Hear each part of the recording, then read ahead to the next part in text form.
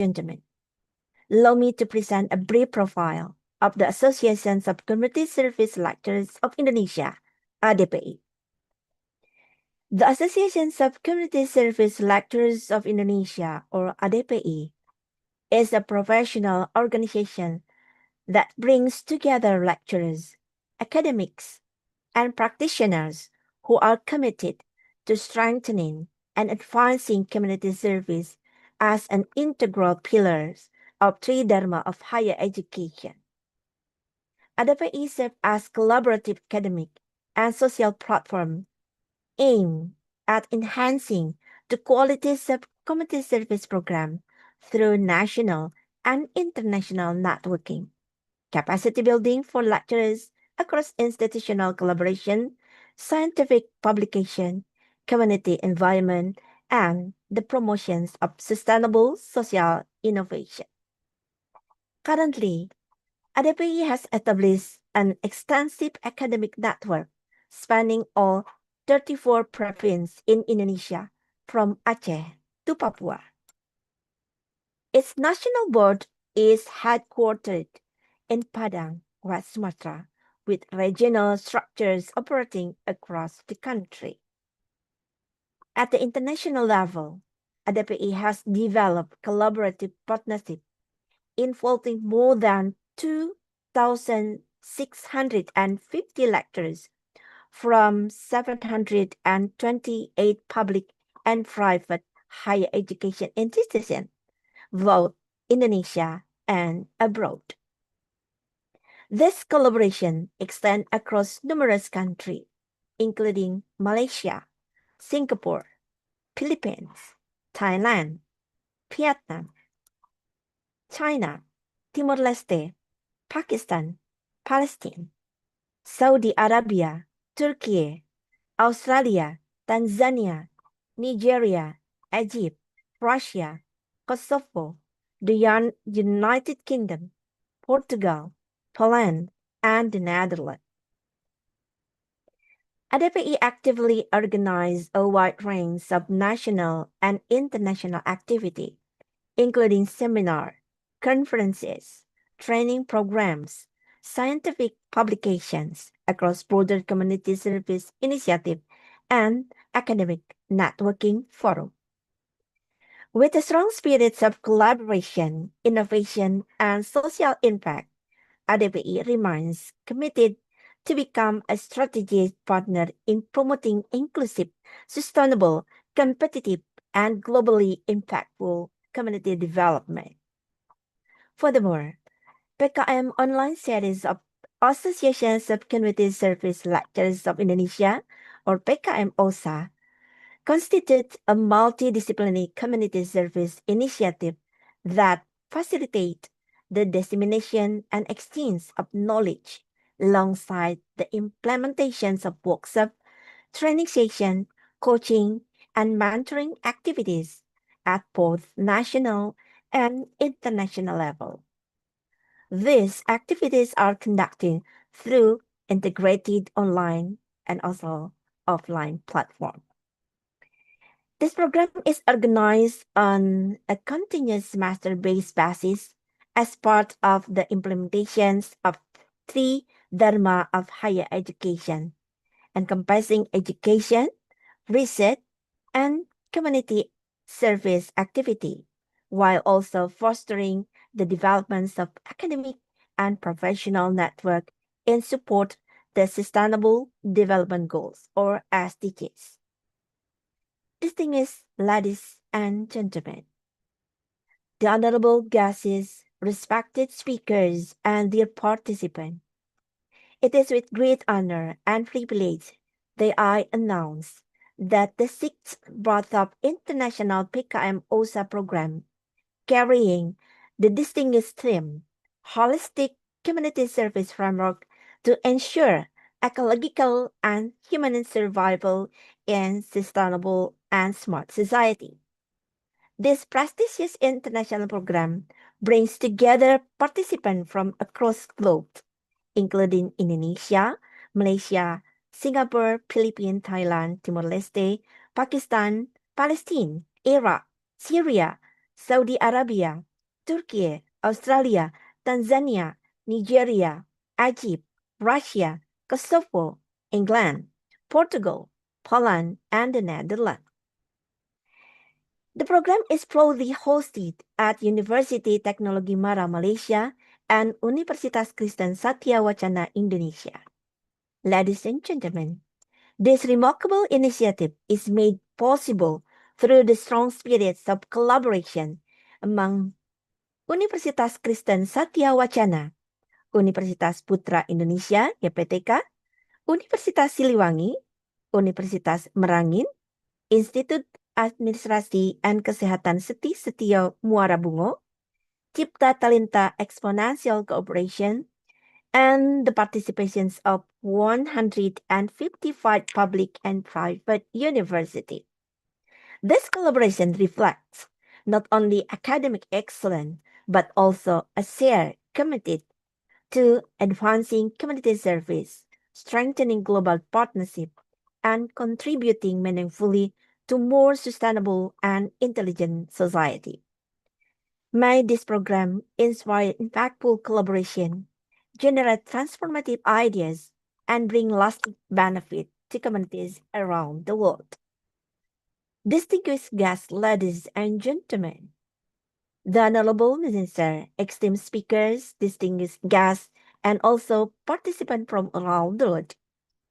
It is a great honor and privilege to acknowledge the presence of our distinguished guests and speakers who have joined us today.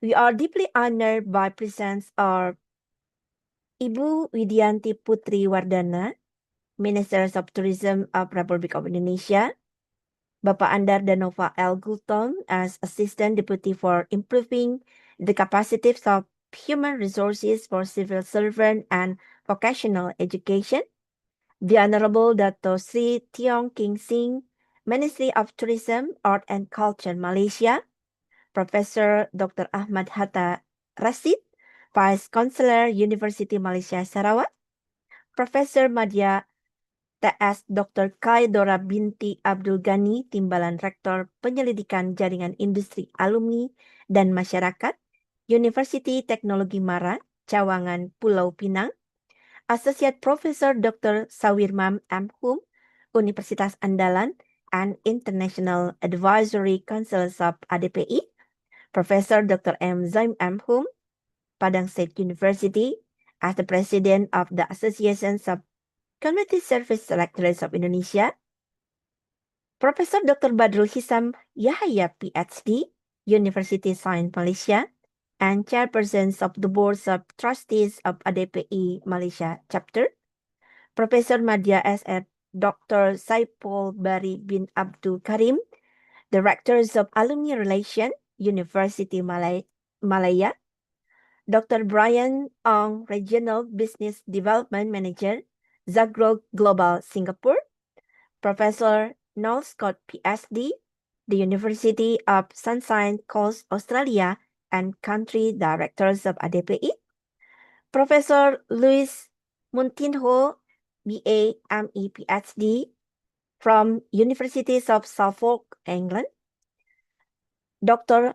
Hamad Masama Masoud, PhD, Muslim Universities of Morogoro and Coordinators of ADPI Tanzania, Dr. Ashraf S. Maldo, Technical Instructor, Gaza Training College and Coordinators of ADPI Palestine, Professor Madya Dr. Saripah Nur Khadijah Said Ismail, University Putra Malaysia and Coordinators of ADPI Malaysia, Professor Dr. Surya Suryadi, Leiden University, the Netherlands, Professor Dr. Luis Miguel Cardoso, Polytechnic Institute of Portugal, Portugal, Dr. Andrew Soap, National Universities of Singapore and Coordinators of ADPI Singapore, Professor Dr. Supraprawat Siripa Patanakul, Bangkok Thonburi University and Coordinators of ADPI Thailand, Professor Dr. Ahmed Youssef,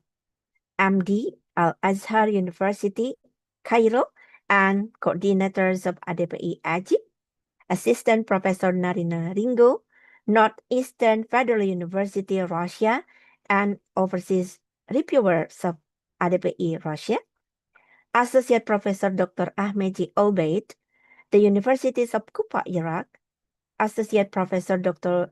Gul Erkam Bayram, Deans of the Faculties of Tourism and Coordinators of the International Office, Sinop University, Turkey, Professor Enker Dalulaj, PhD, Haki Zeka University and Lincoln University College, and also coordinators of ADPI Kosovo, Associate Professor Dr. Generoso Nielo Mazo, PhD from Leyte Norma University, Philippines, and also Executive Committees of ADPI Philippines, Dr. Haruna Abu Bakar Haruna, University African Franco-Arabi, Bamako, Mali, and coordinators of ADPI Nigeria, Professor Manuel Fong, PhD, Dili Institutes of Technology and coordinators of ADPI Timor-Leste, Dr. Tariq Khan, Universities of Malakand, Pakistan, Dr. Derima Abdullah Al-Khani from Pulsan Company, Syria, Mr. Yoshitaka Suzuki, MED, from Gifu University, Japan, and also as coordinators of ADPI Japan. Associate Professor Dr. Hazwani Ahmad Yusuf, Deputy Directors of Academic and International Universities in Malaysia, Associate Professor Dr. Murfatimah Yahya, University, Sain, Malaysia, and ADPI Malaysia Councils of Honorary Advisor, Associate Professor T.S. Dr. Wan Ismahanisa Ismail from University Technology Mara, and also as the Executive Committees of ADPI Malaysia, Professor Sri Selistiawati, MSc PhD, Universitas Prima Indonesia, and as Coordinator for ADPI International Affairs Malaysia, Professor Dr. Nundang Busairi, MT, IPU, ASEAN Engineering, Rectors of Universitas Siliwangi, Professor Dr. Jalila Abu from University Purat Malaysia, Dr. Romi Faisal Mustafa, MPD, Secretary Institute of Research and Community Service, Universitas Siliwangi, and Advisory Board of ADPI West Java, Dr. Yosa Novia, MPD, from Universitas Putra Indonesia, YPTK, and ADPI Vice President for International Cooperation, T.S. Dr. Muhammad Halim bin Muhammad Sarip, from University Technology Mara, Malaysia, and also as the Executive Committee of ADPI Malaysia Chapter, and in this agenda as Chairperson of the Organizing Committee of Chapter Malaysia, and Dr. Yefta Andi Kusnugroho SA, MSE, aka CMA, CA, Dean of the Faculties of Economic and Business from Universitas Kristen Satya Wacana, as also the Chairperson of the Organizing Committee, Chapter Indonesia. Distinguished ladies and gentlemen, we are also honored by the presence of all keynote speakers and also the plenary speaker from 22 countries, totaling 107 speakers representing 90 institutions worldwide. Our sincere appreciation is extended to the Councils of Honorary Advisor, the Boards of Trustees and Board of Patron, the Central Board, Regional Chapter, and all members of ADPI from Aceh to Papua. Finally, we warmly welcome to all participants, lecturers, teachers, students, and also practitioners who are joining us today, both through live Zoom and also live streaming via ADPI official YouTube channel. Participants joining via YouTube are kindly invited to submit their question to the live chat feature when the session of the keynote speaker appears. Ladies and gentlemen, in this special morning, we have several agenda. That is a opening ceremony, the singing national anthem of Republic of Indonesia Raya, Indonesia Raya, and also national anthem of Malaysia, praying, the opening speeches, the welcoming speeches, the keynote speaker session, and the plenary speaker session. Ladies and gentlemen, without any further ado, let's open the opening ceremony by reciting Basmalah together. Bismillahirrahmanirrahim. The next agenda is singing the national anthems of the Republic of Indonesia, Indonesia Raya, followed by the national anthem of Malaysia, Negaraku. Ladies and gentlemen, we are pleased to check your position.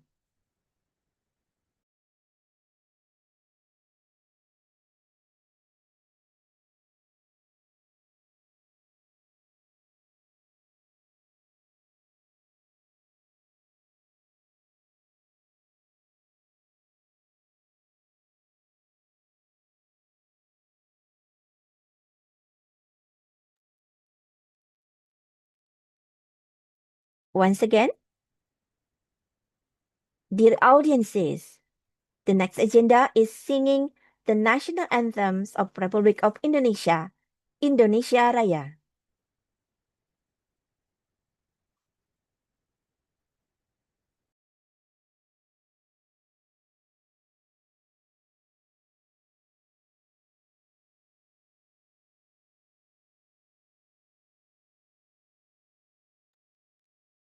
The committee, please.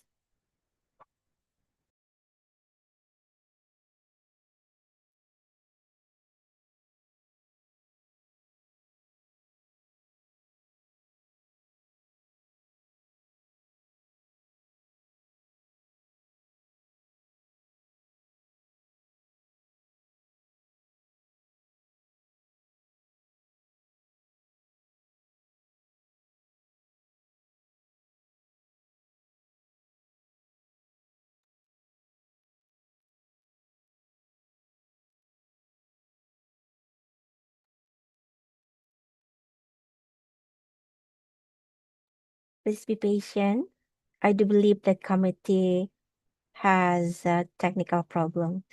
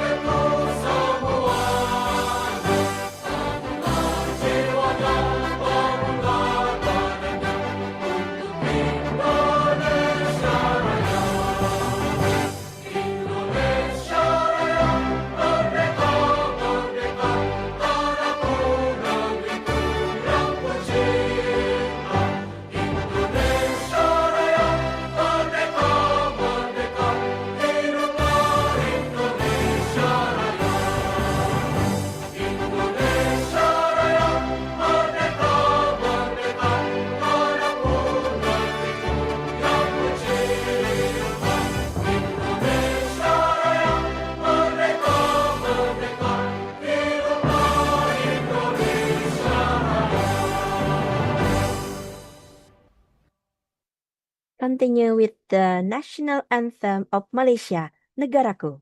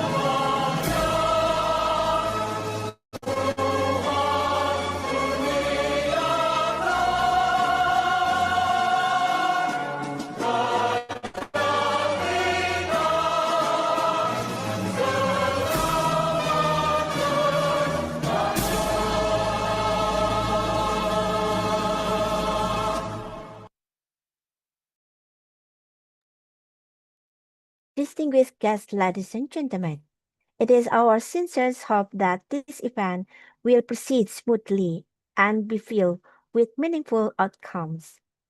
May I now kindly invite all of you to join in a prayer for the success and effectiveness of this program, which will be led by Dr. Dalmeri MAG from Universitas Indah PGRI Indonesia. Please. Assalamualaikum warahmatullahi wabarakatuh. Salam Waalaikumsalam warahmatullahi sejahtera, wabarakatuh. salam sejahtera untuk kita semua. Rahayu, salam dan kebajikan. Mari sejenak kita mengangkat kedua tangan seraya menundukkan kepala untuk merenungkan, memanjatkan doa, meminta kepada Allah Tuhan Yang Maha Kuasa agar the International Multidisciplinary Community Service Activity PKM OSA BID16 ini dengan tema Holistic Community Servicing Framework to ensure ecological and human survival and sustainable and smart society yang akan kita laksanakan mulai pada pagi hari ini diberkati, serta diridhoi oleh Tuhan Yang Maha Kuasa, Allah Subhanahu wa Ta'ala. Saya akan memimpin doa ini dalam bahasa. Sebelum memulai doa, izinkan saya untuk memimpin doa kali ini dengan berdoa secara agama Islam. Untuk itu, bagi bapak-bapak, ibu-ibu, saudara dan saudari yang beragama Hindu, Buddhis, Konghucu, Sinto, Tao, Kristen, Katolik, Yahudi, dan aliran kepercayaan, mohon untuk dapat mengikuti menurut kepercayaannya masing-masing. Alhamdulillahirabbil alamin, hamdan syakirin, hamdan naimin, hamdan yuwafi wa yukafi mazida. Rabbana lakal hamdu kama yanbaghi li jalali wa azimil sultan. Allahumma ya Allah, dengan mengucapkan puji bersama syukur kehadiratmu ya Allah, hingga tiada henti kami memuji kebesaranmu dan keagunganmu atas segala rahmat dan karunia yang telah engkau limpahkan kepada kami pada hari ini, hingga besok lusa dengan penuh keakraban dan bahagia. Semoga hadirnya kami di tempat yang penuh dengan rasa aman, nyaman, dan tentram ini. Engkau limpahkan barokah dan ridho-Mu dalam acara yang kami laksanakan pada hari ini. Ya Allah, Ya Muhaimin, Ya Salam, Ya Tuhan kami. PKM OSA Online Series Activity BET 16 ini sangat besar sekali artinya dan maknanya bagi kami. Terutama menjalin hubungan silaturahmi, tali kasih antar sesama manusia, makhluk terbaik yang telah Engkau ciptakan dari semua makhluk ciptaan-Mu ya Allah. Engkau hadirkan kami di sini, tidak lain hanyalah untuk sekaligus meningkatkan kompetisi kami di bidang pendidikan, teknologi, dan berbagai bidang yang lain yang kami tempuh sesuai dengan kompetisi kami masing-masing. Untuk itu ya Allah, tanamkan sifat rahman dan rahim-Mu kepada kami, agar kami mendapatkan ilmu yang bermanfaat pada pagi hari ini. Ya Allah, Ya Kudus, Ya Salam, penentu masa depan. Masa depan adalah milik generasi penerus kami. Jadikan kami sebagai generasi yang beriman, yang bertakwa, hormat kepada orang tua, para pemimpin, para pendahulu kami. Generasi yang berkualitas agar dapat membawa bangsa dan negara ini ke tingkat kemajuan yang kami cita-citakan. Tiada harapan dan dambaan kami, melainkan mengharapkan barokah dan ridho-Mu yang selalu menyertai kami semua. Ya Allah, Ya Arsir, Ya Azim, Ya Tuhan kami, dengan pelaksanaan kegiatan ini kiranya Engkau dapat melimpahkan pengetahuan dan kekuatan kepada kami, agar Engkau tumbuhkan rasa persaudaraan, persatuan yang kokoh di antara kami terjalin dengan sangat baik. Ya Allah, Ya Allah, Ya Tuhan kami yang Maha Pengampun, ampunilah dosa kami, dosa dan kesalahan kami, dosa para pemimpin kami, dosa kedua orang tua kami. Perkenankanlah doa dan permintaan kami ini ya Allah. Hanya kepada-Mu lah kami meminta ampun, meminta pertolongan. Kabulkanlah doa kami. Hanya kepada-Mu kami melakukan pengabdian, dan hanya kepada-Mu kami selalu meminta tolong. Ya Allah, Ya Tuhan kami yang Maha Penyayang, hanya dengan rahmat dan kasih sayang-Mu lah sehingga semua aktivitas kami pada hari ini berjalan dengan sangat baik, dengan sangat lancar, walaupun menguras waktu, tenaga, dan pikiran. Hari ini ya Tuhan, Ya Allah, Ya Karim, berkumpulnya kami di tempat ini memuji dan bersyukur kepada-Mu, sekaligus meminta ridha dan berkah atas apa yang telah kami lakukan demi masa depan bangsa kami semua. Ya Allah, berkahilah, Ya Allah, Ya Tuhan kami, berkahilah seluruh aktivitas kami selama mengikuti rangkaian acara PKM OSA yang ke-16 ini. Jadikanlah ini menjadi amal ibadah di sisi-Mu. Untuk itu ya Allah, tetapkanlah rahmat dan kasih sayang-Mu kepada kami semua, dan jadikanlah pertemuan ini menjadi pertemuan yang Engkau ridhoi. Rabbana hablana min azwajina wa dzurriyyatina waj'alna lil muttaqina imama. Allahumma arinal haqqa haqqan wazurna tiba'ah wa arinal batilan batilan wazurna jitinabah. Ya Allah, Ya Tuhan kami, tunjukkanlah kepada kami bahwa yang benar itu adalah benar, dan beri kekuatan kepada kami serta ridho dan keikhlasan-Mu ya Allah, untuk kami senantiasa berada dalam kebenaran yang selalu Engkau bimbing dan dalam petunjuk-Mu. Dan jelaskan pula kepada kami bahwa yang batil itu adalah batil, dan beri kekuatan kepada kami dan perlindungan kepada kami agar kami dapat menjauhinya. Rabbana atina fid dunya hasanah wa fil akhirati hasanah wa qina azabannar. Subhana rabbika rabbil izzati amma yasifun. Wassalamualaikum warahmatullahi wabarakatuh. Walhamdulillahirabbil alamin. Selamat pagi, salam sejahtera untuk kita semua. Wassalamualaikum warahmatullahi wabarakatuh. Waalaikumsalam warahmatullahi wabarakatuh. Thank you, Pa. Distinguished ladies and gentlemen, we shall now proceed to the next session. It is a great privilege to invite the chairperson of the organizing committee for the Malaysia chapter to deliver his remark. With this respect, please welcome Ta'as Dr. Muhammad Halim bin Muhammad Sharif from University Teknologi Mara, UTM, Malaysia, and as the Executive Committee of Indonesia, Malaysia. The gym floor is yours. Bismillahirrahmanirrahim. Assalamualaikum warahmatullahi wabarakatuh. Waalaikumsalam warahmatullahi wabarakatuh. And very good morning to all distinguished guests, Prof. Dr. M. Zaim M. Ham, Universitas Negeri Padang, President of ADPI. Prof. Dr. Badrul Hisham Yahaya, okay, my friend from USM, Chairperson of the Board of Trustee of ADPI Malaysia Chapter, Widianti Putriwardana, Minister of Tourism of the Republic of Indonesia, Datuk Sri Tiong Kensi, Ministry of Tourism, Arts and Culture Malaysia, and my boss here, Prof. Madya Teknologi Dr. K. Dora binti Abdul Ghani, Timbalan Rektor Penyelidikan, Jaringan Industri, Alumni and Masyarakat UiTM Cawangan Pulau Pinang. Okay. Respected speakers, honored participants and colleagues from across the globe, it is my great honor and privilege to welcome all of you to the 16th International Multidisciplinary Community Service Activity, Batch 16, organized by the Association of Community Service Lecturers of Indonesia, ADPI, in collaboration with our esteemed international partners. This prestigious program brings together participants from 23 countries from Indonesia, Malaysia, Singapore, Philippines, Thailand, Timor-Leste, Pakistan, Palestine, Nigeria, Egypt, England, Portugal, Poland, and also Netherlands, representing a remarkable convergence of academic, researcher, practitioner, and change makers united by a shared mission to strengthen community engagement and advance sustainable development through multidisciplinary collaboration.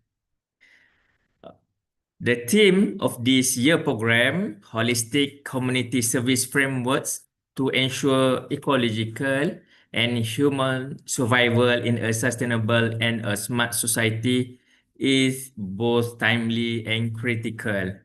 In an era defined by a rapid technology advancement, environmental challenge, and evolving society needs, community service must transcend conventional boundaries.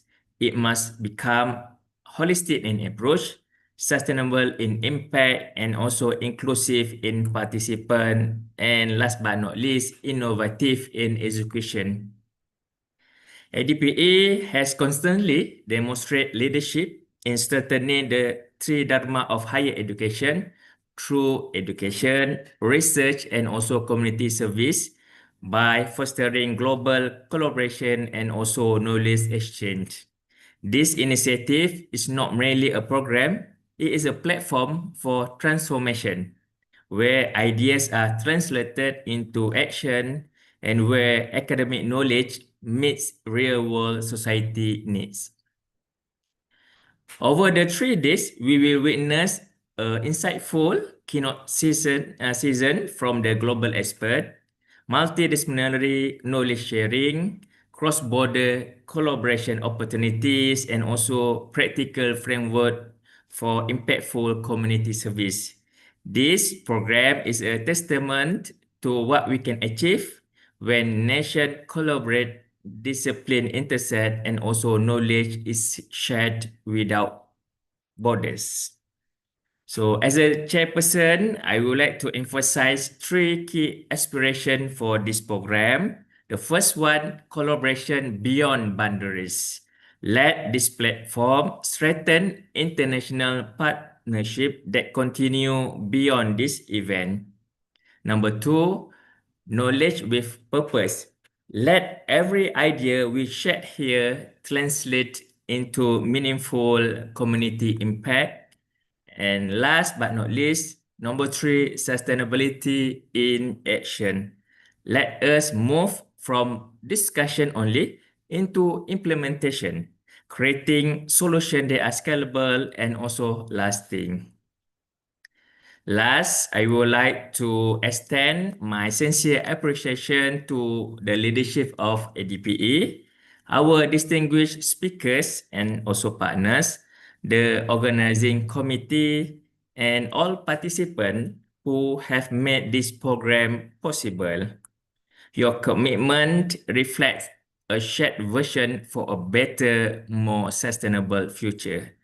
With that, it is my pleasure to officially welcome all of you to this international program.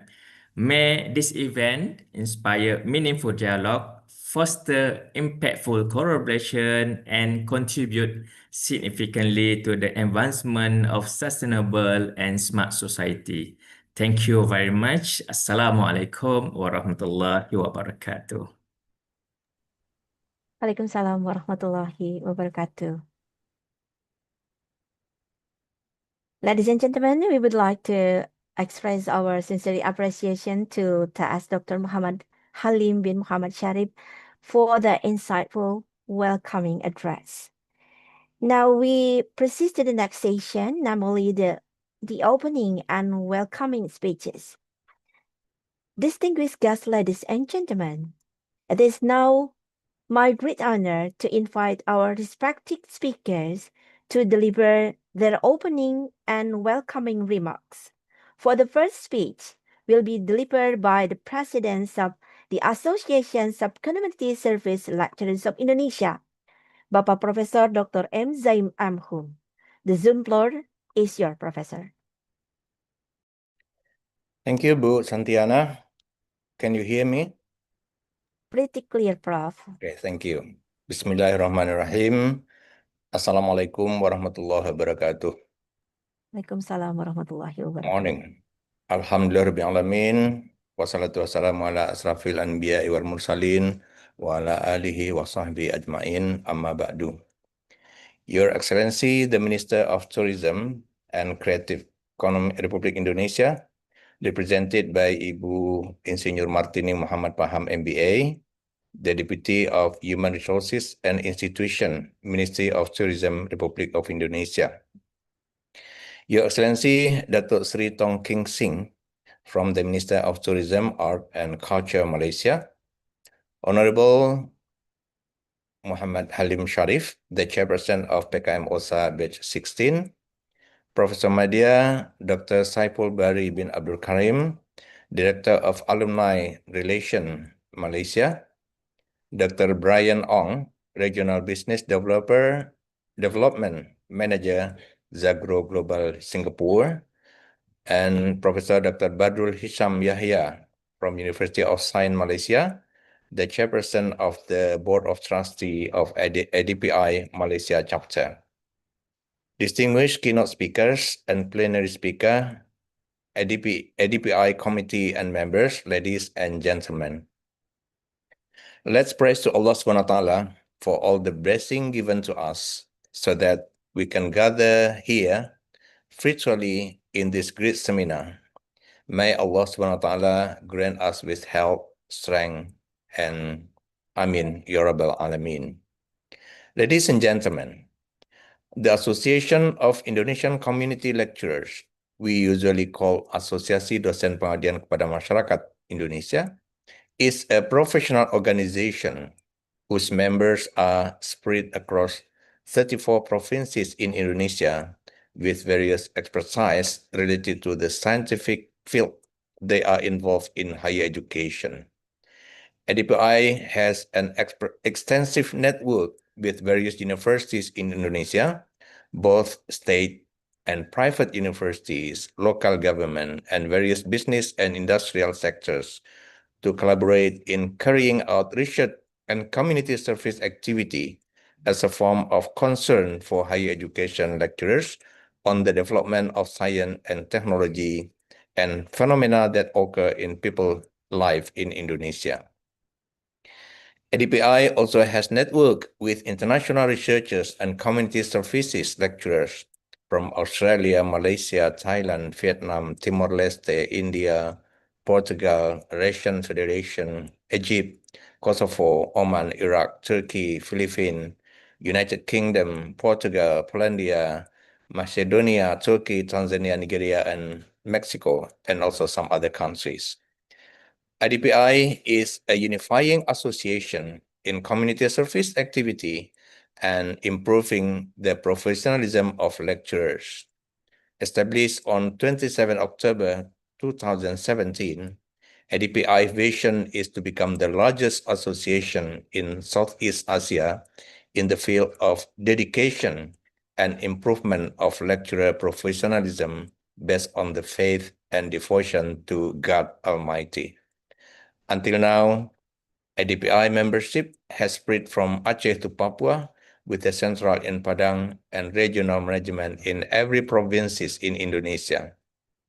All ADPI members are lecturers from various fields of science that are relevant to the need of the life in Indonesian people, state, and nation. All the ADPI members are experts who understand the problem faced by the nation, state, and try to find solution to the problem they face. Lecturers at various universities are ones who always participate and play an active role in the development of science, technology, and arts, as well as changes in social and cultural phenomena in various aspects of people's life. Ladies and gentlemen, the theme of the seminar today is Holistic Community Service Framework to ensure ecological and human survival in sustainable and smart society, which is very relevant to the purpose of research and community service activities by higher education and universities. I'm honored to join you virtually to address a pressing and complex challenges, how we can ensure both ecological and human survival in an increasingly fragile world. The answer, I believe, lies in adopting a holistic community service framework that integrates sustainability, intelligence, and collective responsibility.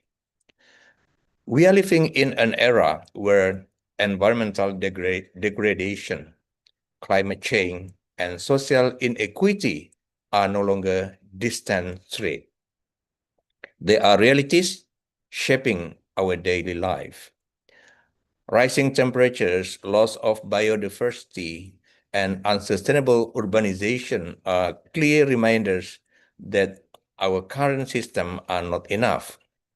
At the same time, human well-being, health, education, and social equity remain unevenly distributed across communities. This is why a fragmented approach will not work. We need a holistic framework, one that sees ecological and human systems are interconnected, not separate. Ladies and gentlemen, a holistic community service framework emphasizes three key pillars. The first one, ecological sustainability. Communities must be empowered to protect and restore their natural environment. This includes promoting renewable energy, sustainable agriculture, waste reduction, and conservation practices. Local knowledge, often rooted in indigenous wisdom, should be integrated with modern science to create solutions that are both effective and culturally relevant. The second, human-centered development. Sustainability is not only about the environment, it is also about people. Access to healthcare, education, clean water, and economic opportunity must be ensured.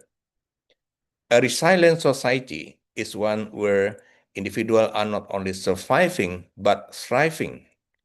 Community service programs should focus on capacity building, empowering individuals who become active agents of change. The third one is smart and adaptive system. In a rapidly evolving world, technology plays a crucial role. Smart societies utilize data, digital tools, and innovation to improve decision-making and resource management.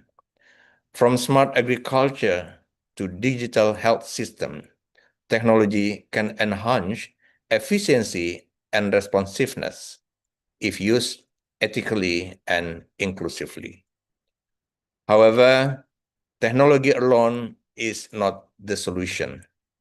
The true strength of this framework lies in community engagement. Sustainable transformation must come from the ground up. When communities are involved in identifying problems and designing solutions, the outcomes are more meaningful and long-lasting. Moreover, collaboration is essential. Government, educational institutions, private sectors, and civil society must work together. Universities, in particular, have a critical role, not only as center of knowledge, but also as agent of community service, bridging the theory and real-world impact. Ladies and gentlemen, the future we envision, a sustainable and smart society, is not a distant dream. It is responsibility, a responsibility to rethink how we live, how we serve, and how we coexist with nature. By adapting a holistic community service framework, we are not only addressing today's challenges, we are safeguarding tomorrow's possibilities. We are ensuring that both humanity and the environment can flourish together in balance and harmony. Let us move forward with commitment, collaboration, and compassion. Ladies and gentlemen, as the President of the Association of Indonesian Community Services,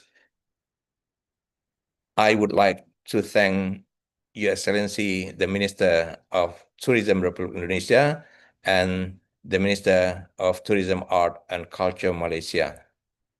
We also express our gratitude to the keynote and plenary speakers who have taken the time to deliver their presentation at this seminar. Furthermore, we would like to express our gratitude to the conference organizing committee hosted by University Teknologi Mara, Malaysia, Universitas Kristen Satya Wacana, and the Association of Community Service Lecturers of Indonesia, in collaboration with Universitas Putra Indonesia, Universitas Siliwangi, Universitas Merangin, Institut Administrasi dan Kesehatan Setio Muarobungo, STIE Aprin Palembang, Cipta Talensa Exponential Corporation, and 155 state and private universities that have prepared and organized this conference. Hopefully, this conference will be useful for all of us. To Your Excellency, the Minister of Tourism Republic Indonesia and the Minister of Tourism and Art Culture Malaysia, we hope his willingness to give forward speech.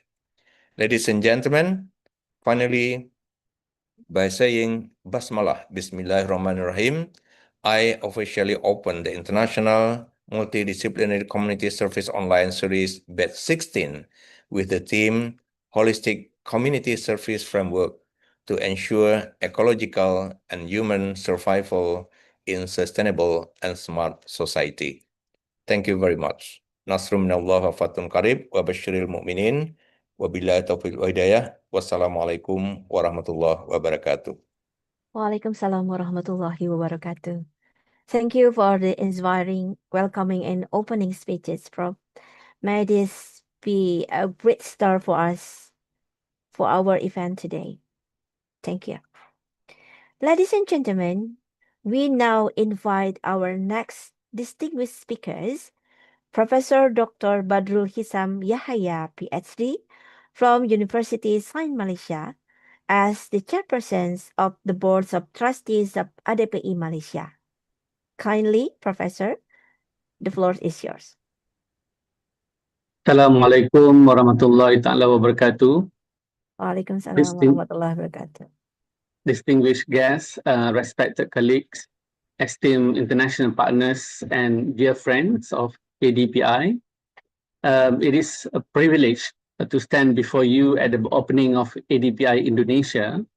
Today marks more than the launch of institutions. It signs a shared commitment to shaping a future defined by collaboration, inclusivity, and meaningful impact. We gather at a time when the world is not only advancing, but also fragmenting. Global conflicts, as you all know, widening inequalities and disparities in healthcare access remind us that progress is uneven. In such a moment, ASEAN must rise as a united force, a region that demonstrates to the world that mutual respect, trust, and collaboration can transcend differences and create stability in uncertain global landscape. ADPI Indonesia embodies this spirit. By connecting the expertise across Asia, Europe, the Middle East, and beyond, it becomes a platform where knowledge converge and solutions are co-created. This is not collaboration in the traditional sense. This is collaboration with purpose, where every partnership contributes to global impact. In this journey, the roles of University Science Malaysia is particularly meaningful. As a pioneer of the APEC agenda and global advocates for sustainability, USM has consistently championed the integrations of the research, education, and societal impacts in alignment with the United Nations Sustainable Development. In leadership reflects a commitment to ensuring that innovation is not only advanced, but also responsible, inclusive, and transformative. This aligns strongly with a blue ocean strategy where we move beyond competing in saturated spaces and instead create new frontiers of values. ADPI Indonesia is not here to replicate existing models, but to redefine them by opening new pathways that integrate diverse expertise and generate solutions that the world has yet to fully realize. At the heart of this vision lies a deeper responsibility. The true measure of our success is not in metrics alone, but in how far our impact reaches, especially to understand communities, to the underprivileged, and the bottom billions who are often left behind in global progress. Through strategic international collaborations, we have the ability to bridge this gap, ensuring that innovation becomes accessible, equitable, and meaningful across all levels of societies. ADPI Indonesia can serve as a global connector in this effort. A platform where scientists, clinicians, engineers, and policymakers work together not in silos, but in synergy, where ideas move across borders, and where solutions are designed to be scalable, sustainable, and impactful worldwide. As ASEAN nations, let us send a clear and powerful message to the world that even in times of global tension, we stand united, that we respect one another, strengthen one another, and move forward together with a shared purpose. This is our diversity. It's not a limitation, but our greatest strength. Because the future we are building does not belong to one institution or one nation. It belongs to all of us and to the generation that will inherit the outcomes of what we begin today. Congratulations to everyone who has made ADPI Indonesia a reality, and the session for today will be successful. And this is not just an opening, it is the beginning of global movement driven by unity, innovations, and purpose. With that note, Assalamualaikum warahmatullahi ta'ala wabarakatuh, and pray to Allah the program that we plan today will be successful. Thank you very much. Thank you very much, Professor Dr. Badrul Hisam Yahaya, PhD from University Science Malaysia, as the chairpersons of the Board of Trustees of ADPI Malaysia. And on behalf of the organizing committee, we extend our deepest gratitude for your invaluable presence and for delivering the welcoming speech at the PKM OSA Batch 16 event today. Your inspired word and also support have greatly enriched our program and inspire all participants. Thank you. Thank you. Distinguished guests, ladies and gentlemen, now we will invite our honors. But before that, we would like to inform you that the opening speech originally scheduled delivered by the Ibu Widianti Putri Wardana, the Minister of Tourism of the Republic of Indonesia, but today will be represented by Mr. Andar Danova L. Guntom, Assistant Deputy for Improving and Capacities of Human Resources for Civil Servant and Vocational Education.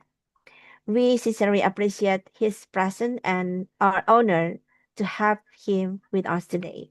The Zoom floor is yours. Thank you. Thank you. Today, I representing of Minister of Ministry Tourism, Republic Indonesia, and Deputy Resources and Institution. And allow me to read speech from our Minister of Ministry of Tourism. Distinguished President of the Association of Community Service Lectures of Indonesia, ADPI, Professor Dr. M. Zaim M. and all members of the ADPI board, estimate academics, researchers, practitioners, and international partners participating in this activity, their participants and stakeholders joining us online. Assalamualaikum warahmatullahi wabarakatuh. Waalaikumsalam warahmatullahi wabarakatuh. Let us give thanks to the Almighty for grace and blessings, as we are able to gather to participate in the International Multidisciplinary Community Service Activity Batch 16, organized by ADPA.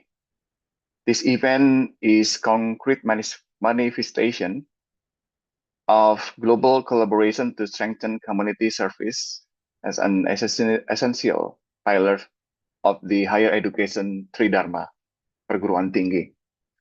This year theme, holistic community service frameworks to ensure ecological and human survival in sustainable and smart society, is highly relevant to Indonesia National Tourism Development Policy. The Ministry of Tourism is currently shifting its paradigm from mass tourism toward quality tourism that is sustainable, community-based, and ecologically minded.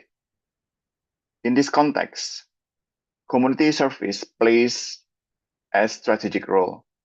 Through events like this, academics and practitioners not only produce scientific publication, but also generate policy recommendation, community empowerment models, and social innovation that have a direct impact on tourist destination, tourism village, and creative economy actors across of Indonesia. I truly appreciate ADPI for involving more than 2,000 650 lectures from 700 to 28 universities, along with international partners from various countries. This network is an extraordinary asset to strengthen the Ministry of Tourism priority programs, including community-based tourism village development, strengthening tourism human resources through training and certification, sustainable destination management, waste management, conservation and ecotourism, local tourism economy empowerment, gastronomy diplomacy, and cultural promotion through global networks. This Ministry of Tourism is fully open to strategic collaboration with ADPI and all international partners present in this forum. Let us make this activity a bridge between academia, communities, and the tourism industry to create tangible and sustainable impact. I wish you a successful event. May the discussion and collaboration forums over the next 3 days produce concrete policy recommendation and productive partnership. Let us contribute meaningfully to our communities, our nation, and the world. Thank you, Ibu Widianti Putriwardana, Minister of Ministry Tourism of Republic of Indonesia. Assalamualaikum warahmatullahi wabarakatuh. Waalaikumsalam warahmatullahi wabarakatuh. Our deepest appreciation to Honorable Bapak Andar Danova L. Guntom, Assistant Deputy for Capacity Building of Government Human Resources and Vocational Education, Ministry of Tourism of the Republic of Indonesia, for the remarkable and insightful speech. We truly appreciate your valuable message, which has set a meaningful tone for PKM OSA Part 16. Thank you very much for your support. Distinguished guests, ladies and gentlemen, finally, it is a great privilege to invite the Honorable Dato Sri Tiong King Seng, representing the Ministries of Tourism, Art and Culture Malaysia. The Zoom floor is yours.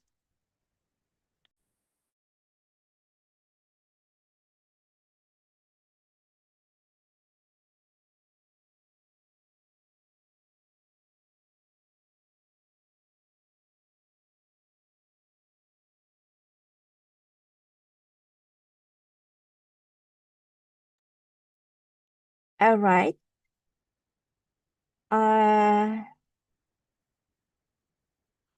already informed that he cannot join with us right away. And then we go through the Profesor Madya TS Dr. Kaidora Binti Abdul Ghani, Timbalan Rektor Penyelidikan Jaringan Industri Alumni dan Masyarakat, UITM Cawangan Pulau Pinang, to deliver the speech, please.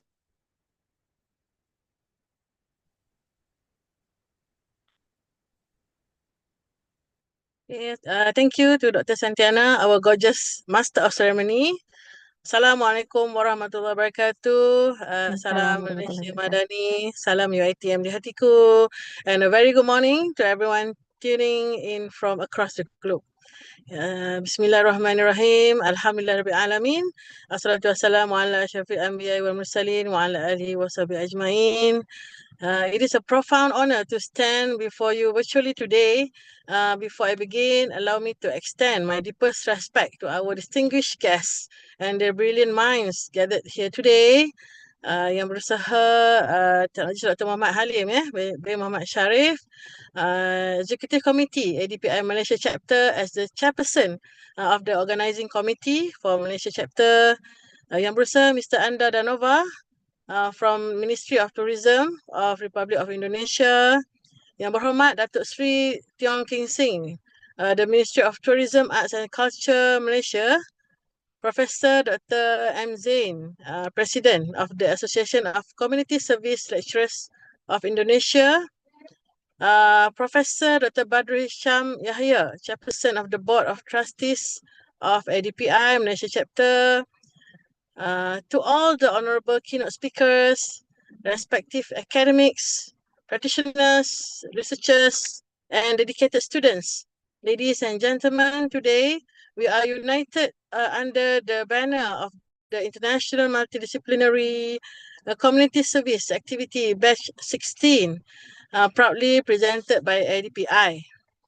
I am deeply humbled and inspired to welcome participants representing 23 different countries. It is my great privilege in my capacity as the Deputy Rector of Research, Industry, Community and Alumni Network at UITM Cawangan Pulau Pinang to deliver the official opening speech and welcoming speech for this momentous occasion. We are engaging today through the PKM online series of the Association of Community Service Lecturers of Indonesia, widely known as PKM OSA. This is a vital multidisciplinary community service initiative that encompasses the crucial dissemination and exchange of knowledge, practical workshop, training session, as well as coaching and mentoring activities. I must commend ADPI as a professional academic organization and very dedicated to advance the community service, driving academic collaboration and enhancing lecturer professional development at both national and international levels. At the international level, ADPI has successfully developed collaborative partnership involving more than 2,000 lecturers from more than 700 public and private higher educational institutions. As we can see here, we gather today the educators and practitioners and researchers from Malaysia, Singapore, Philippines, Thailand, and all around the world, which rests on the three pillars of education, research, and community service in support to the Sustainable Development Goals. This brings me to the heart of our gathering. The theme chosen for batch 16 is as challenging as it is urgent, said that the holistic community service frameworks to ensure ecological and human survival in a sustainable and smart society. So let us take a moment to reflect on the weight of those words, where we are living in an era defined by rapid technological advancement, yet we are simultaneously facing unprecedented environmental and social crises. To build a truly sustainable and smart society, our innovations must be deeply rooted in ecological preservation and human well-being. And this is exactly what community service or pengabdian kepada masyarakat is designed to do. It is the bridge between the ivory tower of academic and the grassroots realities of the community. As academic and researchers, our mandate is to implement sustainable social innovation and empower communities. At University Technology Mara, UITM, particularly at our Pulau Pinang branch, we take this mandate incredibly seriously. As the Deputy Director of one of the important unit in UITM, which stands for Research, Industry, Community, and Alumni Network, my portfolio is entirely dedicated to ensuring that our academic pursuits do not happen in a vacuum only. UITM has long championed the philosophy that the ultimate measure of academic excellence is its tangible impact on society. And UITM with in 4 crucial pillars. Number research, we push for translational research. We want our laboratories and our field studies to produce solutions that directly address the ecological and human survival challenges highlighted in today's theme.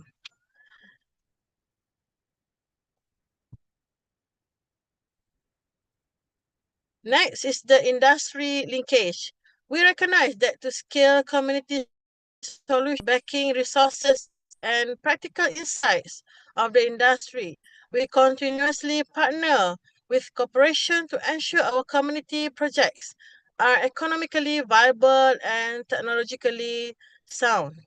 Yeah, through the effort of industry peers and also the CEO at faculties. And the third one is the alumni. Our graduates are our greatest ambassador. By leveraging our vast alumni network, we tap into a wealth of professional expertise into our community empowerment program.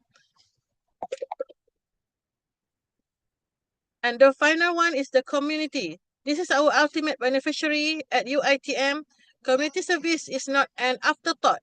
It is embedded in our DNA. We strive to uplift marginalized groups, transfer crucial technological skills, and foster smart, sustainable, localized economies.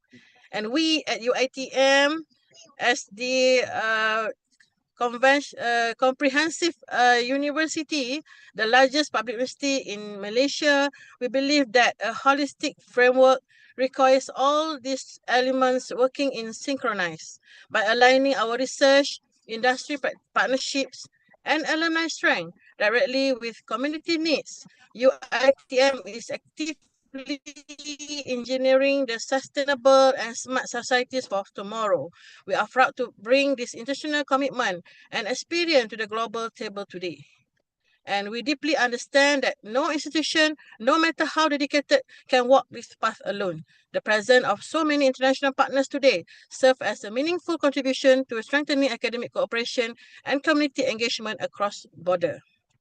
In closing, I want to express my deepest gratitude once again to ADPI for the great privilege of addressing you all today. Your spirit of collaboration, innovation, and commitment to inclusive, sustainable, and competitive community development set a benchmark for all of us. With highest respect and warm regards, may we always be under the protection, blessing, and guidance of Allah subhanahu wa ta'ala, and may you be granted continued health, strength, and success in carrying out your noble responsibilities. Amin ya rabbal alamin. And thank you very much for your kind attention. Wabillahi taufiq wal hidayah. Assalamualaikum warahmatullahi wabarakatuh. Thank you. Waalaikumsalam warahmatullahi wabarakatuh. Thank you very much for your insightful word and support us. And really, it is a greatly enrich our program and also inspire all participants. All right, ladies and gentlemen, we extend our sincere gratitude to all distinguished speakers for their inspiring and also meaningful opening and welcoming speeches. May their insight guide and enrich throughout this program. Ladies and gentlemen, now we go on to the Q&A session, and I will invite all the welcoming speeches and the opening speeches all together on Zoom. Okay, and for the audience who have already had the question, you may ask the question or you can type the question in the chat box, and I will read the question from the chat box while looking for the audience members who have already raised their hand virtually here. Please.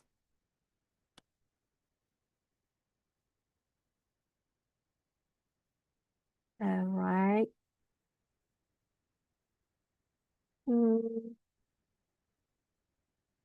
I cannot see everyone who has a raising hand here. I guess all the speech are pretty clear. So now we would like to formally deliver the tokens of appreciation to all the speaker. The committee, please. For the first, please receive our tokens of appreciation to Professor Zaim Amhu.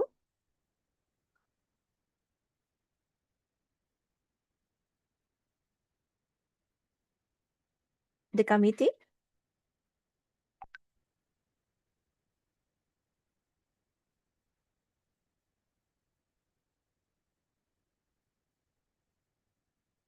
All right.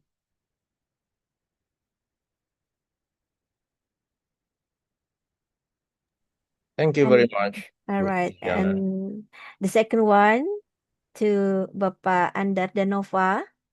Please receive our tokens of appreciation. Thank you very much. Okay. The next is Professor Dr. Badrul Hisam Yahaya. Are you still here?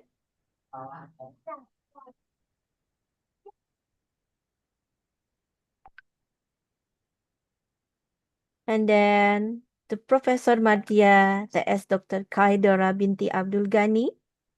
Please receive our token of appreciation. Thank you very much.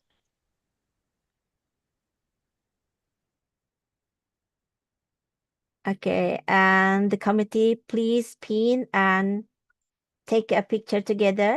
Please screenshot the screen.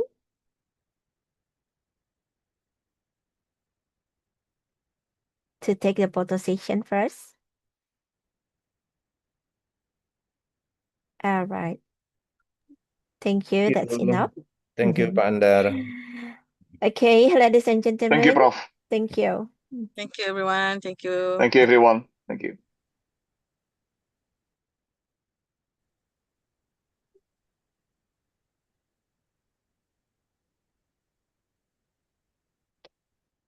All right. Distinguished guests, ladies and gentlemen. Alhamdulillahirabbil alamin. The opening ceremonies of the International Community Service Activities online series ADPI PKM OSA Part 16 with the theme Holistic Community Service Framework to ensure ecological and human survivals in a sustainable and smart society have been completed. We now will take a short break to prepare for the keynote speaker session. Distinguished guests, ladies and gentlemen, on this special day, we have 5 sessions of keynote speaker presentation. And for the first keynote speaker session, we have 7 great keynote speakers. They are Associate Professor Dr. Nur Fatimah Yahaya from University Science Malaysia, and as ADPI Malaysia Council's of Honorary Advisor. The second one, we have Dr. Romi Faisal Mustafa MPD from Universitas Siliwangi and also as Advisory Boards of ADPI West Java. The third, we have Associate Professor TS Dr. Wan Ismahanisa Ismail from University Technology Mara and also as the Executive Committees of ADPI Malaysia Chapter.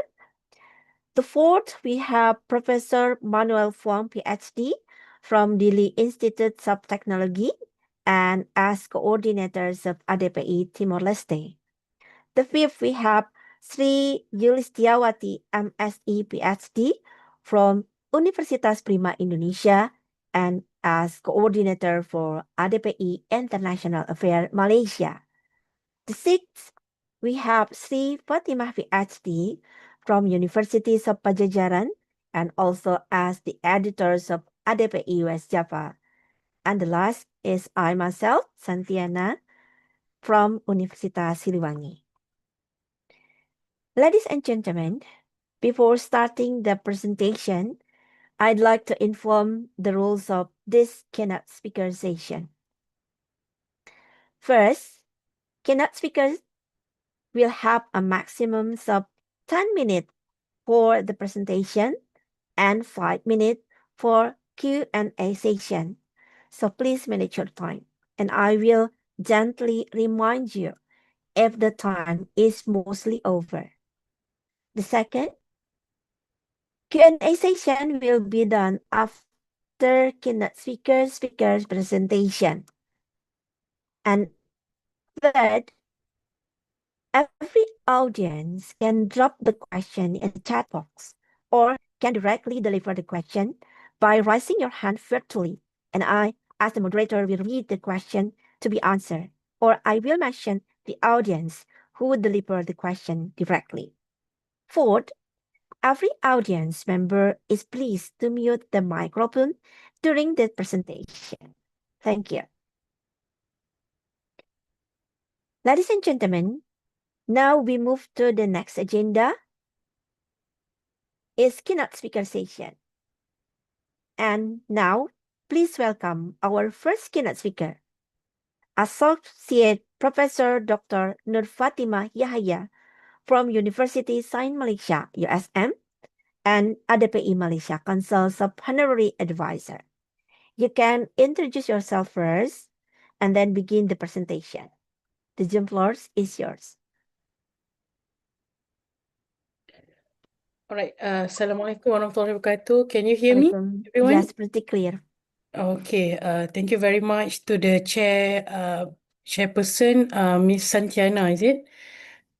So maybe I want to share my screen now. Is it okay? Sure.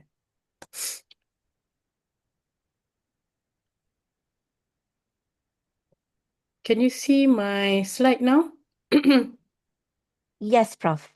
All right, sorry. I thought my schedule is at 11:40 in the morning, but it's okay because I already prepared the slide. Assalamualaikum warahmatullahi wabarakatuh and very good morning, Waalaikumsalam everyone. warahmatullahi wabarakatuh. So I am Dr. Nur Fatimah Yahya and from Department of Toxicology in Pusat Kanser Tun Abdul Hamid Badawi in the University Science Malaysia.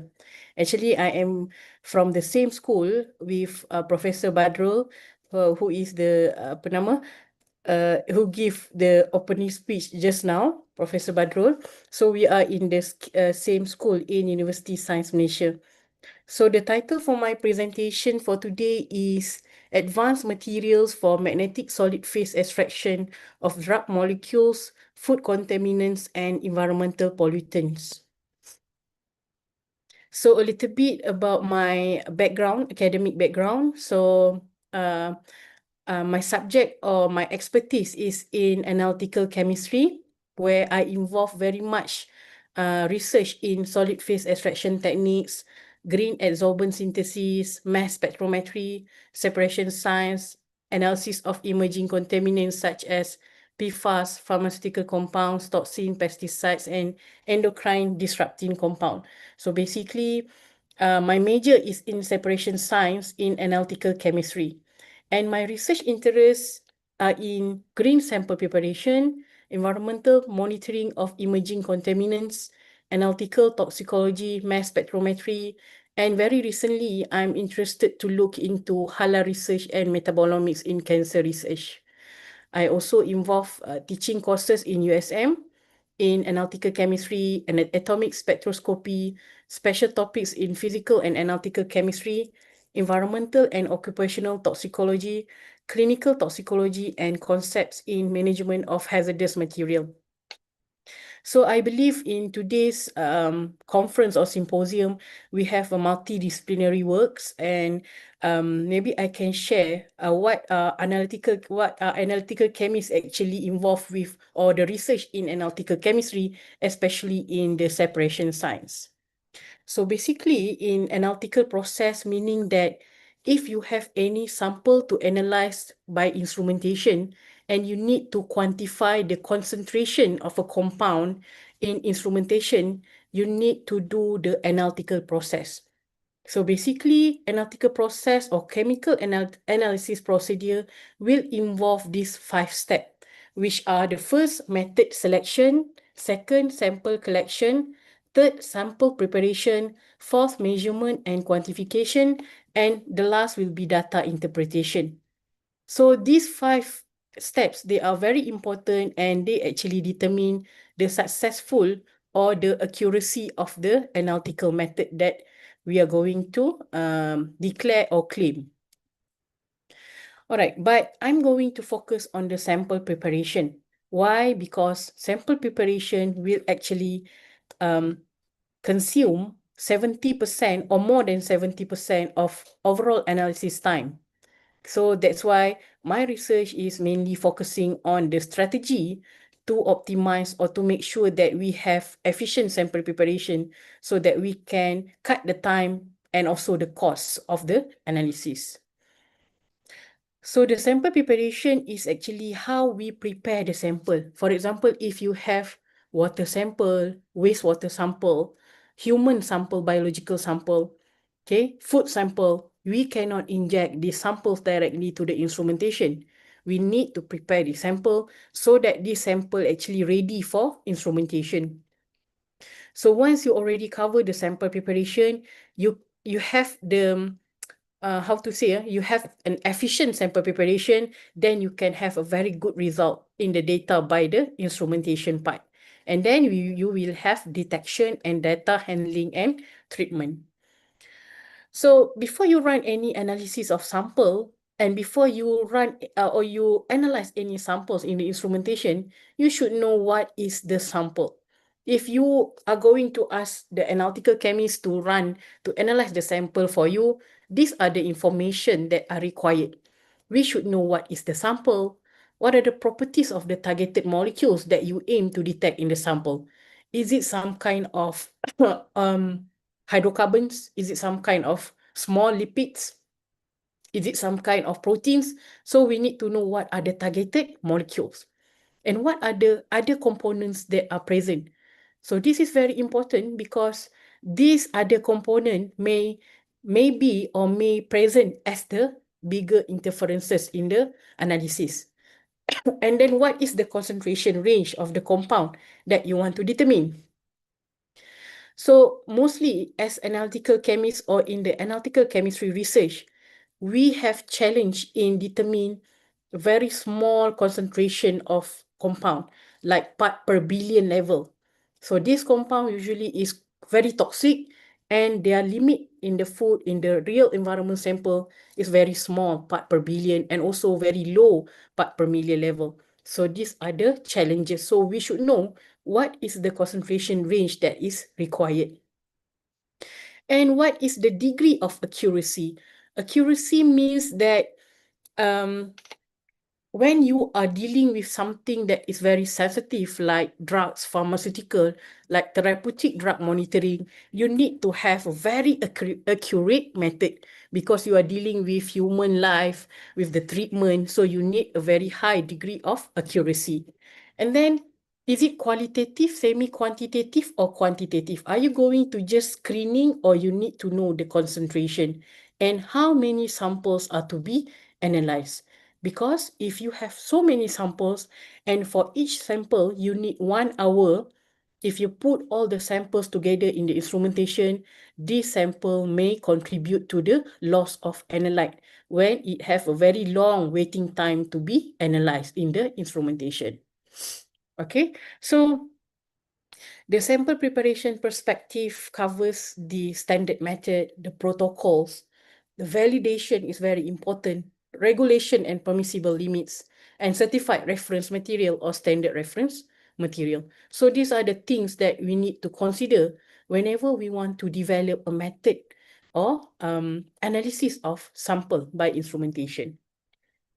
So the key function of the sample preparation is that how you want to treat the sample. First, you have to know that the sample that you want to inject must be compatible with the instrument that available in your lab or the instrument that you want to use in the laboratory. And then you have to remove the major interferences, especially in complex matrices. What happens if you did not remove this major interference? It will contribute to the overlapping of the peak, and your peak will not be accurate anymore, and it's not reliable to claim the concentration. Okay, and then you have to improve the sensitivity and limit of detection. Limit of detection is the lowest concentration that the instrument can detect. So if you have a very low limit of detection, that means your method is sensitive. Okay, isolate, purify, or separate the desired component from complex mixture or complex matrices is also one of the importance to make sure or to have the efficient sample preparation. Because what happened in sample preparation, we want to isolate the targeted molecule that we are looking for. Okay, so that we want to purify, we want to separate, so that we have the high accuracy of the concentration that we want to claim. So what is the fundamental behind this separation or extraction of this molecule? First is based volatilization, and this is based on vapor pressure. So this is very easy to understand, especially those when we talk about vapor pressure, we can think of something, a boiling point, something, the pressure of the compound in equilibrium with pure condensed liquid or solid phase of the compound at a given temperature. So this is the definition. So the vapor pressure usually based on the degree of intermolecular attraction between molecule. So the stronger the intermolecular attraction, the lower the magnitude of the vapor pressure. So this will also determine the degree of the extraction and separation. And the mostly that we use in the extraction is the solubility. Solubility means that the behavior or the characteristic of this chemical compound, if it is polar, you will use solvent that is polar to extract this analyte. If the molecule or compound is non-polar, so we are going to choose the non-polar compound. So it is like what we call as solubility of this mechanism of solubility. Other than that, we have hydrophobicity. Hydrophobicity also one of the main or predominant interaction that happens in the extraction between molecule and also the extractant or extraction solvent or extraction adsorbent. So when we talk about hydrophobicity, most of the organic molecule, they can have this hydrophobicity because of the CH bond, right? So we can actually alter and do optimization for this one. Okay, so this is what we call as hydrophobicity. For the acid-base equilibrium, mostly we deal with pharmaceutical compound because they can behave very differently at different pH. So you need to do optimization to make sure that when at this pH, the compound will exist in neutral form so that they can have hydrophobic interaction and they can make the extraction easier to be, or the compound easier to be extracted from the sample. So these are the steps in sample preparation. So for the analytical analysis of sample, we have 5 steps, but in the sample preparation itself, there is many steps to be taken, and this is very important.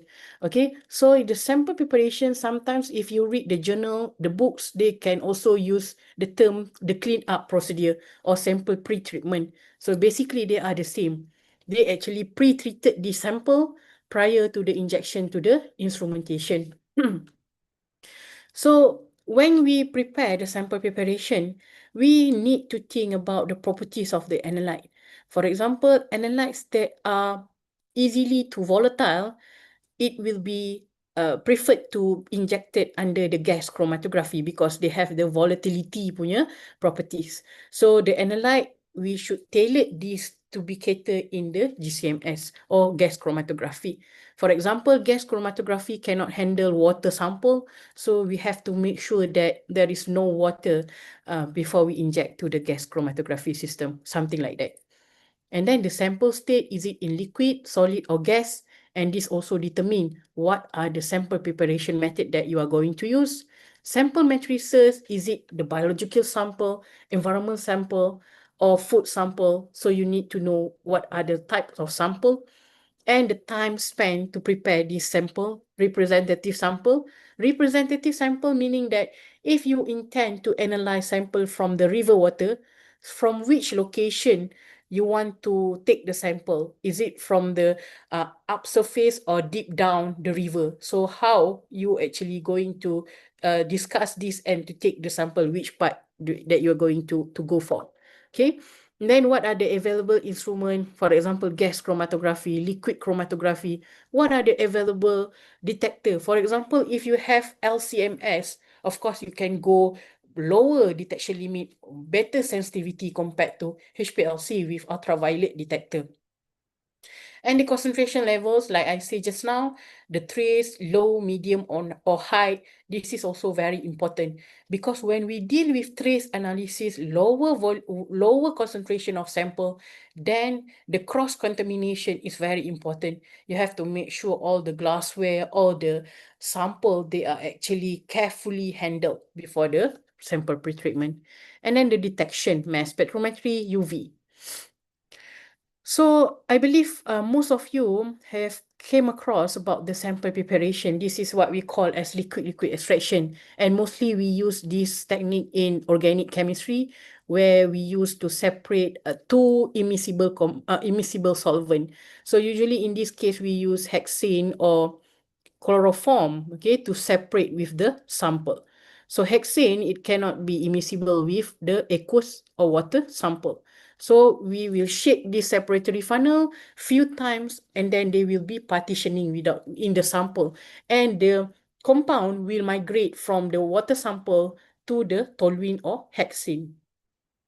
But this method is very long time ago, and it is quite laborious, large volume of organic solvent, time consuming, and sometimes when we shake, there will be emulsion that form, the layer of emulsion that actually disturb or contribute to poor recovery of the sample. And with this arrangement, it is very difficult to automate the sample preparation. So what happened, the scientists already come and look into this, and they develop solid phase extraction. So in any analytical routine laboratory, I believe this is one of the common apparatus can be found in the analytical laboratory. So this is what we call solid phase extraction, where now we are using solvent. Last time you are using solvent in the liquid extraction. Now we change to adsorbent, the solid powder that used to extract your compound. So the solid powder can be in different nature. It can be hydrophobic, hydrophilic, or polar, and it can be specific recognition, which is the molecular imprinted polymer. So this adsorbent you can purchase from manufacturer, from the company. They can actually, you just tell them what analyte you want to analyze, and they will suggest a different kind, or they will suggest the best adsorbent to use in this SPE. So the advantage is that very high selectivity, because it can tailor. For example, you want to use for hydrophobic, they can give you C18, okay, the more non-polar adsorbent, and high recovery, high reproducibility, and capable of extracting variety of matrices. But if you see in this SPE, they will be like, several steps in SPE. Okay, there will be conditioning, sample loading, washing, and eluting. So if you have experience in this SPE, you will notice that one of the major drawback in SPE is that in this step, in the step 4, which is eluting. So once you elute all this analyte, you need to dry it completely, and you need to reconstitute back with the solvent. So this method actually quite time consuming, especially in this step 4, in the elution, or because you need to dry this so that you can reconstitute back to the solvent that is compatible with your instrument. So that is why one of the disadvantage is the time consuming and relatively high cost. Why? Because the adsorbent that manufacturer actually develop or design is actually one cartridge for molecular imprinted polymer can cost you up to ringgit Malaysia, 10 ringgit. And this cartridge only meant to use once. It cannot be reused. Okay, so this is one of the disadvantage of SPE. And it has multiple steps of operation. So there are a lot of scientists that involved in this sample preparation, especially in the analytical chemistry field.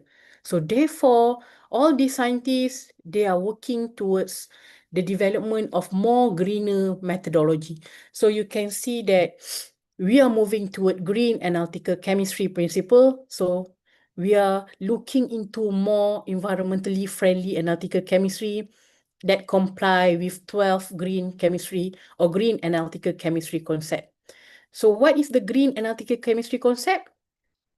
Reducing and avoiding pre-treatment step, using direct method, use in situ analysis method, increase miniaturization, reducing the reagents and waste, avoiding toxic chemical, reducing the amount of number of samples, combining analytical process, less energy consumption, promote simultaneous detection, and increase safety. So by considering all these 10 we can actually contribute to the green analytical chemistry operation. So I can summarize that most of the important factor that contribute to the green analytical chemistry is, one, we need to consider the sample. We have to use as the minimal number of sample and size. The reagent should be non-toxic. Sorry. The instrument should be energy efficient and miniaturized.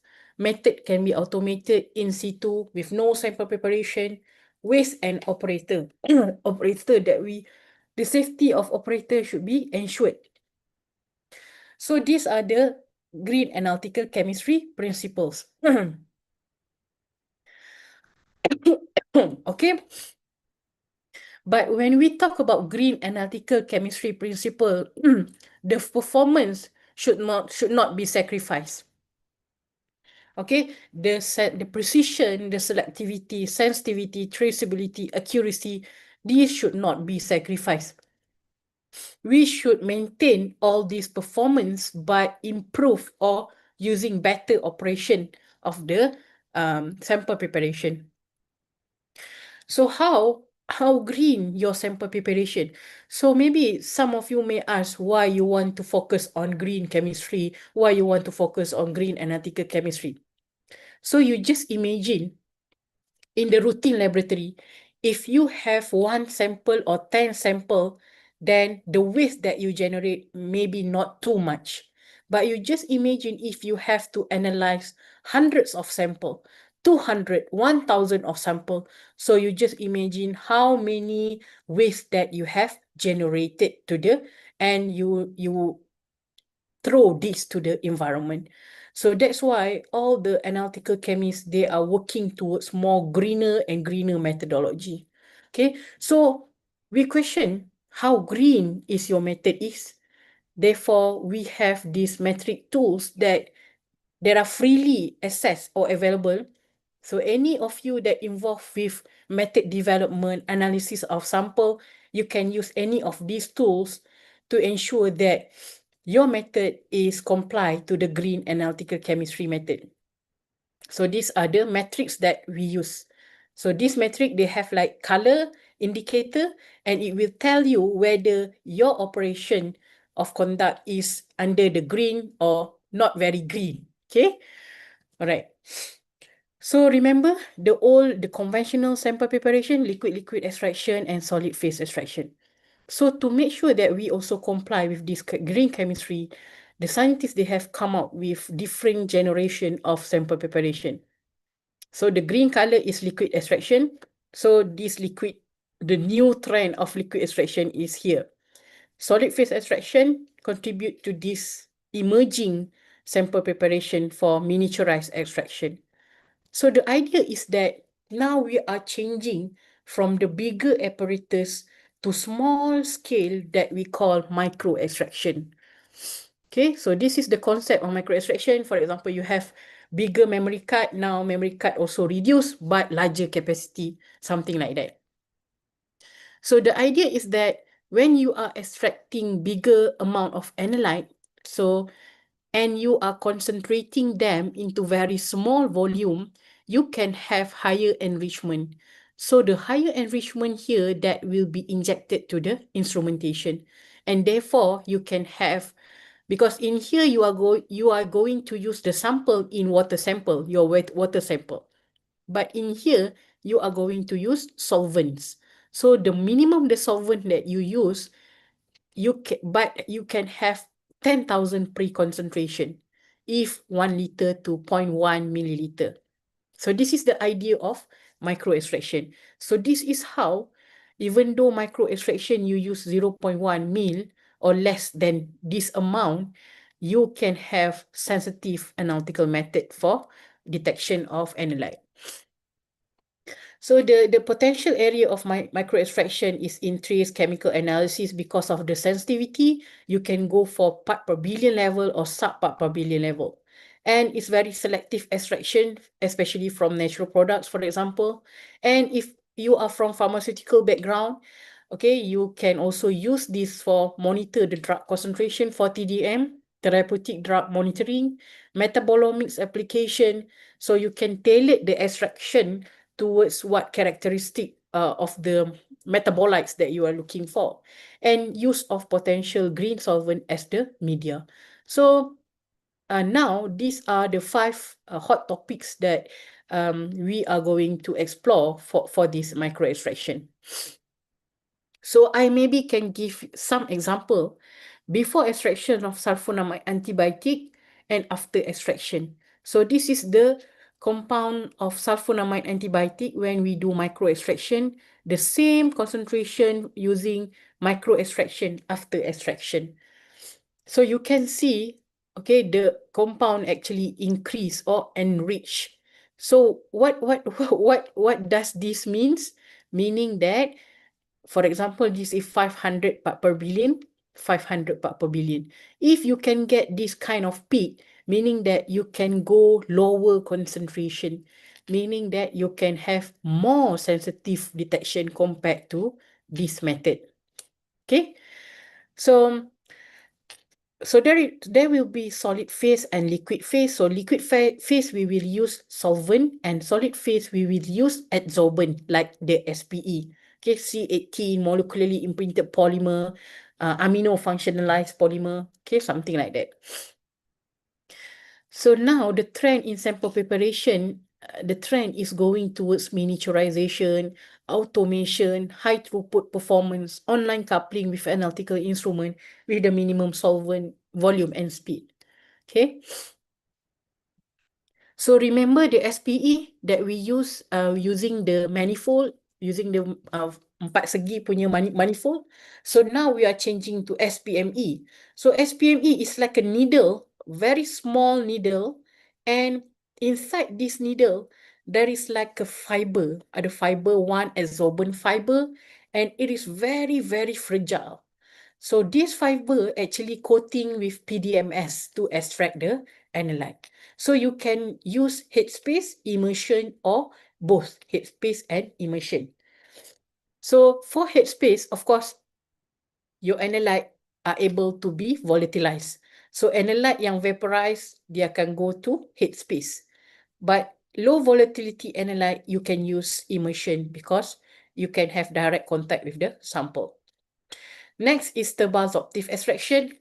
This is also a unique approach where you actually coated your adsorbent on the stir bar and you can do the extraction on the magnetic stirrer. Okay, and this is fabric absorptive extraction. Okay, fabric absorptive extraction where you have the cotton fabric and you coat it with your adsorbent and use in the extraction. And you can also use mixed matrix membrane. So mixed matrix membrane, this one was developed by our group. So we use a molecularly imprinted silica gel. This is the agarose membrane. And then this is the membrane when we embed it with the polymer. So we use this to extract antibiotic molecules. And we also have micro solid phase extraction.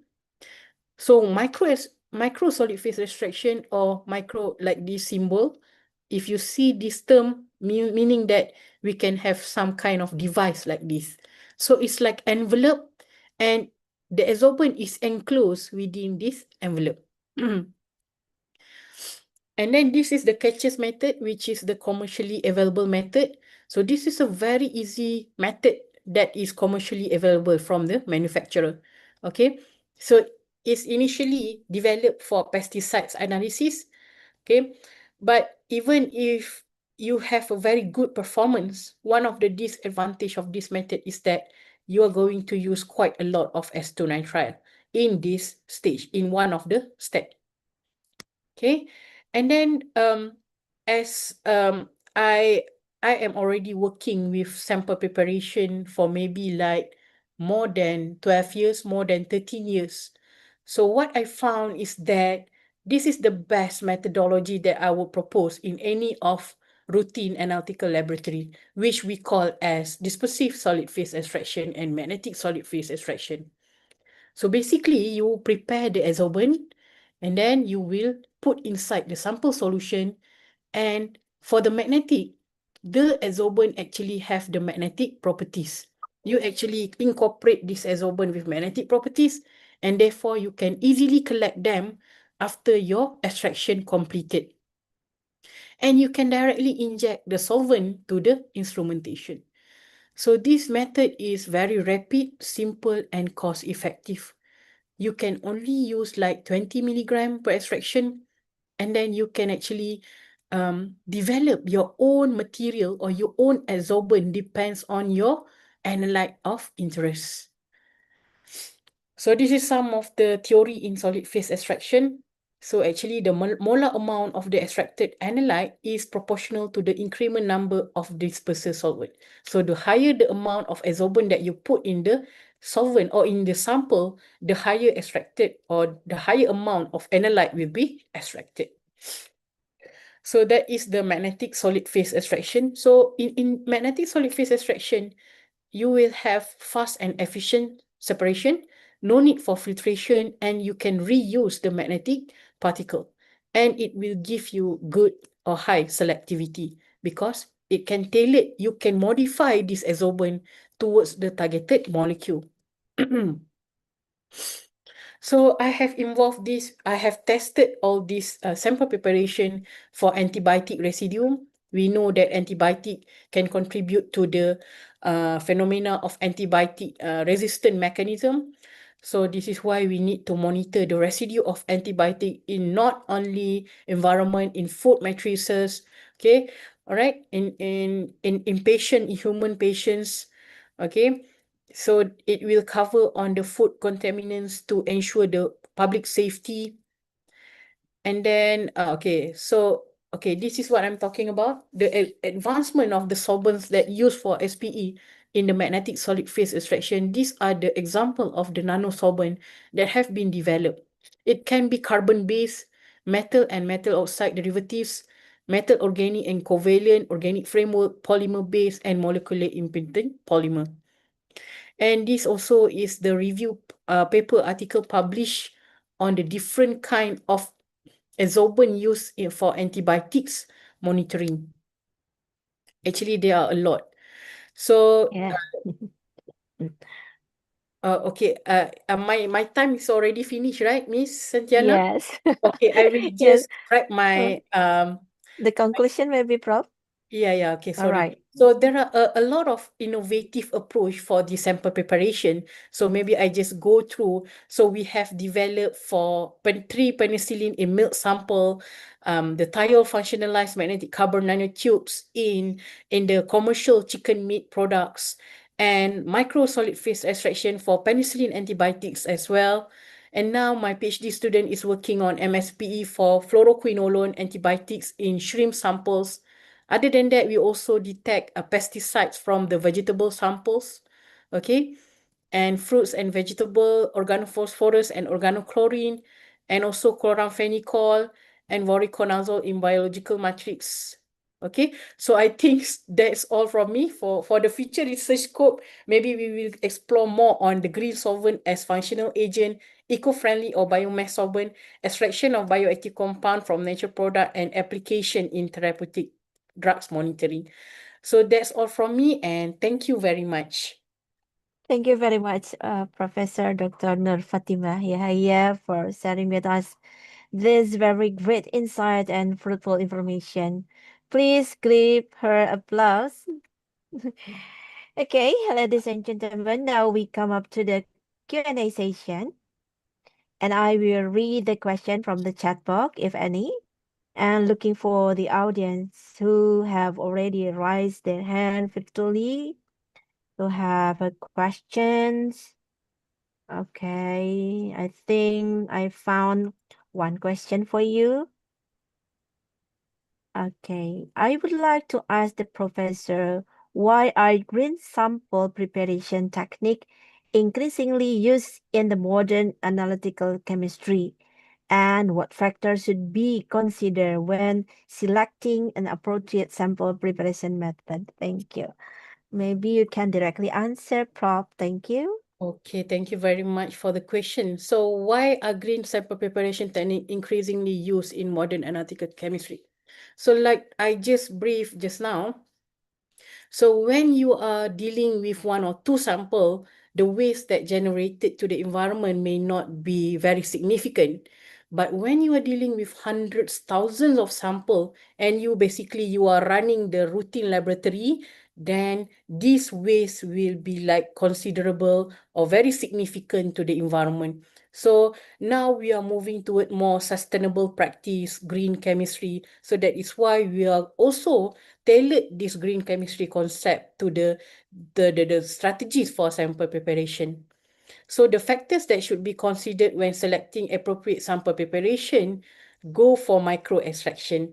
I can say go for micro extraction and check what are the best sample preparation micro extraction that's suitable with your analyte, instrumentation, available instrument, and also the samples that you will work with. Okay, thank you very much. All right, thank you very much. They're very interesting, Prof.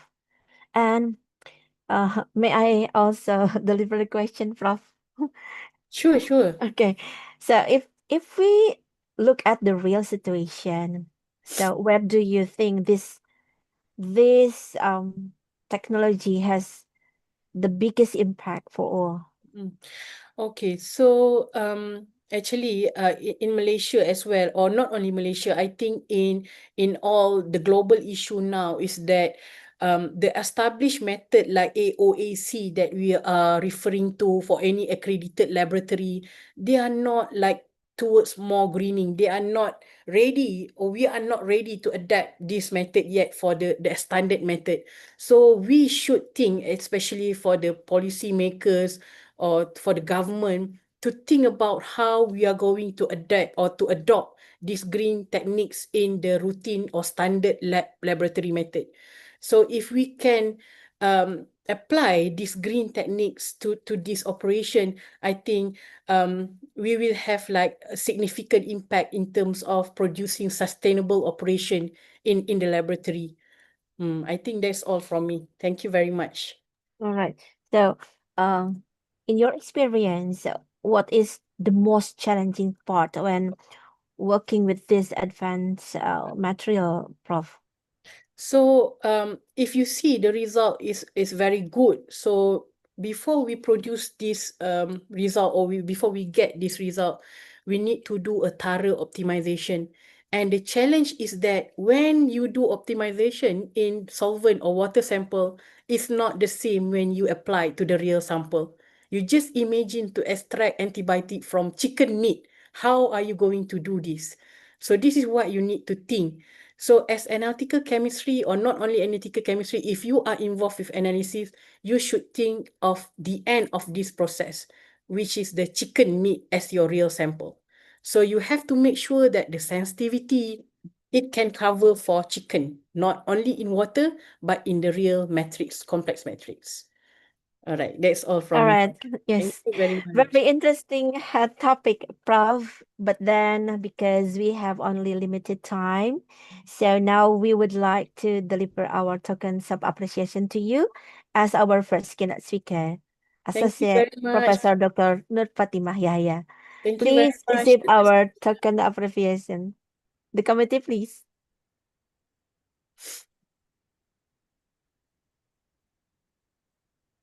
Thank you very much for All the right. Thank you once again.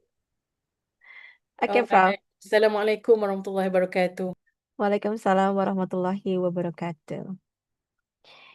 All right, ladies and gentlemen, for the next agenda, let's invite our second keynote speaker, Bapak Dr. Romi Faisal Mustafa, MPD from Universitas Siliwangi, and also as the advisory boards of ADPI West Java. Are you here, Pak?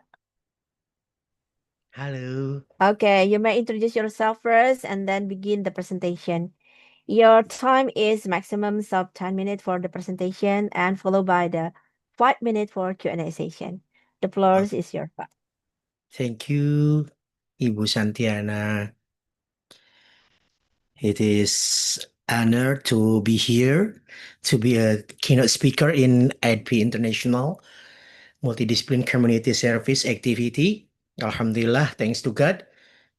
I have to be here with the most important people in the world. especially in multidisciplinary community service activity. Okay, good afternoon, everybody, ladies and gentlemen. It's an honor to be here. My name is Romi Faisal Mustafa.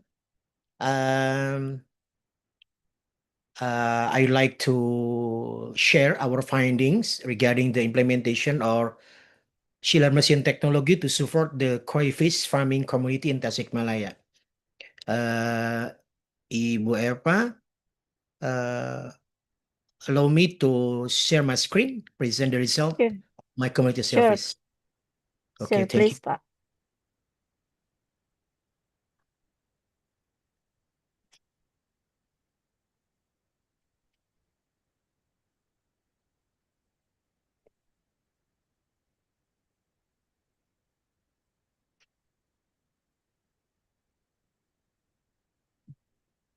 It's my presentation. The effectiveness of chiller machine system in enhancing koi fish aquaculture, a case study of sustainable innovation in one district of West Java in Indonesia, in Tasikmalaya. I am Romi Faisal Mustafa, institution in Universitas Siliwangi, Indonesia.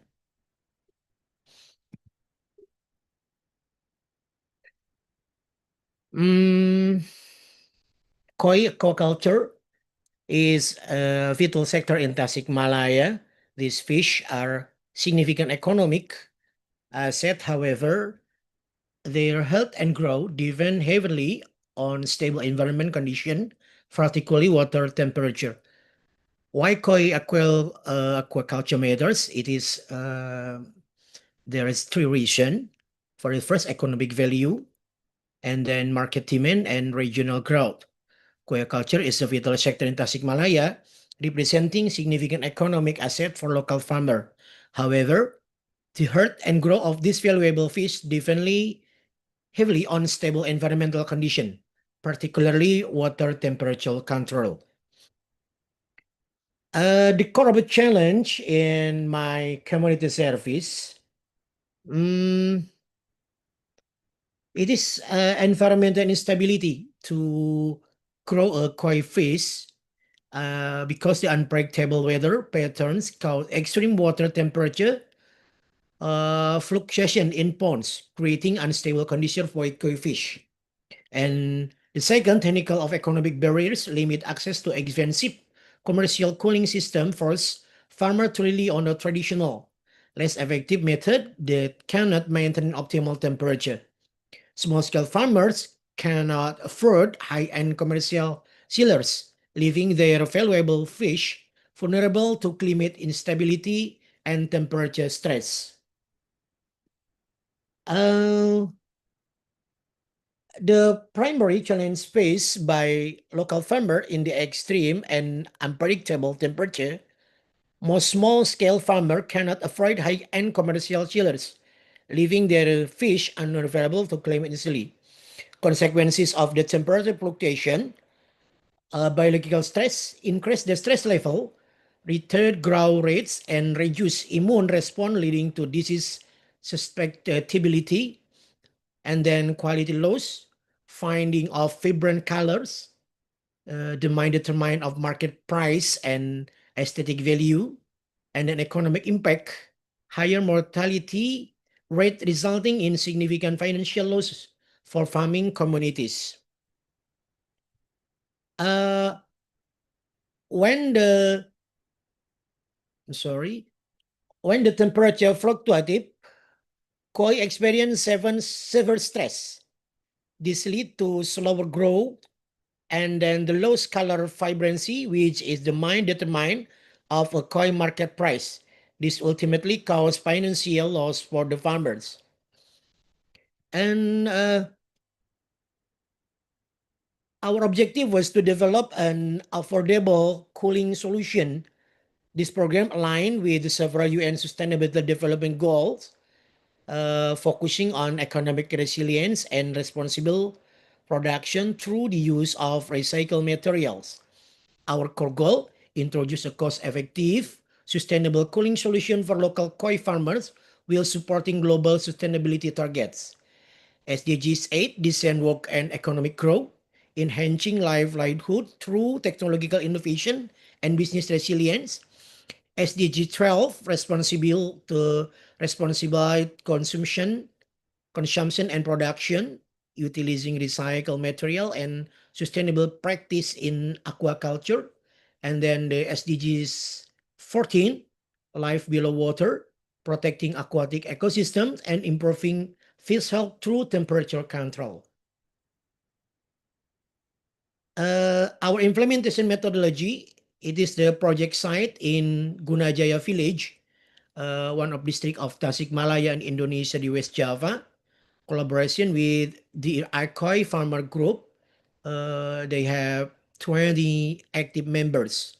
For the first, we socialization and awareness, community engagement and education about temperature culture importance. And then second, technical training, hands-on interaction, auxiliary machine component and assembly.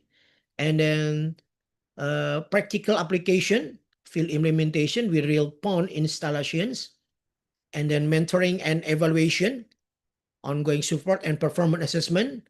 And for the last, sustainability planning, ensuring long-term adoption and community independence.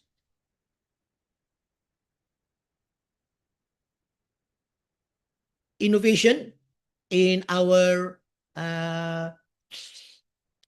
community service, there's a chiller technology that the core of our innovation is a chiller machine built from recycled refrigerator parts.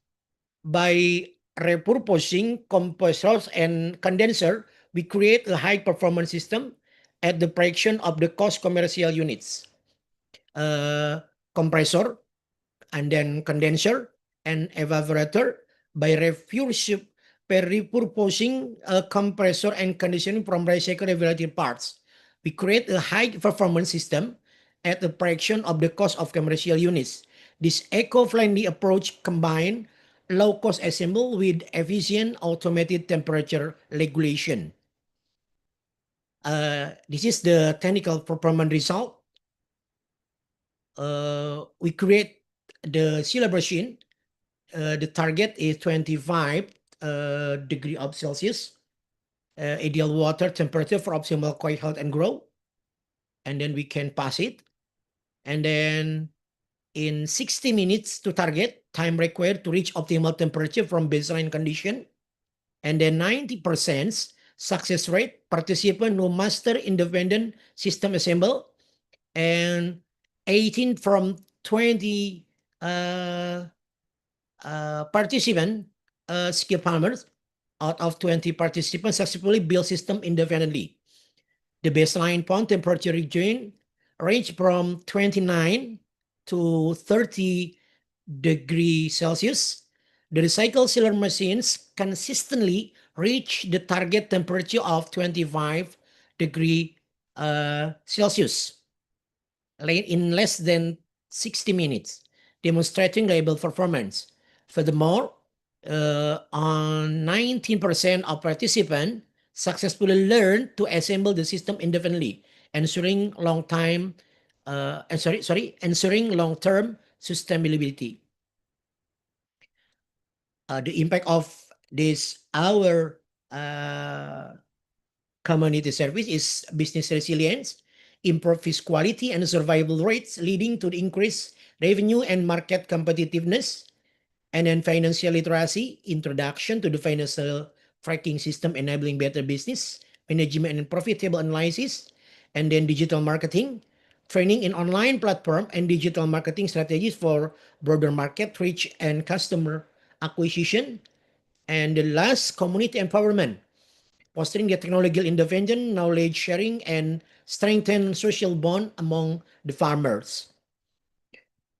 And the conclusion of our community service and future direction that we reach on our community service, local-based innovation in key to economic self-resilience and sustainable development. Technological capacity, successfully upgrade farmer technique skill in temperature control system, And then business resilience, strengthen aquaculture operation through improved fish quality and survival rate. And then scalability potential, model can be replicated in other regions facing similar temperature challenge.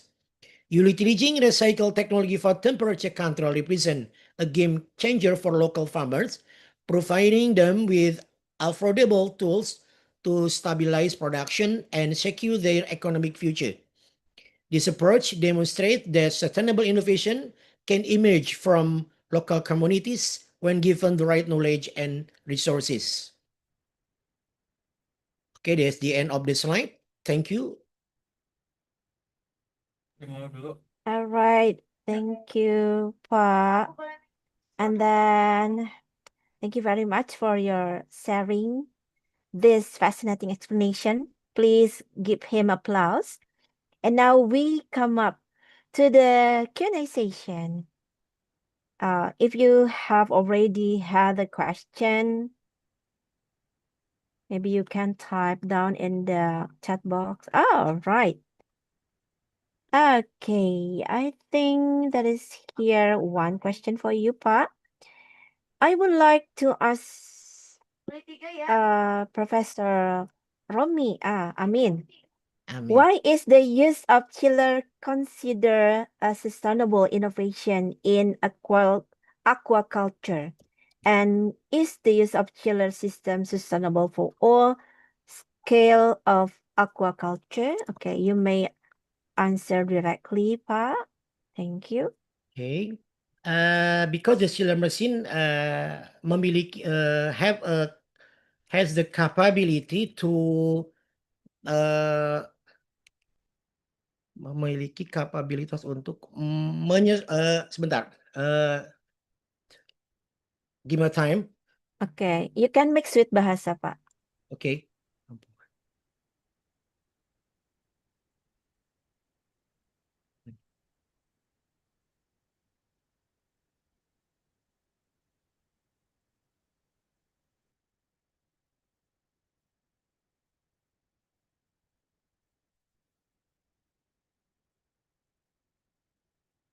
Okay, because the chiller machine system has the ability to balance the water needed by koi fish to survive in the situation they need. So they can live if the water can stable in 25 degree to 30 degree Celsius. Okay, that's all for me. All right, Pak. That's very interesting. And may I have a question for you, Pak? Okay, please. Right. For your experience, so what kinds of improvement do farmers usually see after implementing the system?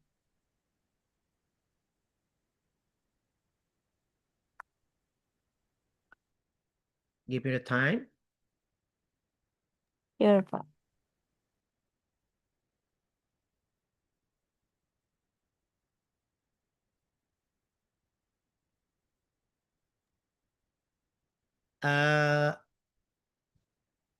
The farmer can increase their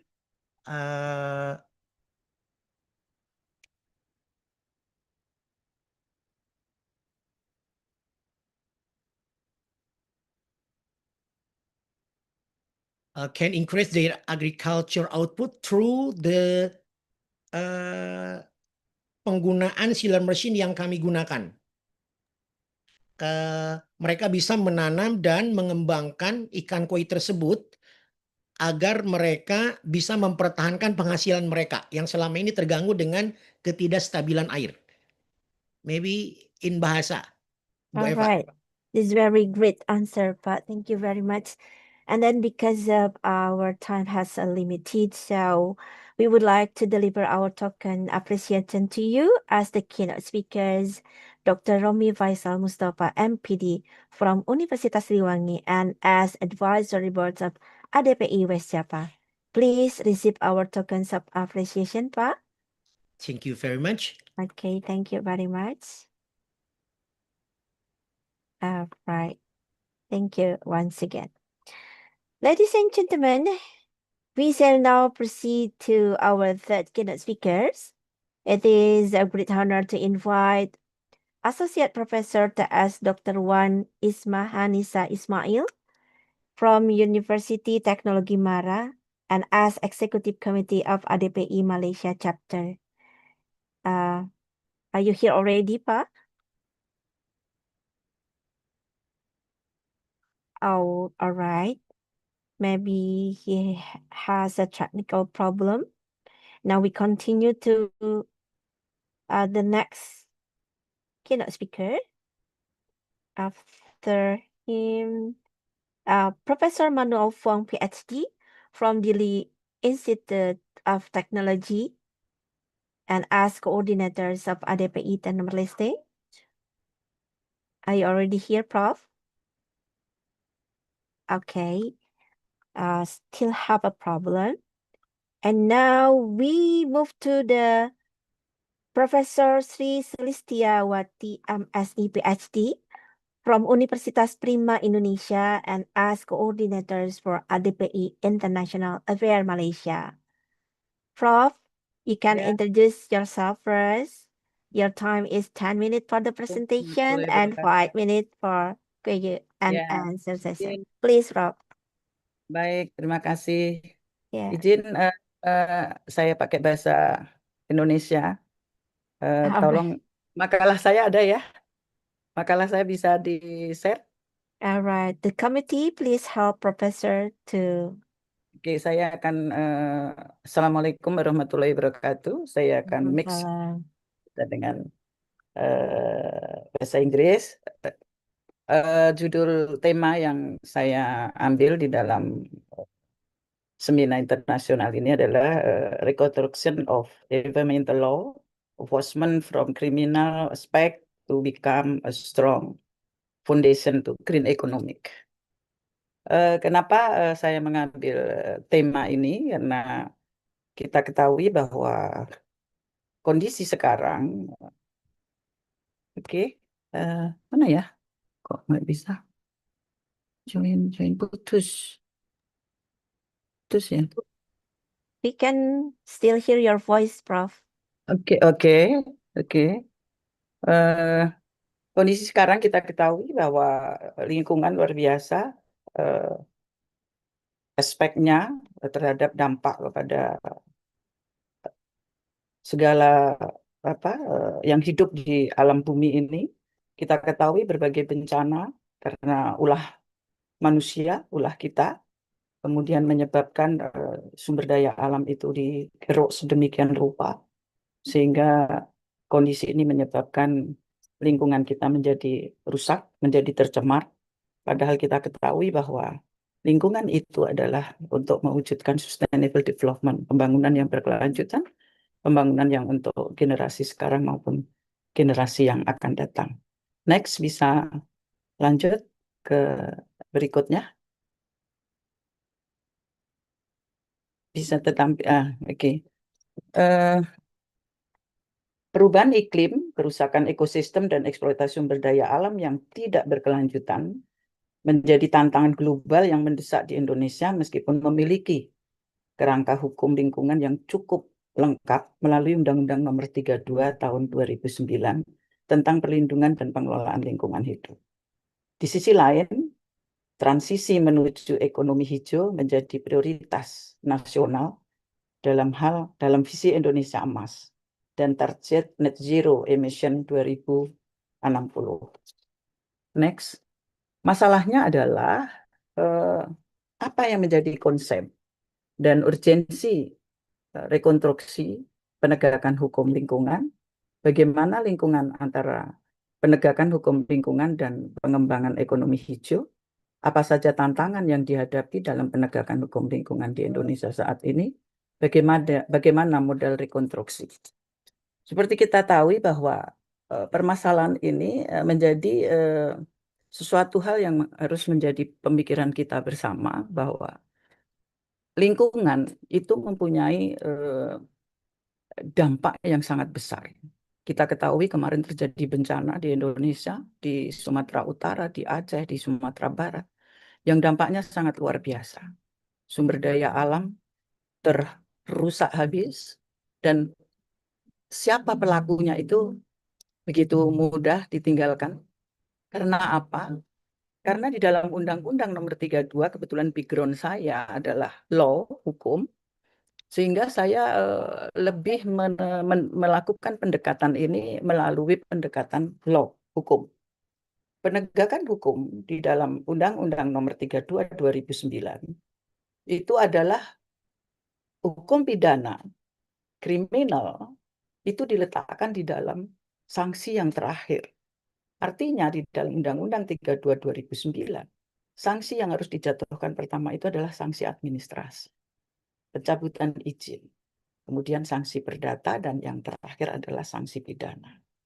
Di negara kita, sanksi pidana itu menjadi hal yang sangat ditakuti, sangat membuat jera.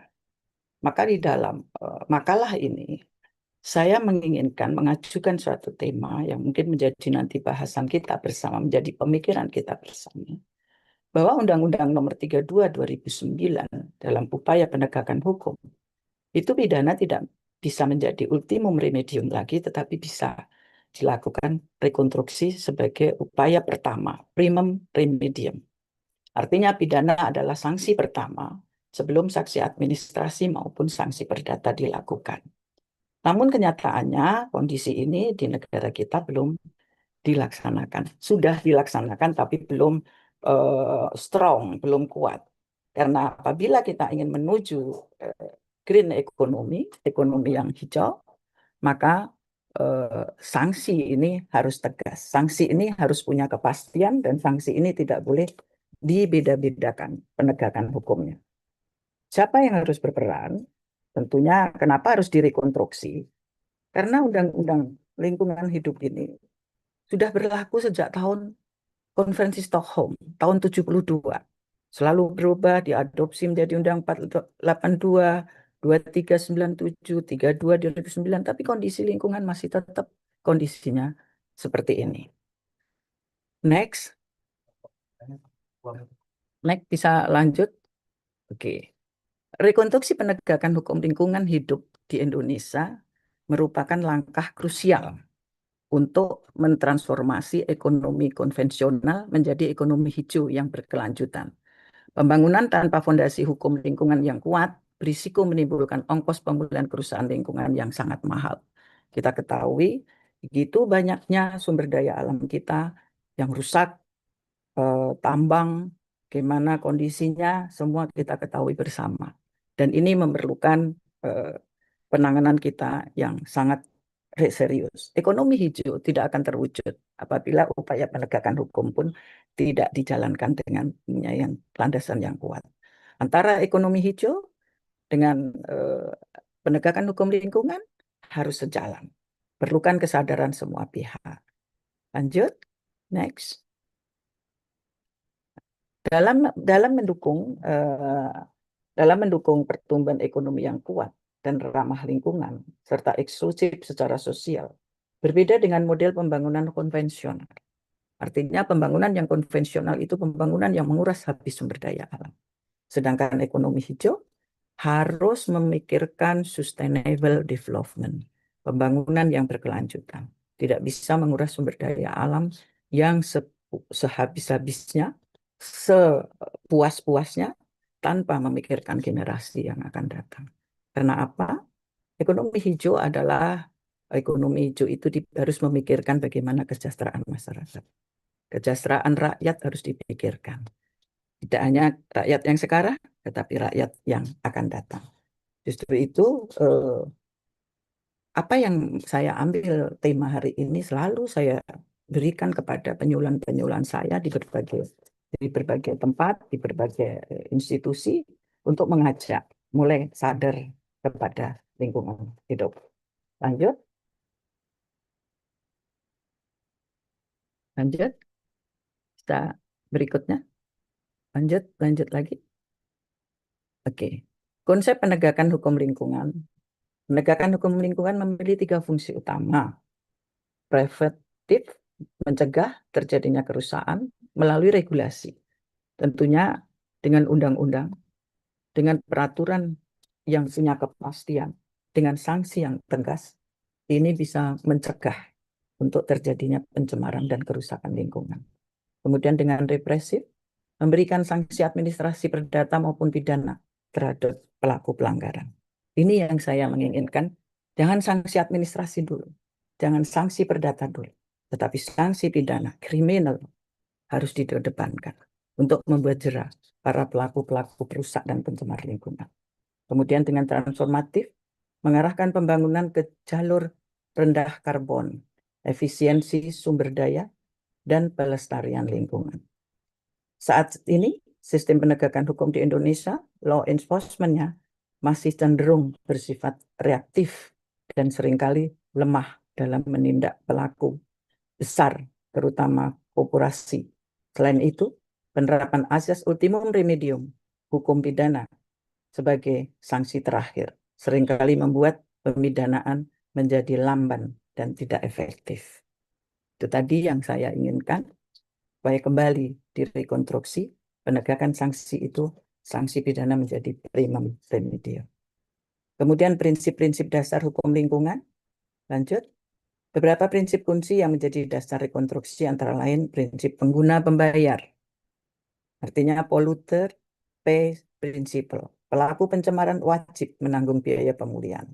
Prinsip kehati-hatian, bertindak preventif meskipun belum ada bukti ilmiah yang mutlak tentang risiko.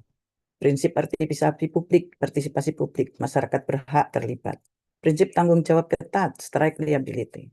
Pelaku dapat dimintai pertanggungjawaban. Dan ini diatur di dalam Undang-Undang Nomor 32 tahun 2009. Tapi kenyataannya implementasinya hal ini belum jalan sebagaimana yang kita harapkan.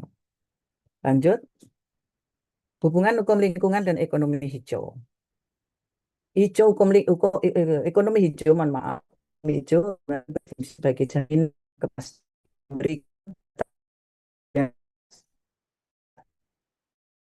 ekonomi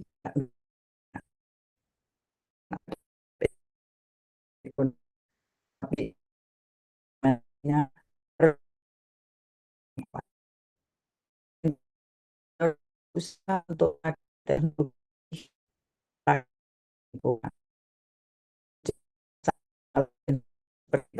karbon.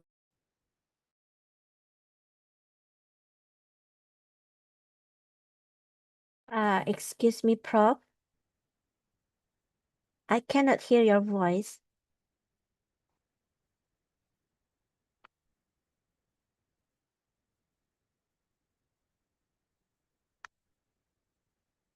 Prof, are you there?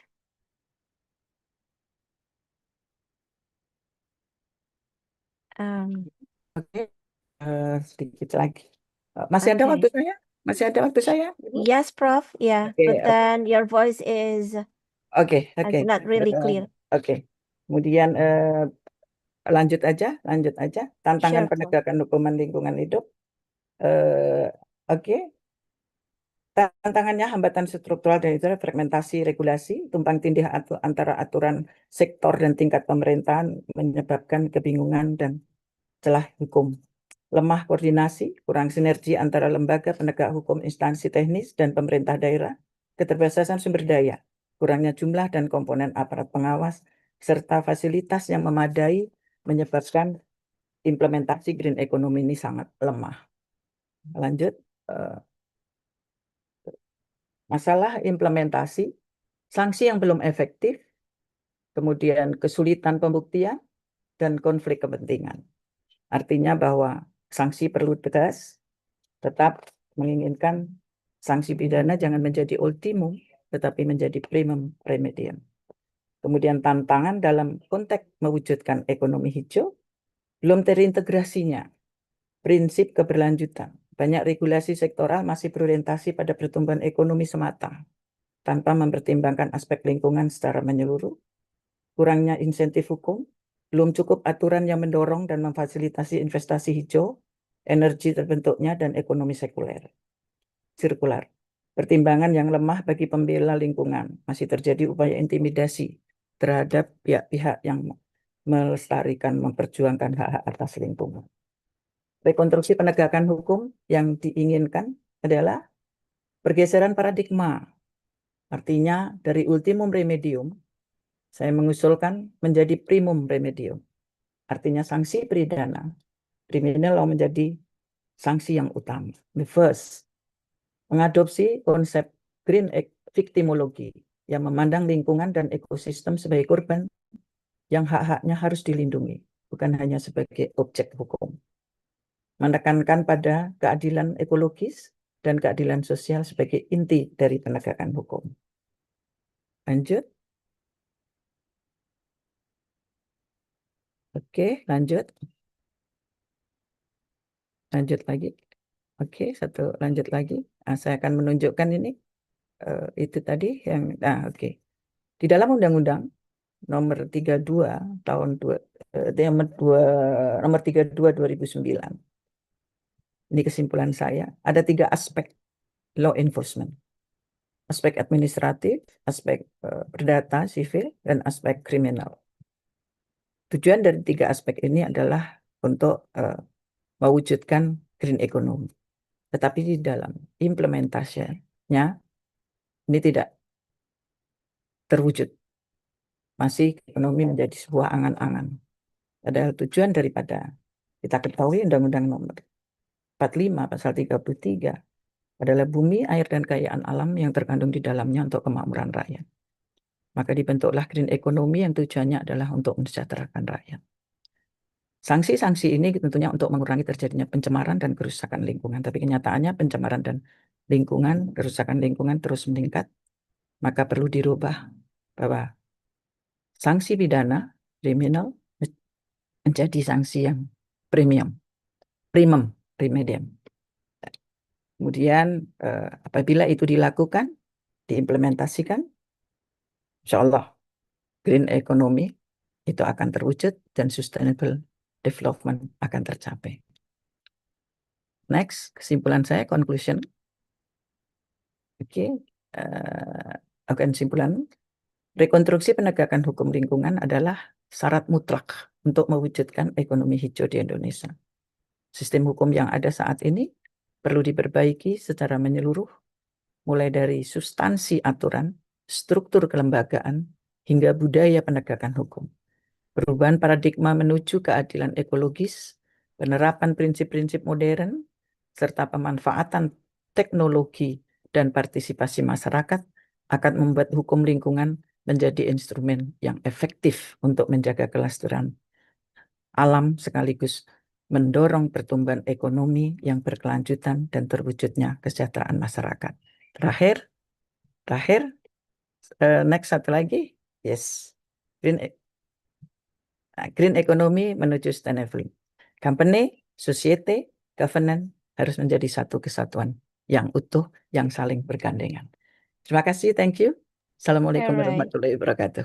Waalaikumsalam warahmatullahi wabarakatuh. Thank you very much, Professor Sri Sulistiawati, MSc PhD from Universitas Prima Indonesia, and also as coordinator for the ADPI International Affairs Malaysia, who has delivered the material nicely and increased our insight.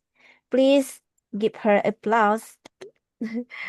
All right, ladies and gentlemen, now we come up to the Q&A session. And I have found one question for you, Prof. Oke. Oke, perkenankan saya mengajukan pertanyaan ke bagaimana menyeimbangkan pendekatan preventif dan represif dari transformatif dalam penegakan hukum lingkungan agar tidak hanya bersifat reaktif. Terima kasih. Demikian pertanyaannya, Prof. Silakan. Diperlukan aparat penegak hukum. Terima kasih. Tadi pertanyaan dari mana, Mbak? Dari Mbak Lisa. Mbak Lisa. Iya. Terima kasih, Mbak Lisa. Diperlukan adanya aparat penegak hukum yang mempunyai pendekatan-pendekatan yang tidak dengan represif, tetapi dengan pendekatan-pendekatan yang mulai dari sebelum terjadi lingkungan, kita ada AMDAL, ya, itu harus betul-betul diimplementasikan dari preventifnya, kemudian implementasinya juga harus tetap diawasi. Semua aturan itu sebetulnya sudah ada di dalam undang-undang, tetapi implementasinya memang perlu semua pihak menyadari bahwa lingkungan itu sangat-sangat harus dijaga mulai dari sekarang. Maka antara preventif, represif, dan kemudian transformasinya itu harus menjadi satu kesatuan yang utuh. Harus saling antara masyarakat, penguasa, dalam hal ini tentunya aparat penegak hukum, dan kemudian antara company, pengusaha, itu harus menjadi satu kesatuan yang saling menjaga. Supaya pencegahan preventif, represif, setelah terjadi implementasi, dan kemudian keluarannya, outputnya, itu menjadi kesatuan yang utuh. Saya pikir itu yang bisa saya sampaikan. All right, Makasih, thank you, Mbak. Prof. Ya, terima Yes, kasih. really insightful Terima answer. kasih. Thank you. Okay, may I have a question for you, Prof? Okay. Yeah, right. Could you explain how strengthening criminal enforcement in environmental law can serve as a solid foundation for achieving a green economy? Ya, bagaimana Prof bisa menjelaskan bahwa penguatan penegakan hukum, khususnya hukum pidana di bidang lingkungan itu dapat menjadi landasan yang kuat dalam mewujudkan ekonomi hijau, Prof. Yes. Kita mempunyai konsep ekonomi hijau, suatu cita-cita yang ideal. Bahwa ekonomi hijau itu mempunyai tujuan melestarikan lingkungan untuk generasi sekarang, tetapi ekonomi berjalan. Karena bagaimanapun ekonomi itu untuk kesejahteraan masyarakat. Konsepnya adalah bahwa apabila konsep ekonomi hijau ini tidak didasarkan dengan penegakan hukum yang kuat, maka ini akan menjadi suatu cita-cita saja. Seperti misalkan banyaknya terjadi illegal logging, banyaknya terjadi yang menyebabkan terjadi bencana yang luar biasa. Tetapi penerapan hukumnya, sanksi hukumnya itu sangat lemah. Karena apa? Di dalam undang-undang, sanksi hukum pidana itu menjadi sanksi terakhir. Sanksi yang pertama itu sanksi administrasi yang hanya dicabut izin. Sedangkan kalau ilegal, izin itu tidak ada. Bagaimana kita mau mencabut izin ilegal? Ilegal. Artinya, bagi aparat penegak hukum, bagi penguasa, dan bagi company pengusaha harus punya kesadaran yang sama bahwa lingkungan itu memerlukan perhatian yang sangat serius supaya ekonomi berjalan, cita-cita sustainable development juga berjalan, generasi yang akan datang untuk anak cucu kita juga terlindungi. Bagaimana penguatannya? Kita rubah. Yang tadinya pidananya menjadi ultimum remedium, dirubah menjadi primum remedium, menjadi sanksi utama. Itu cita-cita yang kita inginkan, supaya antara ekonomi dengan penegakan hukum itu bisa berjalan dengan baik. Itu Mbak. Terima kasih. Thank you, Prof. That's very important point for your presentation. Sorry pakai bahasa Indonesia. That's okay, Prof. Tidak apa-apa. Okay. Okay, but then because our agenda is very limited time, so now we would like to deliver our token appreciation to you as our keynote speaker, Professor Sri Silistiawati, MSc, PhD from Universitas Prima Indonesia and as coordinator for ADPI International Affairs Malaysia.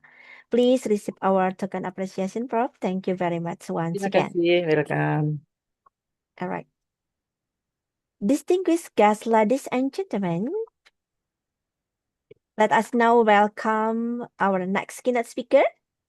Please welcome Dr. Sri Fatimah, PhD from University of Padang and also as editors of ADPI West Java. Are you here, Ibu? Yeah, I'm here. All right. Sorry. You may introduce yourself first and then begin with the presentation. 10 minutes for your presentation and 5 minutes for question and answer. The Zoom floor is yours. Iya. Bismillahirrahmanirrahim.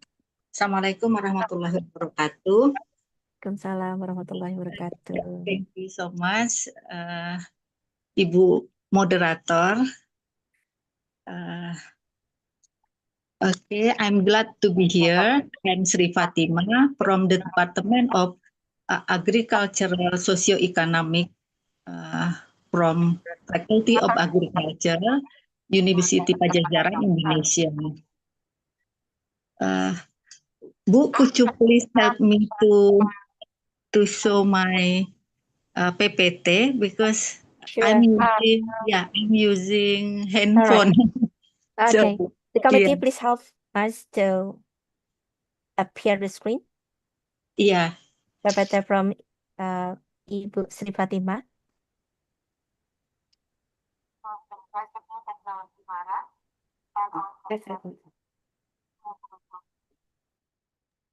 Okay, just wait a minute. Still preparing for showing your PPT, Ibu. Yeah.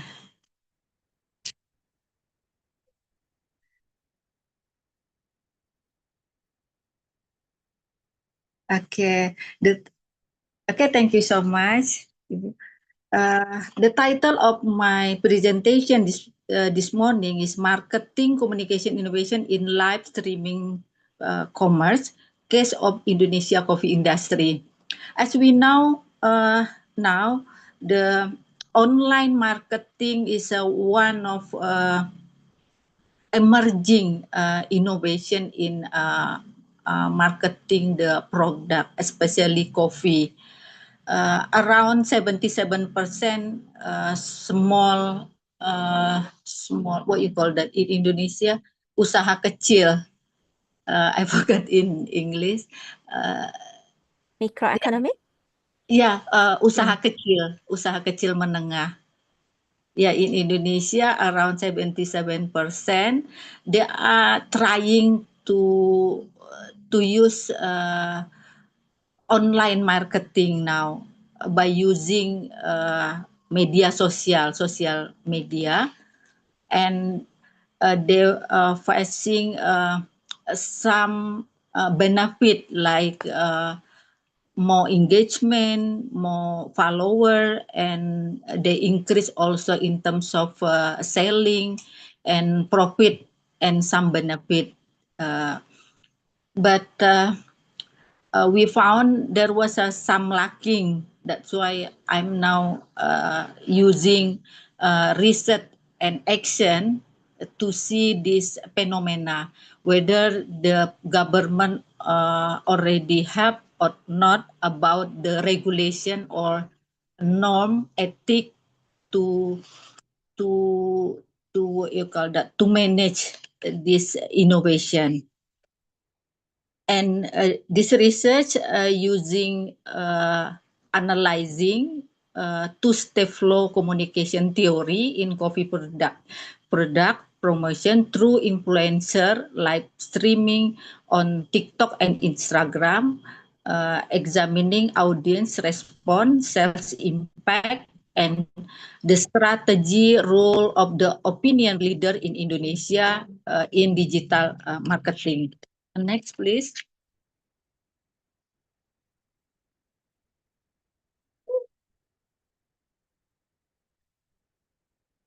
Next, please. The digital, we found the rapid development of digital technology has transformed communication and marketing pattern.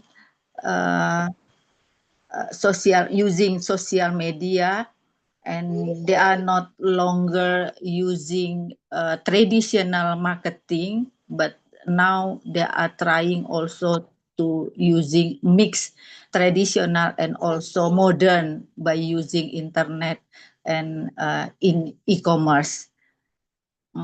Social media is no longer just a communication tool. It has become an effective marketing platform for a wide range of products, including coffee. Live streaming enable a direct interaction between a seller and audience, building consumer trust in promoted a product, and influencer provide a review, recommendation, and personal experience that make audience more inclined to try or purchase a recommended product. Why coffee?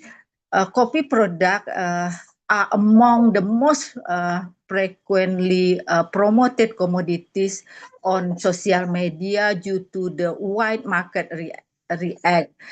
in high consumer interest through live streaming influencer and introduce a copy product, explain how is the taste, the quality, the process, how they are cultivated, the coffee. That was a recommendation from the influencer is really benefit, yeah, for the business. And we are also measuring the success of how success this innovation by looking at the audience response to promote can be observed also through indicators such as view count, comment volume. Comment we divided into two, positive comment and also negative comment, and there was also neutral comment, and we count that consider fast if the response is less than 3 seconds, and we consider late if more than 3 seconds. We are also using theory two-step flow to measure the data was collected. And for the methodology we are using here is a qualitative approach and descriptive analysis.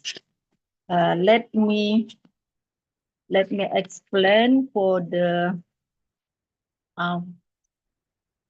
finding. Yeah. But before finding, I would like to say a little bit influencer marketing and live streaming strategies here. Sorry.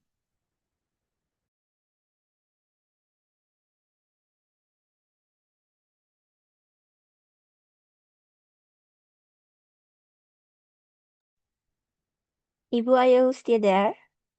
We cannot Yeah. hear your voice. Oh, okay. Okay.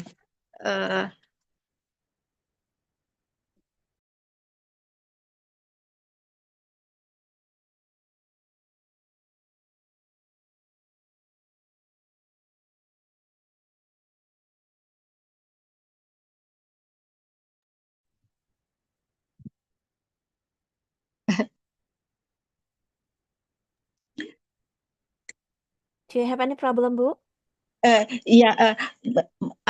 Saya izin off ini ya Bu, apa namanya? Off cam. Kamera. Oke, Sure, iya. sure, Ibu, tidak apa-apa. Silakan. Okay, I would like to say about the influencer marketing and live streaming strategy. Influencer marketing here, a marketing communication strategy leveraging individual with large social media follow. Actually, those influencer was selected for the what you call that content creator here, for the the one who actually there was some requirement for the influencer. First is the follower should be not less than 100,000 follower, and they are being trained to be the good seller, good influencer, to be able to persuade the consumer. And there was also a requirement. We are selecting the coffee business is if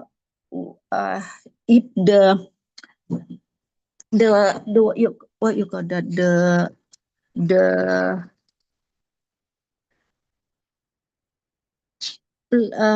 can you hear video endorsement, Bu? Saya pengen itu apa menjelaskan sih. Apa Bu? Yeah, if we look at the data here, there are 1, 2, 3, 4. There are 6 influencer in Graciela, Sangrai Kopi, Arutala, Toko Kopi Gayo, and also Bakul Kopi Trenggalek was selected as what you call that a respondent for our research.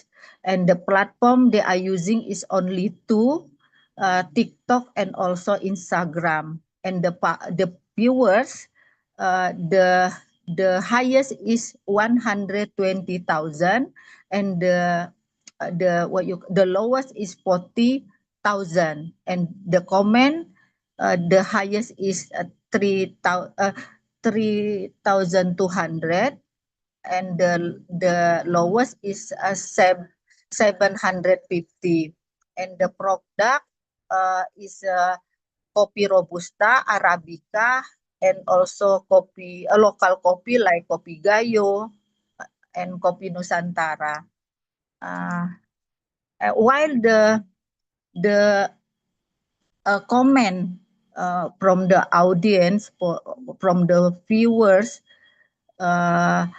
we see here, we divided into 3 categories. First is positive, around 37%.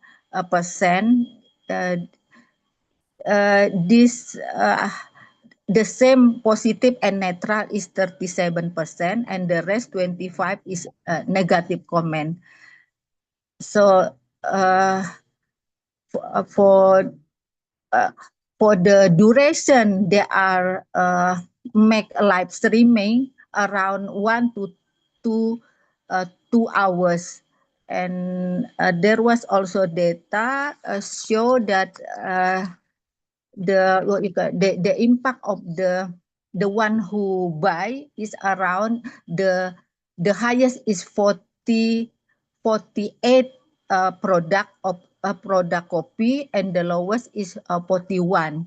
And this is live streaming action. The mostly the concept they are using is inside the room, and there was also in a garden, outside, in a market, something like that.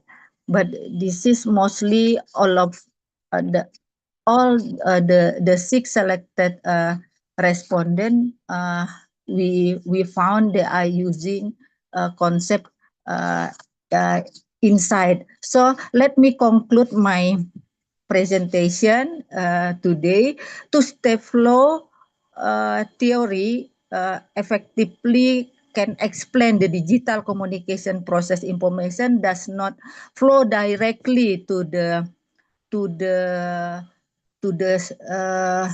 buyer or to the consumer, but they are using just like before when this theory start in 1944, like just like before, they are mostly using in political campaign, something like that. But this theory also can be used in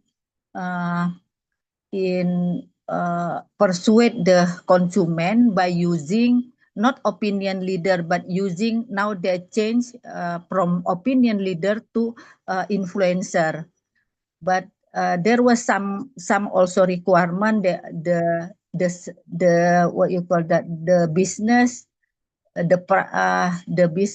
should be provide some amount to pay the salary of influencer, and they should have a good communication, best public speaking, and good also skill to persuade, and have a good knowledge about the product like coffee, where they come from, and what are the what you call that, the advantage, something like that. And audience comment were dominated positive and neutral around 37, and there was also negative, but this is should be pay an intention to improve so that the product minimum negative comment.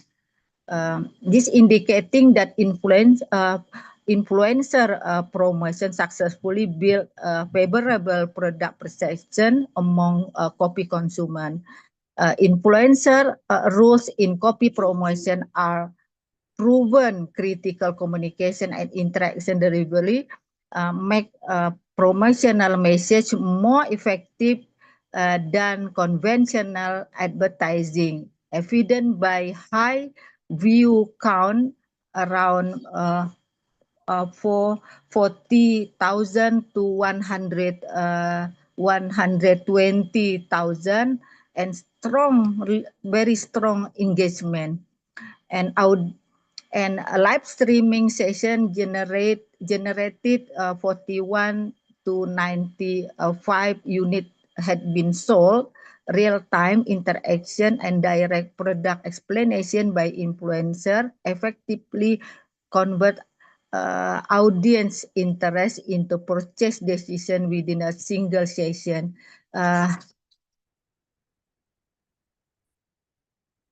And moving forward for the ethic and regulation, we found there was a lacking, and from this there was really needed for the regulation, for the norm and ethic. Promotion should be transparently. The necessity for influencer to clearly disclose pay partnership or sponsorship to maintain digital consumer trust and credibility. The seller should be honest, authentic product claim, ensuring that review regarding the coffee taste and quality are based on genuine experience, strictly avoiding ingredient claim over claim should be avoid overclaim that could mislead consumer. While consumer protection compliant aligning live streaming strategy with current e-commerce law, particularly concerning price transparency, return policy, and food beverage safety standard. While for the platform community guideline ensuring all marketing practices strictly to the ethical advertising guidelines set by a platform like TikTok and Instagram to keep content safe, relevant, and publicly acceptable. I think that's all for my presentation. Thank you so much for your attention. Thank you if there is a question for me. Thanks. I return to Ibu Moderator. All right, thank you very much, Ibu Dr. Sri Fatimah PhD from University of Pajajaran and as editors of ADPI West Java, who has delivered the material nicely and increased our insight. Please give her applause. Okay. Now we come up to the Q&A session. And I saw here have a question for you, Ibu, from Please. Umaidat. Yeah. Okay. From Sekolah Tinggi Pariwisata Bogor. I would Yeah. like to ask, how can live streaming commerce be integrated with the promotions of coffee tourism destination so that if not only increase product sales but also attract visitor to coffee place of origin? You may answer directly, Ibu, please.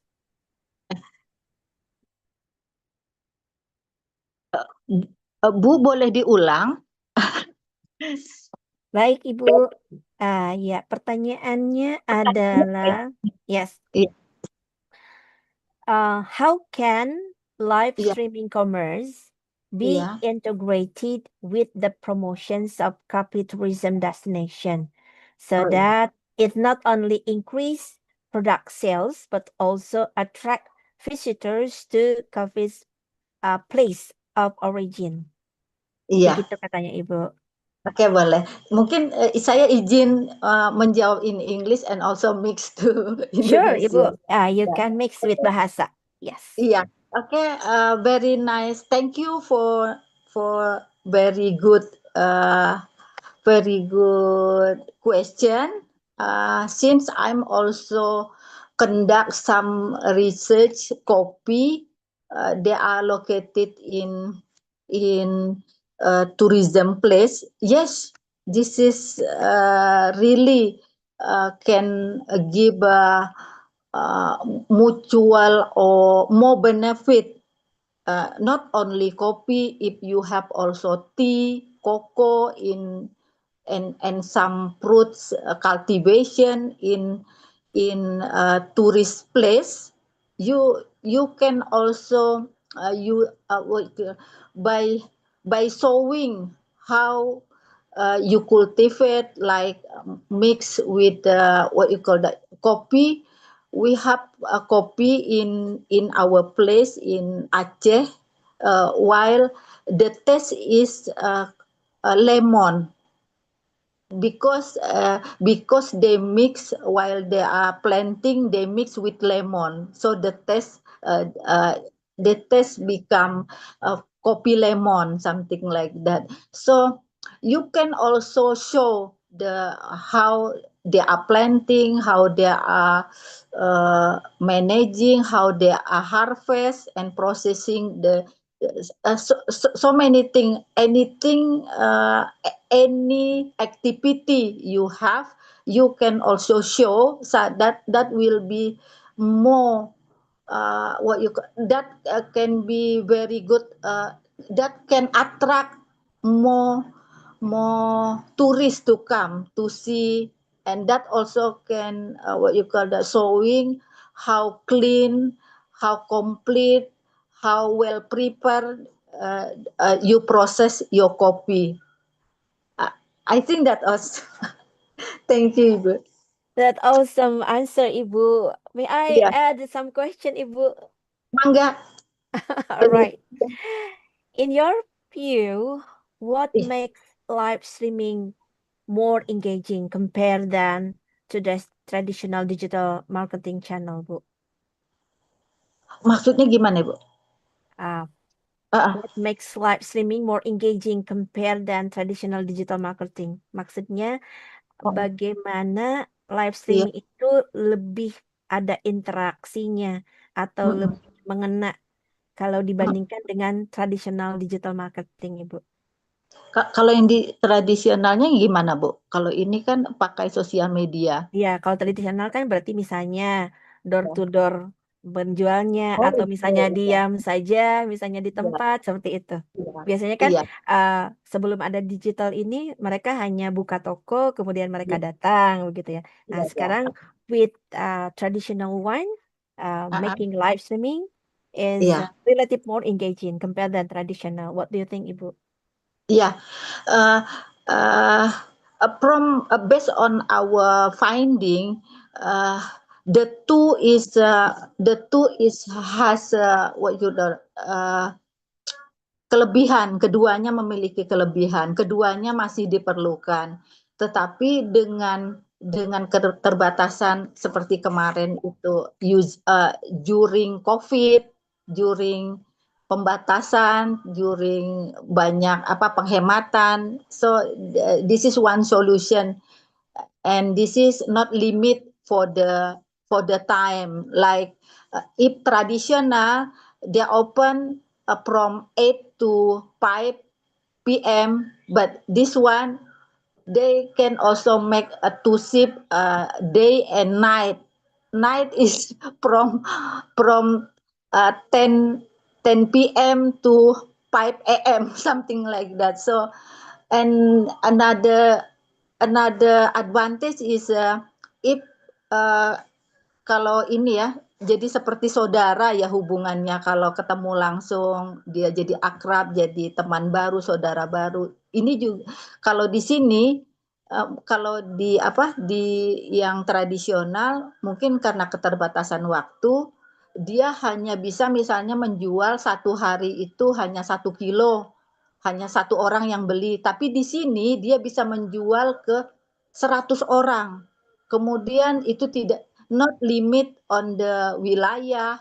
They can also sell to another country, another region. There is no limit for the region. Ya, jadi in terms of pembeli itu lebih luas, in terms of waktu lebih leluasa. Yeah, Nah, itu. that's right, Ibu. Ya. So how do you see the futures of live streaming commerce, especially for UKM or menengah ke bawah begitu, usaha kecil menengah? Yeah, I think a very bright future for the UMKM, since if they are increase the skill and capability for them to be good, what you call that, knowledge for the product, mungkin relate to the health certification, something like that, yeah. And also they are should be aware of the aturan-aturan, norm, etik in Islam. We should even we doesn't know, we didn't meet what should face to face for the consumer, but this is, jadi harus dimulai dengan niat yang baik bahwa ini usaha meskipun tidak ketemu dengan pembelinya, tidak kenal, bahwa ini akan ketika dengan niat yang baik, insya Allah nanti mendapatkan hasil jualan yang berkah begitu, Bu. Jadi saya selalu menanamkan bahwa berjualanlah yang baik, produk yang sehat, seperti kita ingin mengkonsumsi sendiri. Sehingga dari situ akan tumbuh trust ya, akan tumbuh trust, mereka akan repeat order seperti yang sudah kami ini kan. Jadi mulai dengan baik, hasil yang baik, insya Allah hasilnya akan berkah itu, Bu. Yes, that very nice topic, Ibu. So that ini ada Ibu siapa sebentar? Oh, ada Amna yang sudah raise hand. Maybe Saya tuh want to ask something. Okay, please. You can directly ask. Bapak, silakan. Assalamualaikum warahmatullahi wabarakatuh. Thank you for the time. Assalamualaikum Bu Sri. Maybe I have one question. Maybe I have one question. We have the type of marketing. The first one is traditional, like we stick one place. The second one is traditional digital marketing, like WhatsApp, maybe the other thing. And the last one is live streaming. Live streaming, I think the high level for the digital marketing. Maybe have the difference in your based on your research, which one is very high qualification to use in marketing? Oh yeah. Thank you so much, Pak Amnah. This is my friend when we were in UKM Malaysia.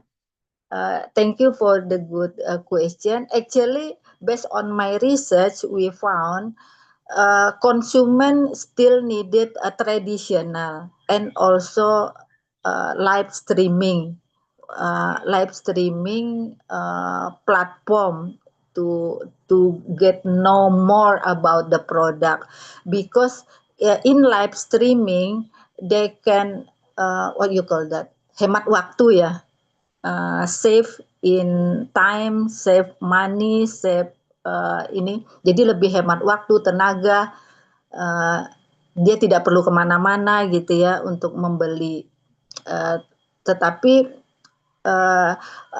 tantangannya adalah live streaming ini tidak semua influencer yang terkenal itu murah bayarannya, sehingga mungkin sekarang perlu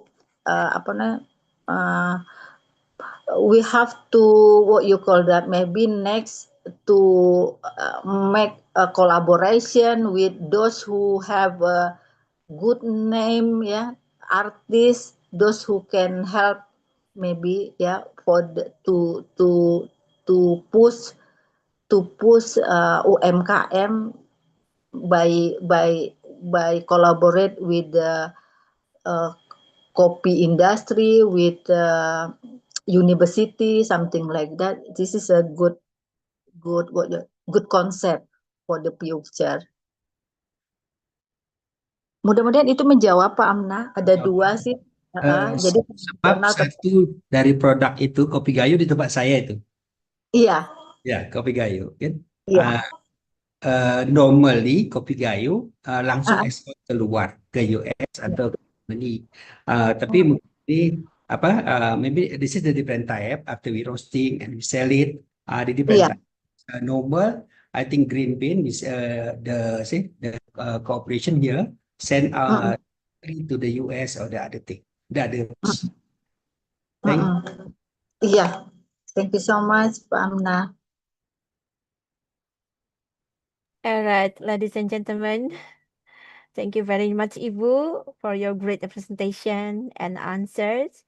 Now we would like to express our sincere appreciation to you as our keynote speaker, Ibu Dr. Sri Fatimah, PhD from University of Pajajaran, and also as the editors of ADPI West Java.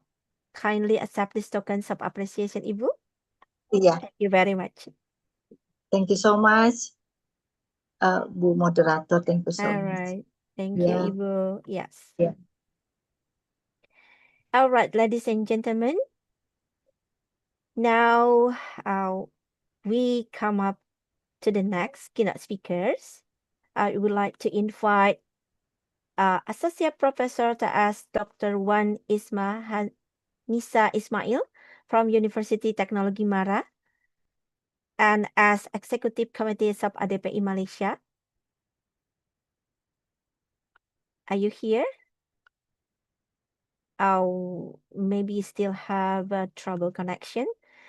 And now I would like to invite Professor Manuel Fuang, PhD from Dili Institute of Technology, and as coordinators of ADPI Timor-Leste. I think he also not here.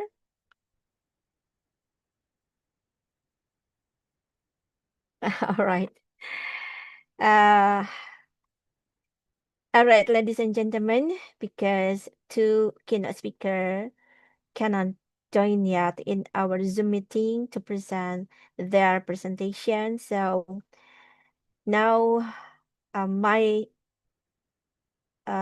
speech, or the last keynote speak, is me, myself, and I want to deliver a little bit talk about digital story creation, a practical guide to short story on Story Jumper, and I will deliver it in about 10 minutes, maybe followed by the 5-minute Q&A session.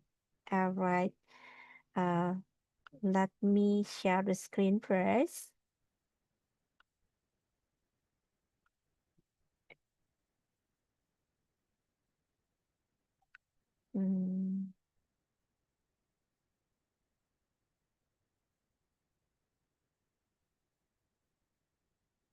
Trying to share screen.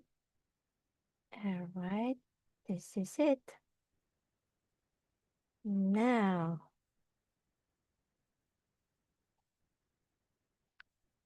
okay.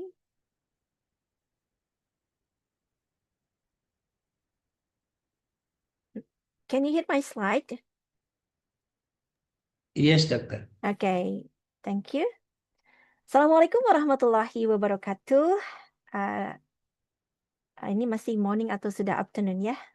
Kurang jam 12, still good morning. Good morning, distinguished participant, colleagues, and also friends. My name is Santiana from Universitas Siliwangi, and I as one of the keynote speakers today. And then it is truly a pleasure to be here with you today as a keynote speaker. And thank you for joining this session on digital storytelling creation, a practical guide to story series using Story Jumper. All right.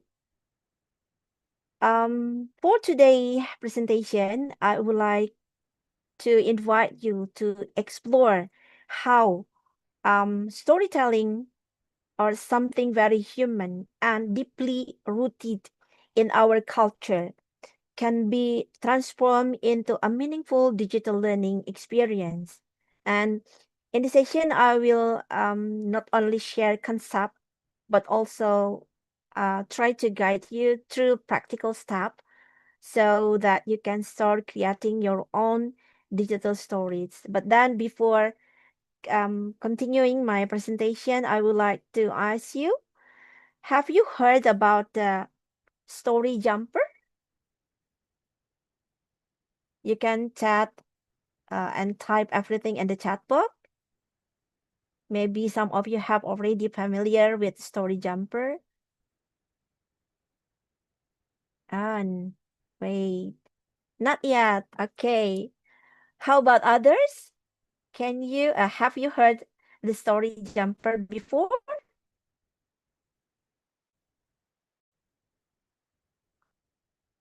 Okay, maybe it is not really familiar, so that it is really appropriate to share you today. Okay, thank you for your response.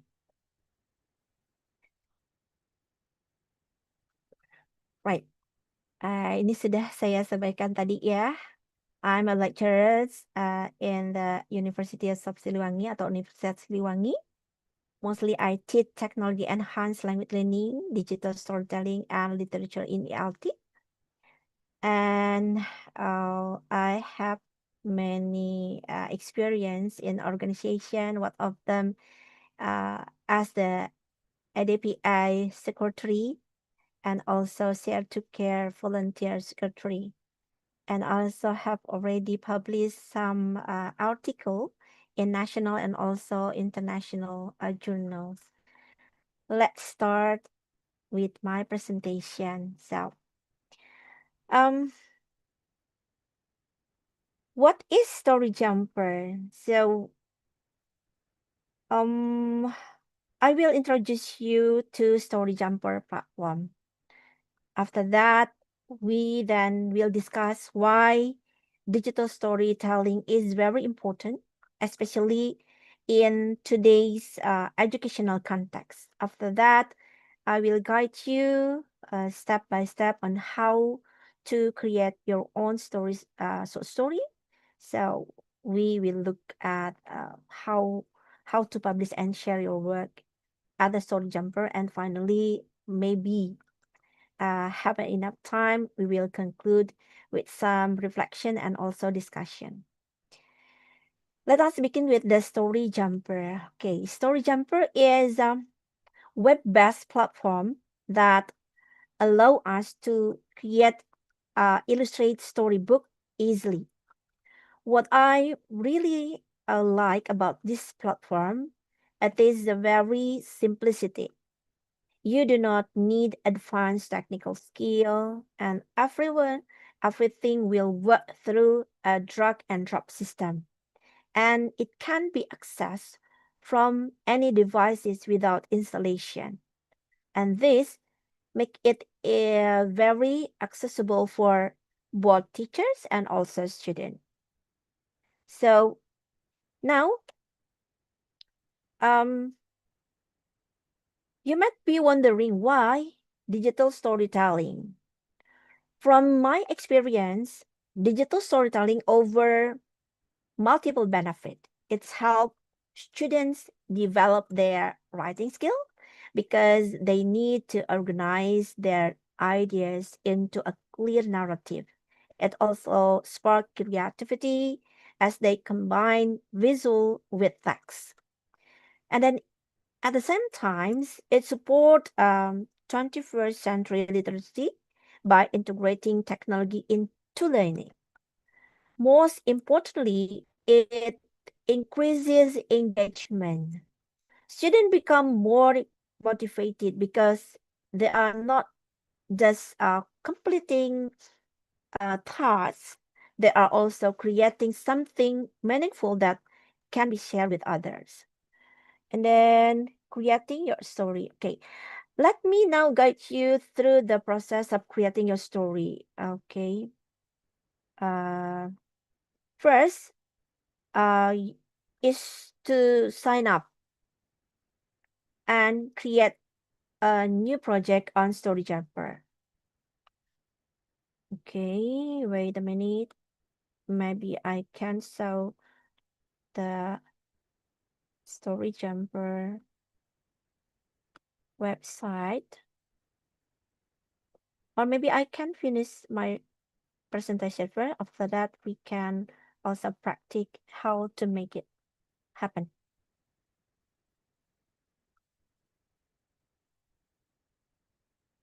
Okay.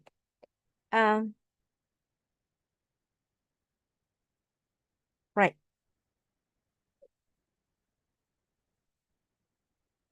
After you go to the website of StoryJumper, you will choose the title something simple, catchy, and relevant to your story. However, before you starting designing, I strongly recommend planning your story first, because a good story usually follow a simple structure. It begins with an opening where you introduce the characters, the setting, then comes the rising action where a problem or challenge appears.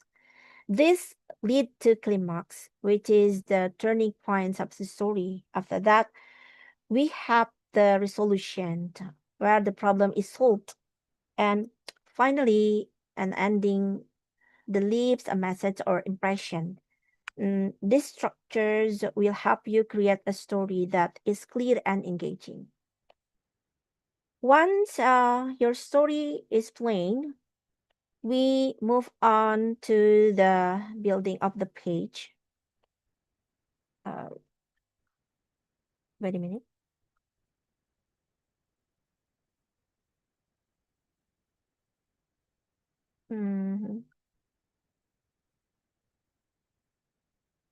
Okay.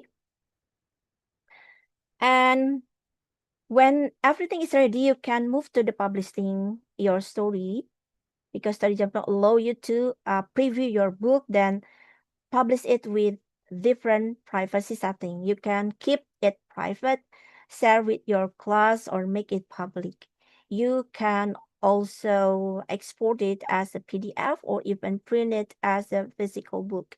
This make the learning experience more meaningful because the student can see their work as a real product. And before we close, okay, we can publish after all we make from the StoryJumper. Okay. StoryJumper is free web-based platform that allow anyone, students, teachers, and also professional to create, publish, and share illustrated storybook online. Yeah. In my classroom, I use StoryJumper as a part of the project-based learning. For me, it is not just a tool; it is a medium that allow the students to express themselves and then collaborate with others and also build a portfolio creative work. And it transforms learning into something more active, engaging, and personal. Because in StoryJumper, we can drag and drop book editors, build an art and clip art library, and then there is some features which is custom tags, speech bubble, and then we can publish it as a digital or also print book. There's so many story created in this website or StoryJumper website, and then we can use free basic plan, and it is related for any kinds of levels of education. Okay, so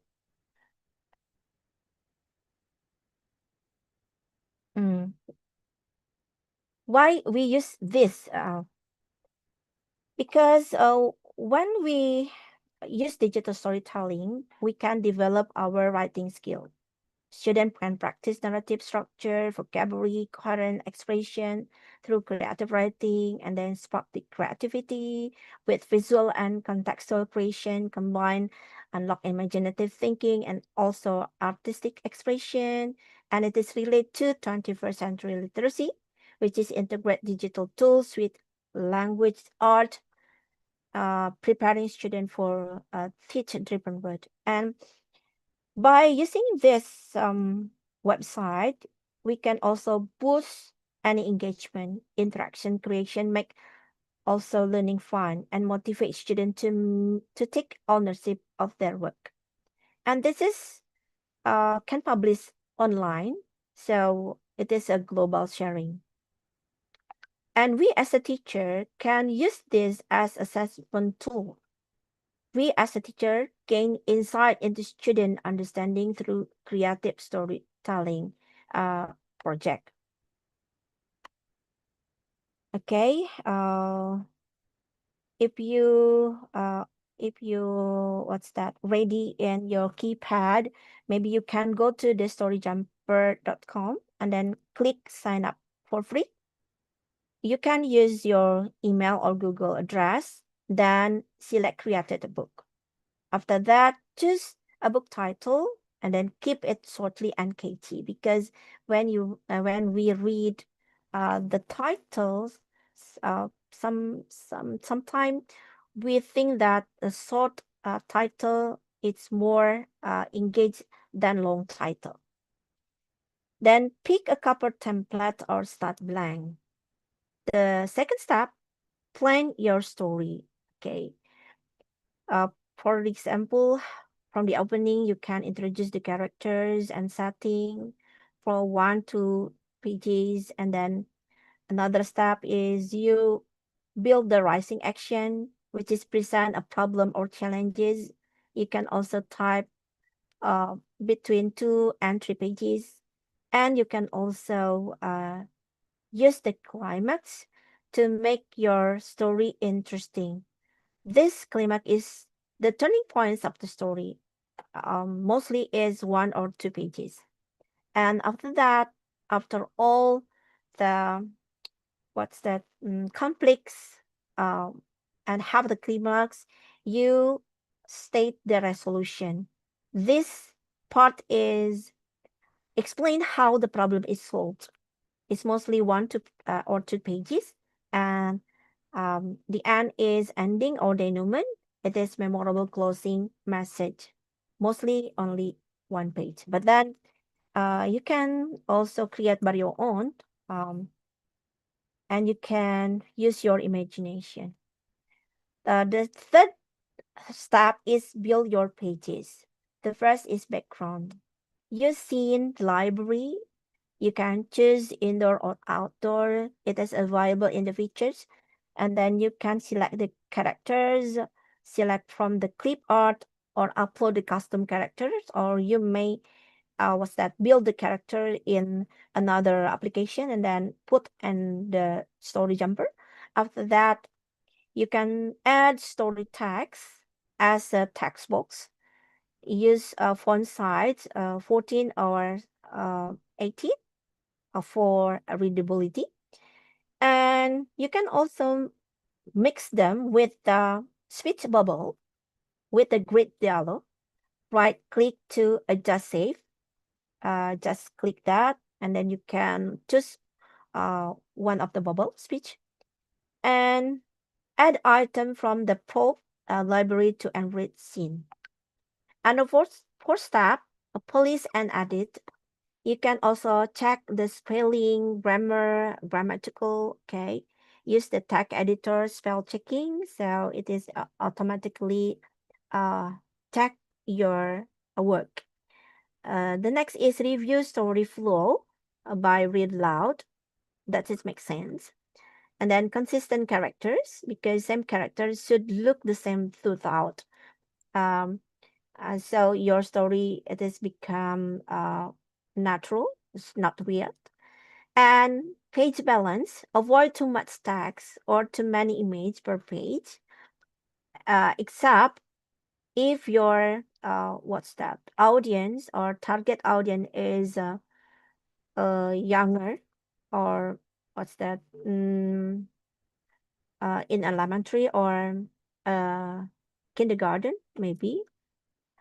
And don't forget to cover design. You cover the first impression, and also please make it sign. After that, in the publishing and sharing your story, first you see the preview, click preview book, and then check all pages. And the second one, publish. You can click publish. If you didn't want to anyone to see your work, you can set privacy first for setting, and then share the copy link to share to the class or to your student, and also to general or social. And fourth, you can also print it, or the physical copy, or export by PDF. Yeah. And here put tips for you for making a great story. Okay. Best practice from experienced story jumper. First, show, don't just tell. Okay. Please use illustration to complement your text, and then let image carry part of the storytelling. And then keep text short per page, because short paragraphs are easier to read and more visual balance. And give character personality. A relatable character with a clear goal makes story memorable and also emotionally engaging. And don't forget to use color purposefully, because warm color for happy scene, cool tones for sad, and then color set the emotional mood. And you also can end with a message. Every great story has a takeaway or have a message. What do you want reader to feel or learn? So you can, make it impulse in a moral message. And finally, you should read, revise, and repeat. Great writer also revise the work. Read your story at least twice before publishing, because sometime when we what type our story, maybe in the first draft we will add something to more emotional thing in our story, or we want to add more climax, and then adding some resolution after the climax. Ladies and gentlemen, and story jumper can also use in your classroom. For you as a teacher or for you as a student, for teacher first, please create a class account to manage student work and assign story topic aligned with curriculum theme. Don't forget to use as attractive writing assessment project, and encourage peer review and story sharing.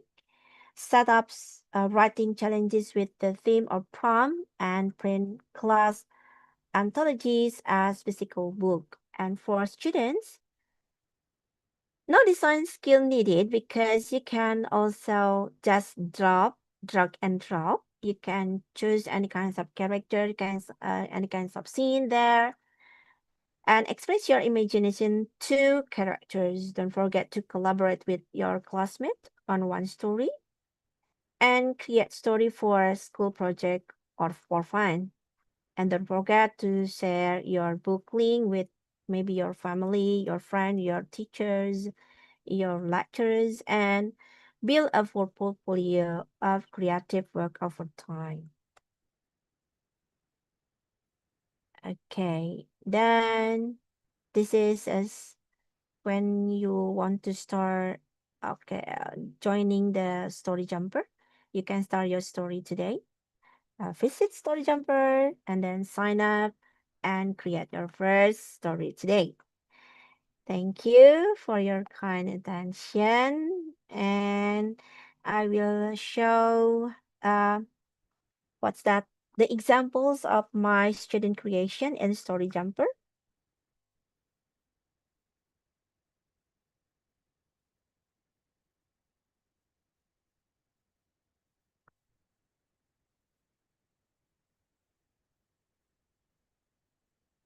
Oh, I think I don't have any time anymore because we also have another speakers. After this, we have guest speakers. But then the committee, can we still have Q&A session? I try to, what's that, appears the examples of my student creation.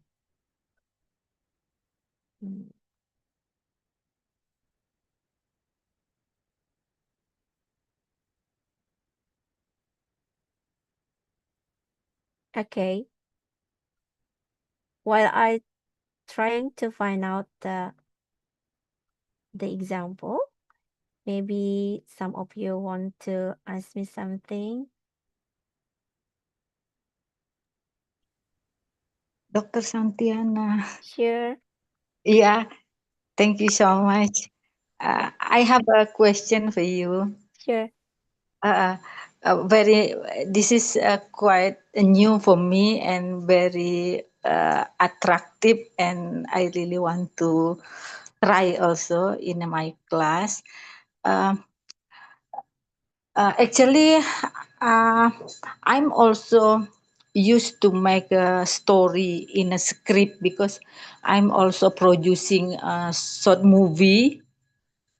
I have already 8 movie actually, and what are the difference between story jumper with a script? Maybe there was a because maybe the step, the advantage, because now I think this is quite interesting because our student lazy to read, and sometimes they are also not very good in writing. So maybe in terms of the 2 point, Dr. Santiana can explain the advantage and the Sure. different script. Yeah, thank you. All right. Thank you, Ibu, for the question. Actually, the Story Jumper is a digital platform used to create interactive storybook, Ibu. So it's what's that? Allow the student to add the text, image, or audio. So if Ibu have already make some videos, is very good. And also, what's that? Once I used a script too, but then this could be quite the same, but then different website. And in the Story Jumper also produce a visual and also engaging story. We can use a digital one, or you can also use the printed book. And the Story Jumper is commonly used for the education, for storytelling, and also for creative project. Whether the script is a written text, it also contain the story and also dialogue structures, and use a guide for film, mostly, or a video or the theaters for the storytelling, and focus on the content and narrations. Mostly is not really focused on the visual one, but then in the concept, the differences is quite focus on the tools itself, Ibu. As Okay, itu. thank you. All right, thank I you for the would question, really, Ibu. yeah, I would really appreciate if you can make a short training for us. Thank Sure, you. Ibu. Before that, Very maybe interesting. I can share the screen. I Yeah. have already found this one. Okay. Okay. Thank This you. is one of my student creation. this is the story jumper. This is the title, and then click read.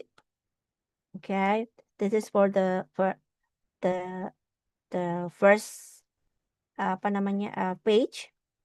Okay, this is made by my students in my literature in ELT subject.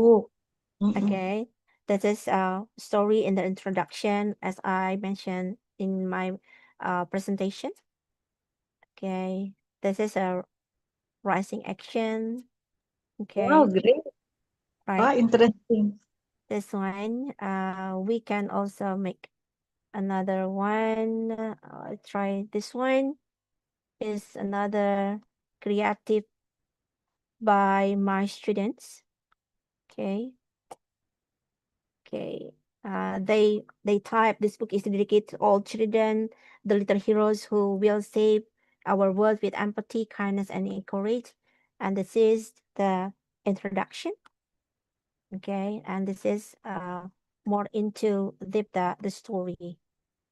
And this is the characters. Actually, the characters is also you can choose in the website. You can drag and drop and typing the right what's that the text here and use the bubble like this.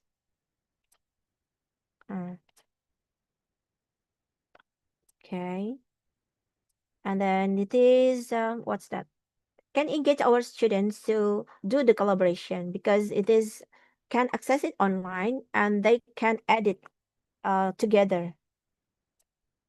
Okay, maybe I can show you. Oh, I cannot open this one. Okay. Mungkin itu Ibu dan yang lainnya salah satu contoh story jumpernya. Very interesting. Okay, thank you Ibu. Yeah. And yes, and we as a student, as a lecturers or a teachers, we can also use this. For example, this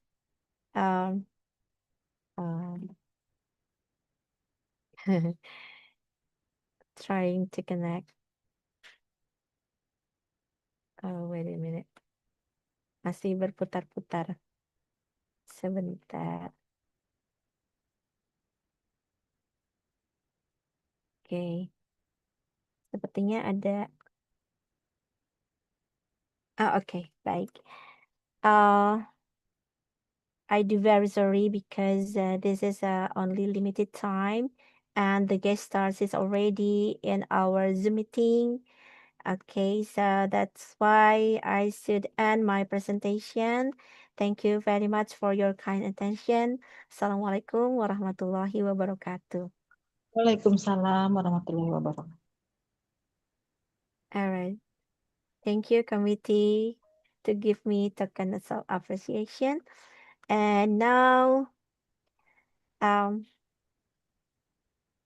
esteemed guests, Alhamdulillahirabbil alamin, we are pleased to announce that the first sections of the keynote speaker presentation has been completed. I would like to say thank you to all presenters, keynote speakers, and also the committee and participants to already join with us. And sepertinya ini langsung saja ya ke guest speakers. All right. Ladies and gentlemen, we shall now begin our special session with our first distinguished guest stars.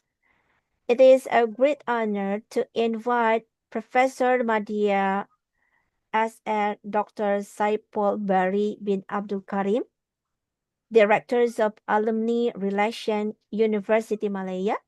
And before delivering the talk, I will read the short biography. The committee, it will you please. Oh, okay. Baik. Professors, you can introduce yourself and then your presentation, only 10 minutes. and followed by 5-minute question and answer session. Oh, yes. The Zoom floor is Okay. yours, Prof.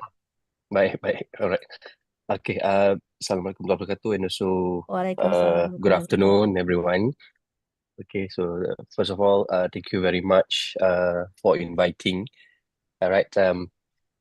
It's quite short notice to me. It's fair, but I'll try my best to share whatever that we have in UM.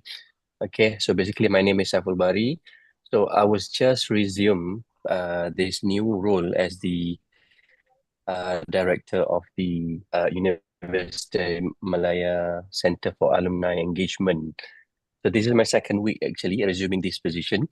And before this, we have a different person who was the director, who has been very active, okay, in doing a lot of things on behalf of the university. Right. I don't have any Congratulations, Prof. specific. I Okay. don't have any specific slides to show. I mean, what you're showing now is just my personal CVs, which everyone can find from the University Malaya portal. Actually, I mean, if you want to read, there'll be a lot of things out there. I'm so honored to be here as well. Actually, all right. What I'm trying to say, I was told that I can share things related to what we have been doing in the university with regards to the community services, CSR, all this kind of CSR relations and everything. In my personal capacity, I did quite a few things with regard to CSR. That happens several years as well, okay, before resuming this position. And the most important thing now is that what the university is doing on a CSR method, and what the alumni engagement center is doing or has been doing previously is actually something that is very useful to share with. Sorry. Right. As an alumni, I'm also an alumni of the university. All right. So the target is always to bring back alumni, okay, not only to campus, but to bring alumni together to share or to do something, to be exposed, or actually to give back to the community, right? Community means everybody. So recently, can I just share from the website? Sure, Prof. Our website, just share. I think that one was somewhere last year where we had activities, we had things. Okay, this is from our website, which you can see. So we give support, okay, Oh, to the awesome, Prof. the flood victims in Aceh. All right, so this Quite is good. from the university, and this is actually by the alumni. Okay, we have a very big community of University Malaya alumni in Indonesia. A very big community, and the alumni engagement center have been actually working closely together with the alumni in Indonesia, okay, to support, okay, the flood victims in Indonesia, right? Which we think that was actually very interesting and very impactful program.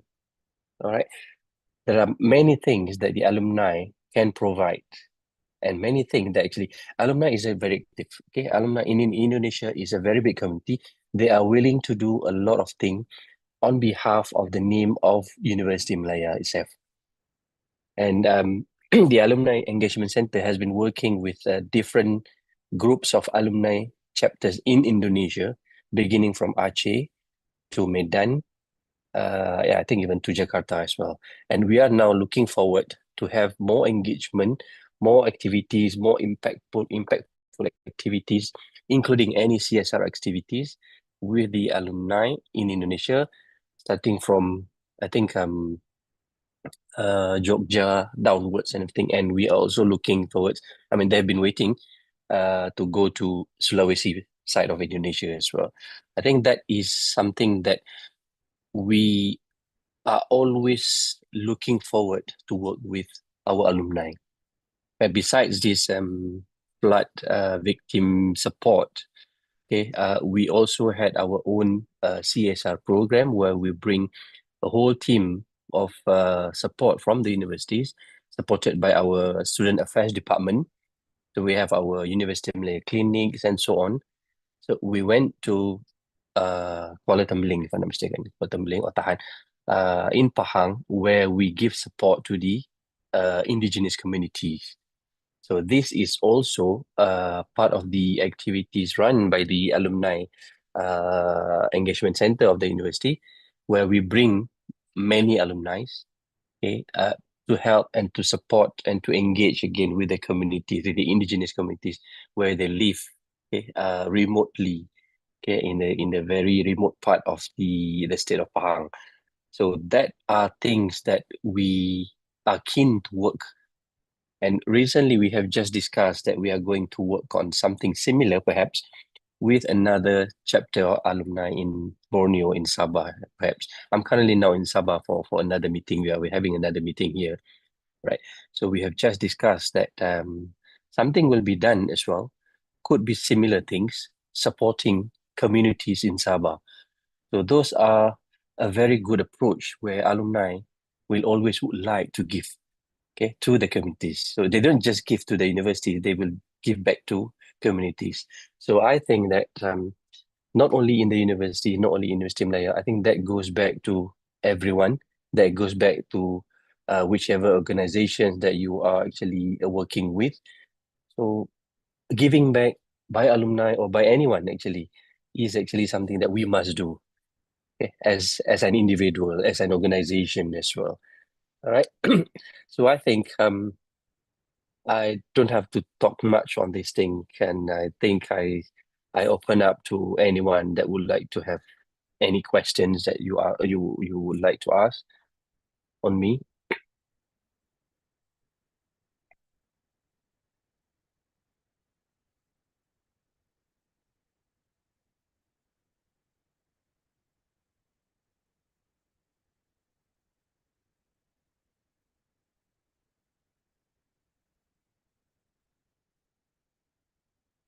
Anything?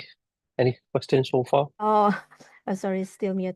Thank you very much, Professor Madhya, Dr. Saipul Bari bin Abdul Karim, Directors of Alumni Relation, University Malaya, who has delivered the material nicely and shared with us his insight.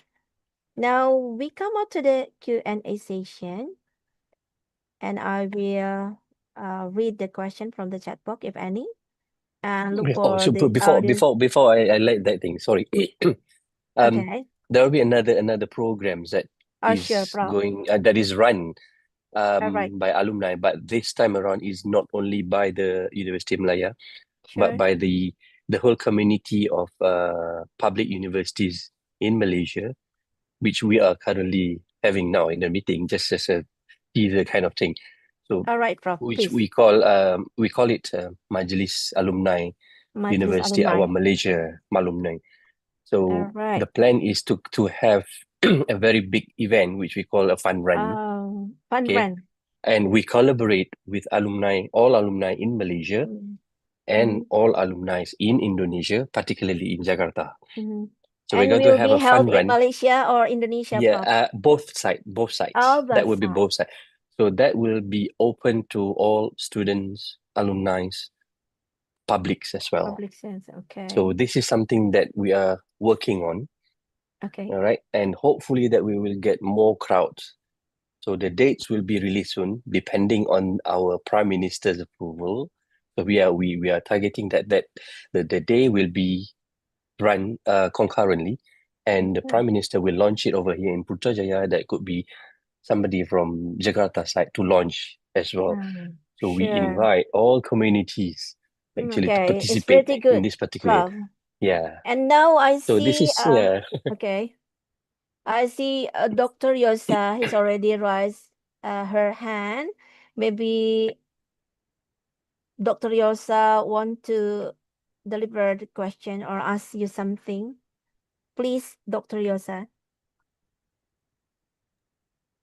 Assalamualaikum warahmatullahi wabarakatuh. Waalaikumsalam warahmatullahi Waalaikumsalam. wabarakatuh. Okay, allow me speak in bahasa. Boleh. Boleh. Alright. Ya. Selamat bergabung, Prof. Terima kasih sudah hadir Terima di kasih. ADPI. Ini event kami yang ke-16. Alhamdulillah. Sebenarnya susah sekali ngundang Prof ya. Alhamdulillah bisa hadir. Oke, dalam kegiatan ini kami sebenarnya banyak hal yang akan kami perbincangkan, tapi karena waktu Prof mungkin tidak banyak, mungkin kami akan mengundang UM untuk LOI bersama ADPI dan 155 institusi di Indonesia nanti di acara kami bulan Oktober. Apakah Prof bersedia hadir ke Padang gitu, Prof? Insya Allah kalau tergantung kepada tarikhnya. Ya, berarti itu apakah proseduralnya gimana, Prof? Kalau prosedurnya Tolong di-share boleh. kegiatan kita yang di UM. Ya, kita ada Begini, banyak Prof, untuk acara program kami. in Oktober. Ya. I think boleh kalau invitationnya dihantar ke universiti terus langsung ke universiti dan kita akan bawa ke university management. Dan kita akan tengok how we can work together, how we can collaborate, and how we can participate. Boleh. Begini, Prof, waktu di acara kami di UPM tahun 2025 kemarin, kami alhamdulillah ADPI berhasil memfasilitasi 71 institusi untuk LOI dengan UPM, USN, Unimas, dan satu lagi UTM. Jadi rencana Oke. kami untuk event yang untuk ke-6, headquartered ke-6 itu di Padang, insya Allah tahun ini 2026 Oktober, itu kami akan mengusung tema International Conference on Research and Development. Itu juga bekerja sama dari total institusi yang sudah ada di ADPI itu 728 institusi dari 22 negara. Total member kami itu 2.650-an. Wow. Insya Allah biasanya akan hadir itu 70 sampai 100 institusi, Prof. Nah, kami mau mengajukan apakah UM mau LOI dengan seperti yang kami silahkan admin di-share dulu gambar kita LOI atau kami harus bersurat kepada UM untuk prosedur seperti itu bagaimana caranya, Prof, gitu. Ya.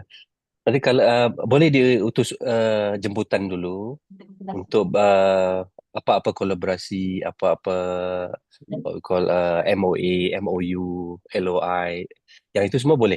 Jadi just hantar saja dengan information sikit lah kan, dan kita akan teruskan ke siapa yang boleh bertanggungjawab yang ini. Ya, baik, Prof. Selain MOI, kami juga akan mungkin untuk tahun ini rencana kami akan berkunjung dulu ke beberapa university di Malaysia. Kita akan mengadakan visit, kemudian ada International Multidisciplinary PKM OSA gitu, Prof. PKM-nya offline. Jadi kemarin itu kami kerjasama dengan sekolah binaan KBRI Malaysia di Malaysia. Nah, itu selama 4 hari. Tapi karena itu kita dari multidisciplinary, jadi kami maunya community-nya benar di Malaysia. Jadi insya Allah butuh bulan Mei ini kami akan berkunjung dulu ke USM sama UTM untuk membicarakan kerjasamanya. Apakah kami bisa menggandeng UM juga untuk melakukan pengabdian masyarakat nanti apabila kami bisa bekerjasama dengan USM dengan UTM di Penang, Malaysia. Itu Insya proseduralnya Allah bagaimana boleh. pengabdian masyarakatnya? Boleh. Karena kemarin Insya Allah boleh. karena kemarin waktu kami bertemu dengan Kak Fi ya, yang direktur sebelumnya, katanya kan UM ini adalah universitas pertama di Malaysia yang mencetuskan Betul. community service gitu. Nah, Ya, jadi untuk ke depan betul. kami akan menggandeng UM. Itu bagaimana tanggapannya, Prof? Terima kasih. Insya Allah kita boleh bantu. Mana yang boleh bantu kita bantu. Ya, kita support juga perkara-perkara dengan CSR ini, dengan aktiviti-aktiviti begini kita support. Insya Allah boleh. Ya, itu saja, Prof. Terima kasih. Nanti undangnya akan kami hantar kepada Prof. Mohon izin untuk selalu Baik. berkomunikasi dengan Prof ya. Piawai. InsyaAllah boleh. Ya, terima Boleh. kasih, Prof. Alhamdulillah ada calon partner yang baru. Insya Allah bisa terlaksana dalam waktu dekat ya, Prof. All right, ladies and gentlemen, because we also have a limited time, we would like to deliver our token appreciation to our first guest star, Professor Madya SR Dr. Saipul Bari bin Abdul Karim, Director of Alumni Relation, University Malaya. And please receive our tokens of appreciation, Prof.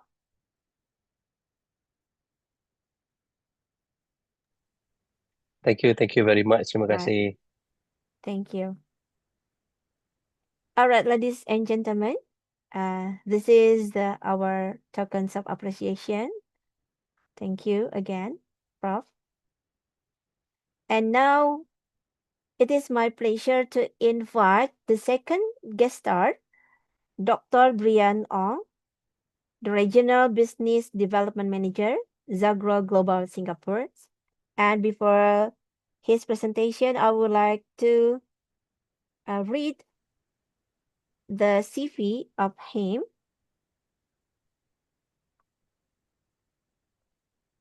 Okay. Okay, you can continue. Okay. Your CV, all right. Dr. Brian Ong holds a Director of Science from ETH, Zurich, Switzerland, and PhD in Veterinary, Biomedical, and Clinical Sciences from the Universities of Wisconsin, Madison, United States. With over a decade of international experience, he has built an impressive career across leading multinational companies, including Bayer Animal Health in Vienna, Entracare BV in Netherlands, Bachmeyer Group in Malaysia, and most recently as Regional Business Development Manager at Zagro Singapore. And he is also a seasoned expert in animal health, veterinary science, and regional business development across Asia Pacific. And Dr. Brian brings with him a wealth of scientific knowledge and hands-on field experience spanning Europe, the Americas, and Asia. All right, without any further ado, please welcome Dr. Brian Ong. The Zoom floor is yours. All right, thank you so much for inviting me to join this event. Yeah. So for today, I would like to extend my thank you to all the committee to invite me or to establish this event. And as for today, actually, I want to share some of my experience in field and also in the companies and also in my experience. Yeah. So I believe here, yeah, there are so many scientists here. All of you or most of you are actually working in the university. You publish so many journals, you publish so many review and all the kind of scientific journal. Yeah, and going to the lab, teaching the students. Yeah, so these kind of things, sometimes the question come up. Is it really make impactful to our farmer? Is it make it what I can tell to you? The reality how the farmer, if you talk about farmer, because I'm a veterinarian, so let's say we talk about let's poultry or dairy farm or whatever. So is it all kind of publishing, all kind of research that you are doing so far, for example, is already make impactful for our farmer? Yeah. So as per today, I want to bring and to discuss to all of you on how we can make impactful and not only, for example, do the publishing or teaching to the student, and then this is not something that farmer is actually needed. Yeah. So I believe and I already trust that all of you as a teacher, as a professor, as a lecturer, you already produce so many journal, scientific journal, yeah, it's already proven in terms of technology, in terms of data, in terms of the researcher you did or you have been doing so well, yeah. But then the question is, your research is already hands-on to the farmer? Is your research can use to our farmer or not, for example? Because why? The high advance of the technology, the high advance of the knowledge, if cannot deliver very well to our farmer, to our people, it's only can stay in the library. It's only can stay in the lab. It's only can stay in the university, for example. So that's not about the knowledge problem, because of course you as a professor, you as a teacher or as a scientist, you have a very good knowledge, right? But then what's the real problem, and why the problem still exists? Why we talk about animals? Why the disease still there, right? Why the problem still there? Is it about what, you know? So it may be problem because we don't know how to apply, we don't know how to implement such a problem. So now we have two part or two word. The first is academia or the scientific word that you are now is working, and second is a farm reality, right? You do a research, you do all kind of scientific journal, and everything is you try to control. Let's say we talk about poultry farm where they have problem of, let's say the common problem is a coccidiosis problem, and then you want to reduce the coccidiosis problem because you want what? You want to increase the production of, let's say, what? Egg, for example. You want to improve, let's say, the metric performance, increase the body weight, for example, improve the FCR, for example, or whatever. You try to control every environment or every part or parameters in your work. And second, of course, everything you try to make ideal to get a good result. The question may be in the academia, because I was working in the academia before, not that far, I think only 4 to 5 years. It was in Germany before, and then, oh, okay, we go to the lab, and then we want to have a good objective or a good hypothesis, for example. We already predicted, and we try to make what the environmental or the condition to be optimum or to be optimal. But then on the other side, the farm reality, very hard to control. There are human behavior problem. The farmer cannot pressure. You tell to farmer, hey, farmer, you go to farm, for example, and you want to introduce what? Supplementation. Let's say you want to introduce the calcium, magnesium, or vitamin D3 for the problem of the eggshell, the shell problem in the layer farm because they are too tiny, for example, right? And you come to the farm, hey, hey sir, I want to introduce the vitamin D, calcium, whatever supplementation because can improve your egg production, can improve the eggshell, then your egg will be much better, for example, right? And then you add on more working to our farmer. And the farmer will think like, first, you add on more work for us. And second, how much the cost? Because why? The farmer, this is the reality. At first, it is very difficult to push them to add on more working. They're already happy what they do. Second, the cost. You or as a scientific, you apply a knowledge, you apply the innovations. Oh, we found some innovation in what I don't know what parameter or what innovation you try, and then you try to introduce to the farmer, and the farmer will think, hey, how much the cost? How much and how to apply? Is it very difficult? Oh, it's easy. How? How to make easy? For example, because farmer cannot read the journal, of course. Farmer cannot read the book, right? So they need to have more easiest way, right? And what is the farmer reality? It is unpredictable. Is it unpredictable? Because what we found in the lab, it could be different what we found in the farm. So there are two words, and we want to find a bridging between academia and the left hands and also the farm. if we talk about farm right now. How? This all what I observe in most Asia farm as a working in a Asia farm. Yeah. So we try to apply. Hey, we give them all the knowledge to the farm in the very first time introduction. Hey, we understand. We understand the dosage of the supplement. Oh, okay, done. And then, the SOP could be like this. The protocol could be like this. Oh, you only can apply only the starter, the first week only, for example. Okay, done. They understand. Hey, we also try to introduce, let's say, disinfectant because biosecurity is very important, for example, right? So, okay, they done, they understand.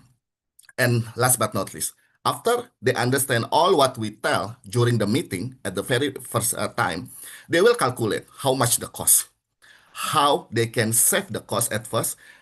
Is it very worthy to change their current product to the new that you develop as a scientist, for example, because you got innovation. You want to make the egg more healthy, for example. You want to make the rice, let's say if you are in the agriculture, more better or whatever good quality, for example.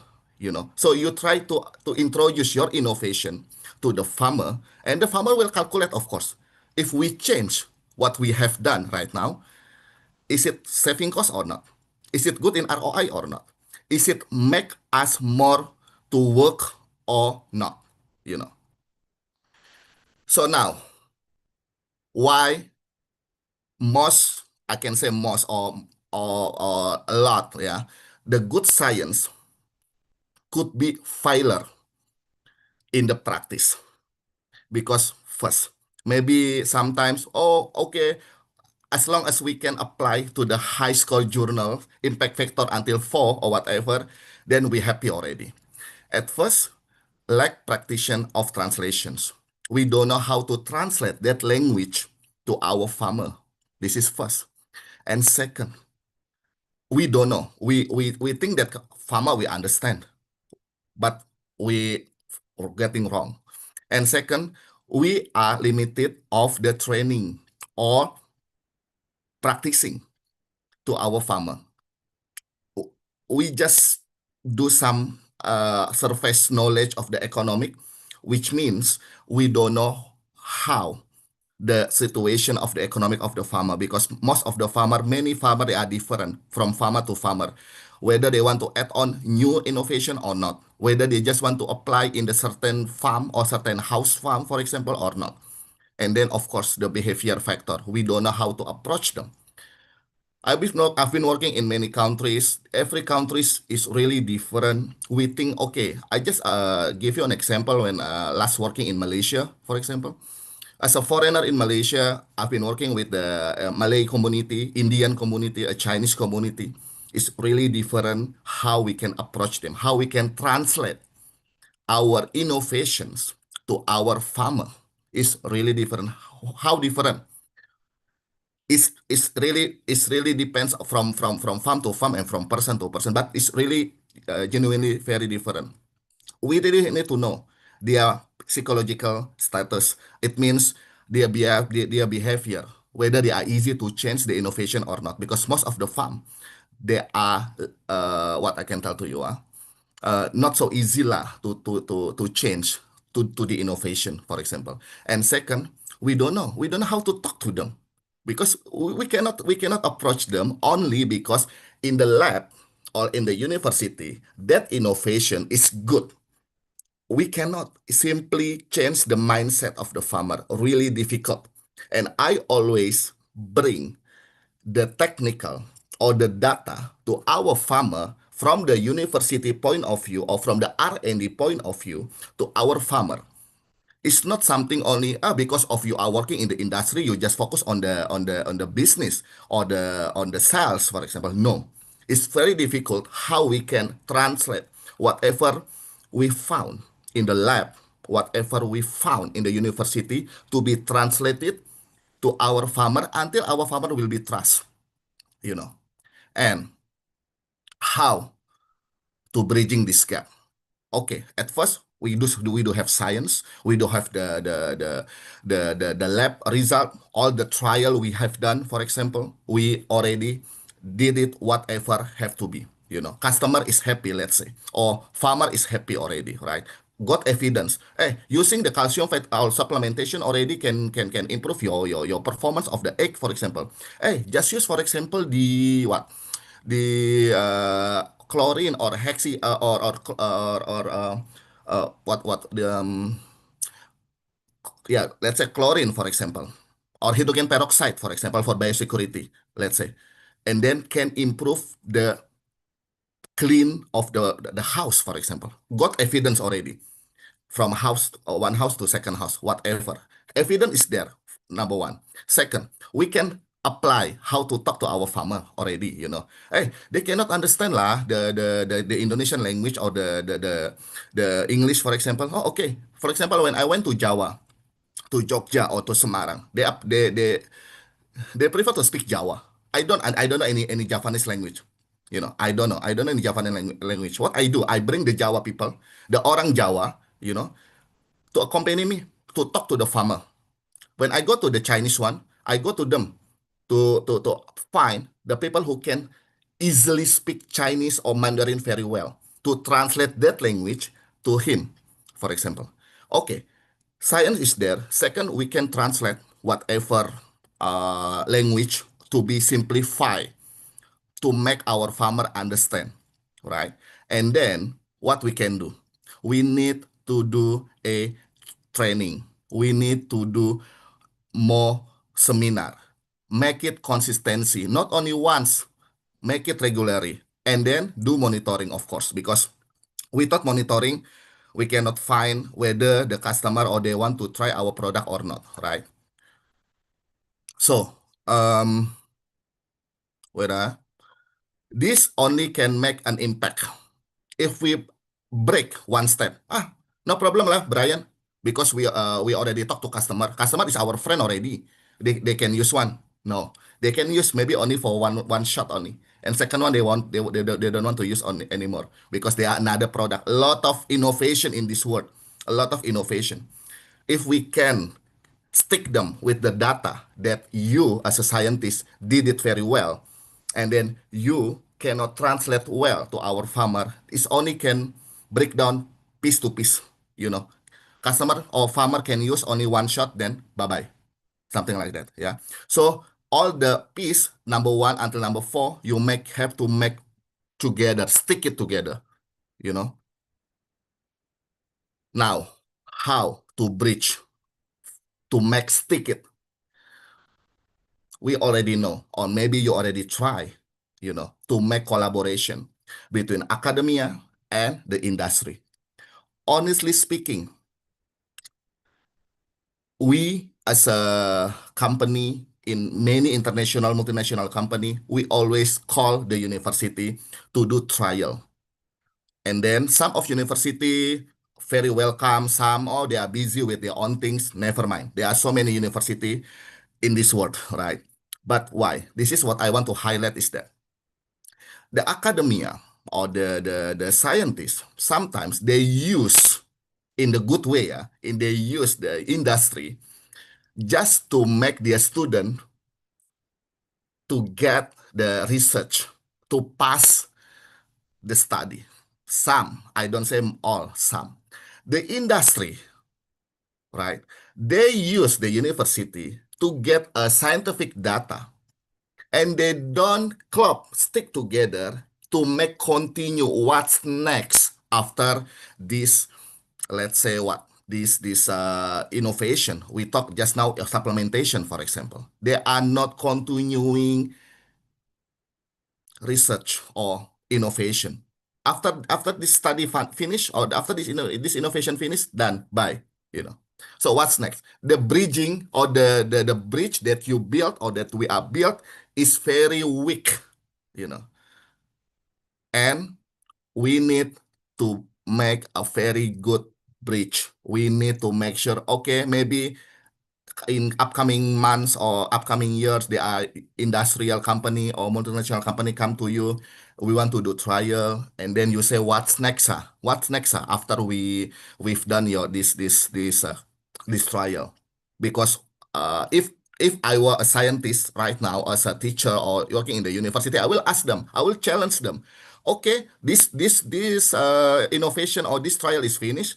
Can we have another round next year in another trial, for example? So it's not stop until one shot only, you know. And then you will understand how the industry is working. If we're just now talking about supplementation for animals, for example, right? And then you also understand how the mindset of the farmer to save the cost, because the cost is very challenging. How we as a working in the industry to save the cost of the farmer, you know. Sometimes the scientists, hey, no, you cannot use this dosage because this dosage is very low. Hey, the more low of the dosage, the more cheaper. Something like that, you know. So the logic is there. That's why the communication have to be strict. The relation have to be strict between academia and the industry. The industry really needs what academia do. And I'm pretty sure the academia, the professor, the lecturer also need how the application, what industry does, right? So that's why we need to bridge that bridge very good, you know, not only one shot goodbye.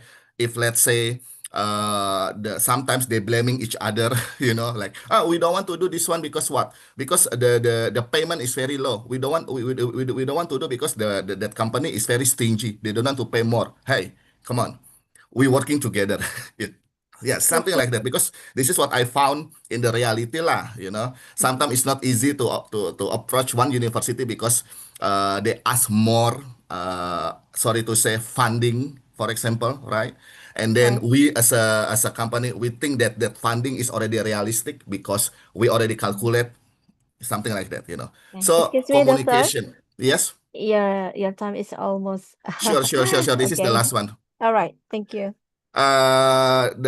This is already I tell you just now, and yeah, the impact can make or can be happen with the knowledge, of course, if we less on complexity. We don't think too much on what is going on. We just make it everything simple. We focus on execution, do trial, go to farm, and do stronger and collaboration. You know, because the weakness of us is that academic think they are stronger, industrial think they are stronger, egoistic is there. That's why, well, we're working together. Come on, make the bridge. All right. That's what Good. I can say to you. It's not to blame anyone. I'm not here to blame anyone. I just want it in the coming future that we can working much better how the industry and the academia can make it better for whatever innovation that we can build in the future. Yeah. All right. Thank you Thank very you. much for really practical presentation, doctor. And then now we move to the Q&A session, and I saw here in the chat box there is question for you. Sure. Terima kasih Dr. Brian atas sharing yang sangat berharga.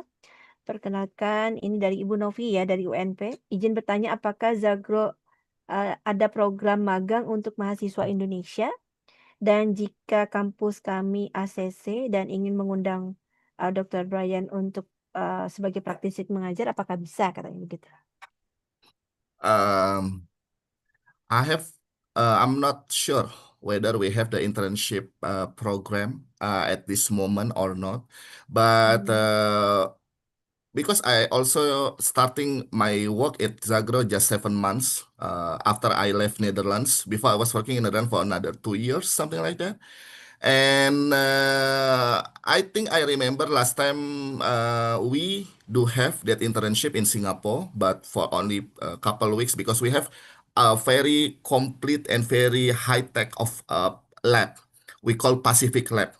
So that Pacific Lab is actually we send all the sample and many multinational company like Bayer, you can call it Charung Pokpan, Java, for example, they send their sample and send to my company to Pacific Lab and they do analyze and everything, you know. So first, whether we do have internship or not in Singapore, yes and no, because I don't know.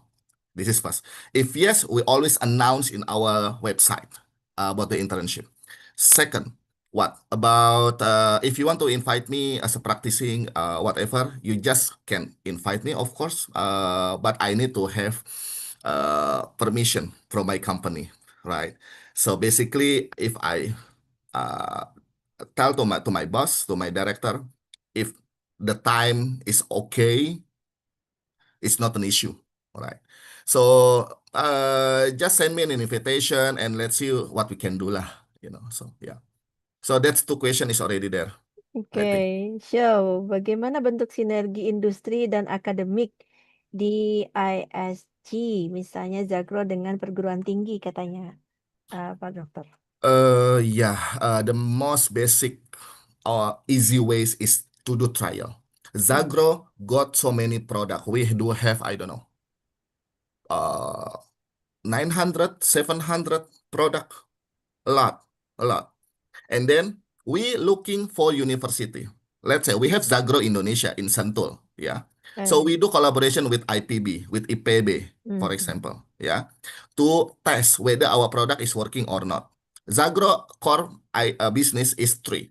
First is for animals, animal health and animal nutrition. Second is for agricultures. So we do have product for fertilizer. Third for aquacultures also we do have. And what else? Yeah, that's true. That's three.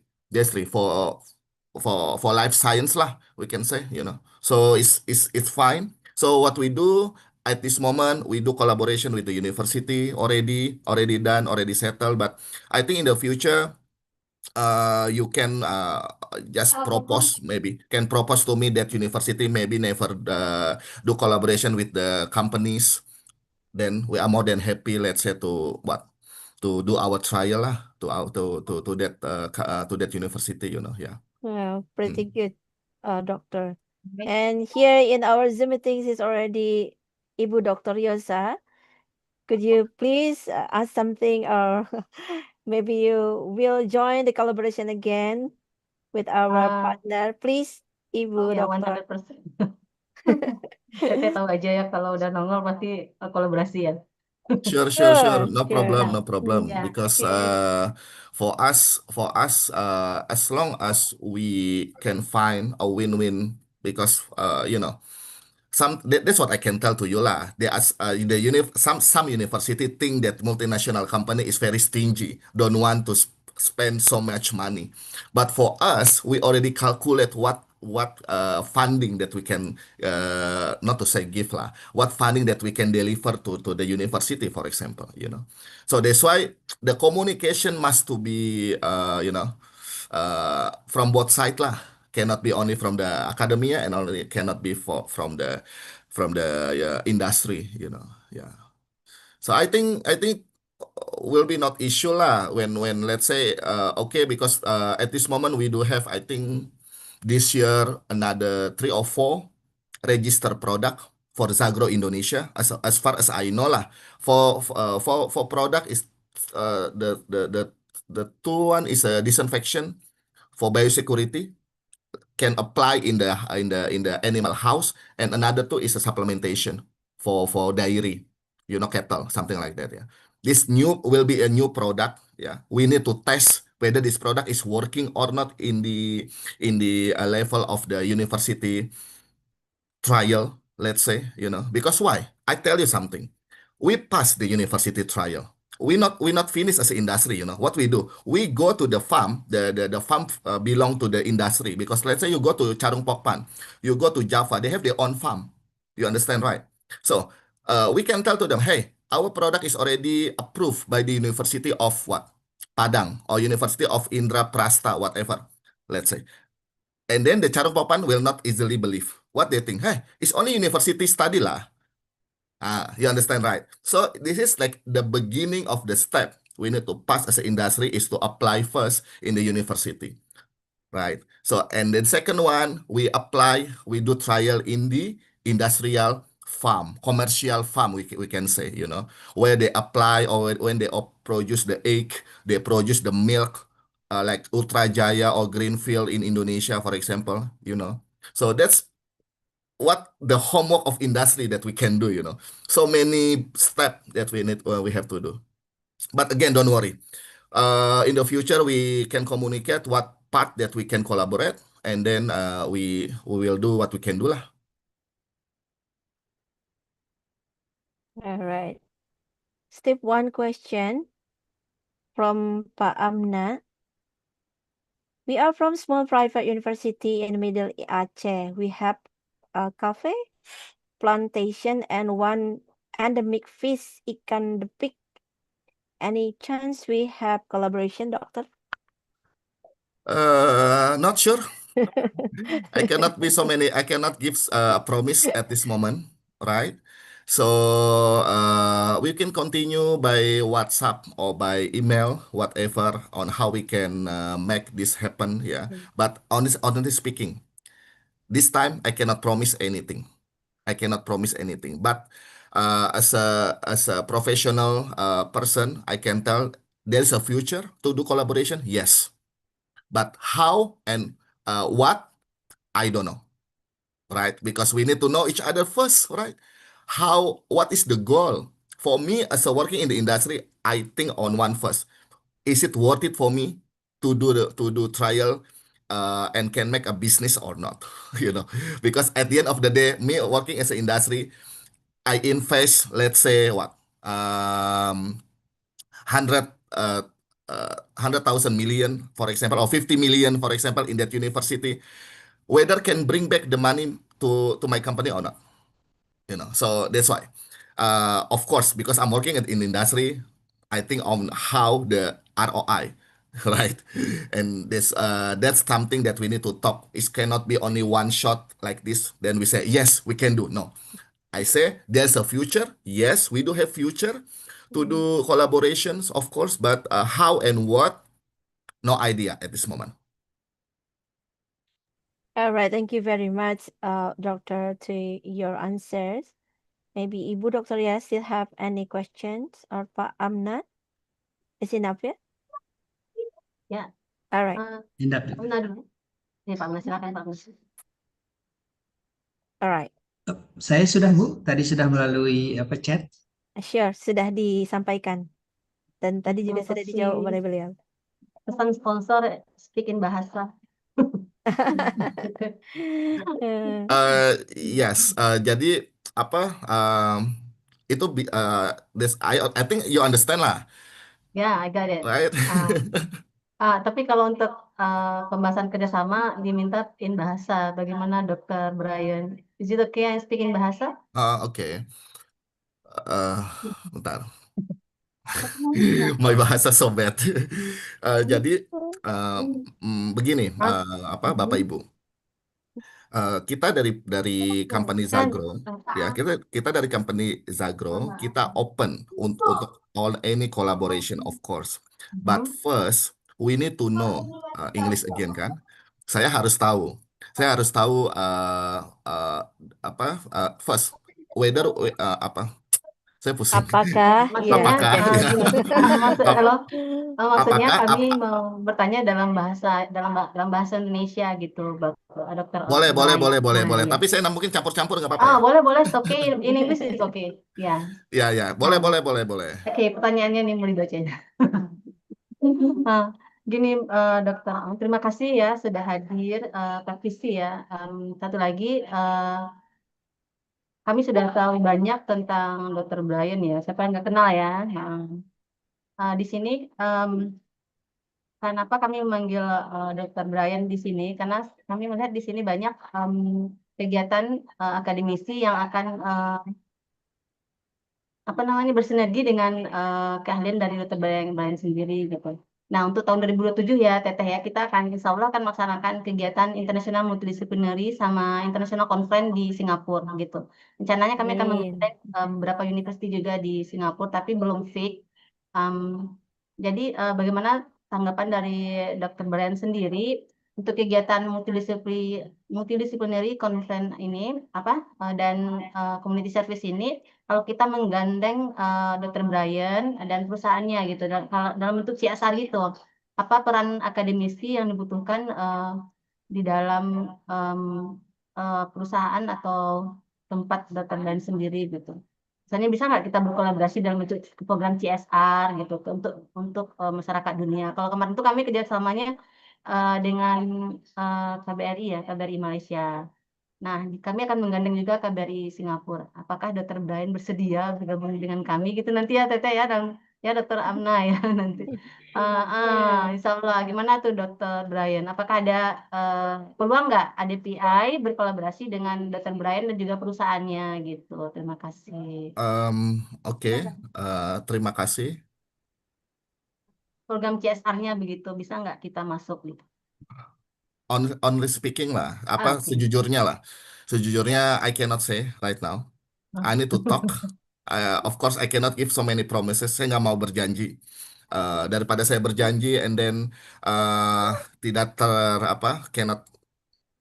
nggak bisa direalisasikan, ya kan? Yeah. So for me now, I will bring this kind of idea to my supervisor, right? And then saya akan update whether they are interested or not. You know, if let's say not interested, why? I will tell to you why and whatever. You know, basically kalau kamu nanya saya, I'm very happy to help, right? But saya ini part of that company. So whatever I do, I need to get izin, permission.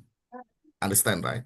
So that's why so far saat ini saya nggak bisa berkata banyak, but we can talk more and more on how we can apply on do some such a collaboration lah, you know. So I'm sorry if not happy my answer, you know, but yes, Yeah. saya nggak bisa berjanji banyak-banyak. Yeah. Oke. Ya, tapi Tapi sudah dibuka peluang untuk ya, ada kalau pembicaraan lebih lanjut ya. Kalau Zagro sendiri punya masyarakat binaan nggak, Dr. Brian? Itu Uh, program CSR-nya biasanya kemana? Zagro, kita ada itu di Philippines. Oh, di Filipina, di As far Singapura as ada? I know, Philippines and Thailand. Oh, Filipina. Kami juga udah punya koordinator juga di Filipina sama Thailand. Okay. Let's see. That's why.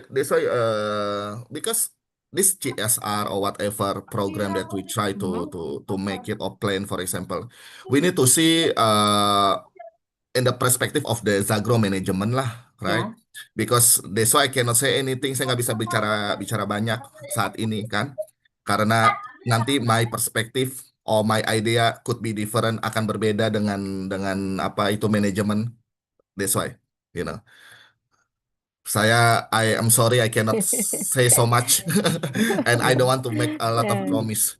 Yeah. Yes. Oke, nanti via chat aja Yeah. kalau gitu ya. Yes. Terima kasih Dr. Brian. That's very nice answer ya for us. Thank you. so much for coming. Mungkin untuk selanjutnya kita akan undang juga nanti Dr. Brian di acara-acara kami yang lain, boleh ya? Sure, I'm more than happy if the time is Yeah. match with my agenda. No worries, you know. Okay, Alright. thank you so But I want to say, of course, sorry if I cannot join if nggak match, ya kan? Alright, Tidak thank apa-apa. you, Terima Dr. kasih. Brian. Yes. Thank you so Alright. much, Ladies and everybody. gentlemen, yes, because we have only limited time Sure, and sure, another sure. presenters is already in our Zoom meeting. So Sure. we would like now to express our sincere appreciation to our guest star, Dr. Brian Ong, Regional Business Development Manager, Zagro Global Singapore. Thank you. Kindly accept this token appreciation as a gestures of our gratitude. The committee, please.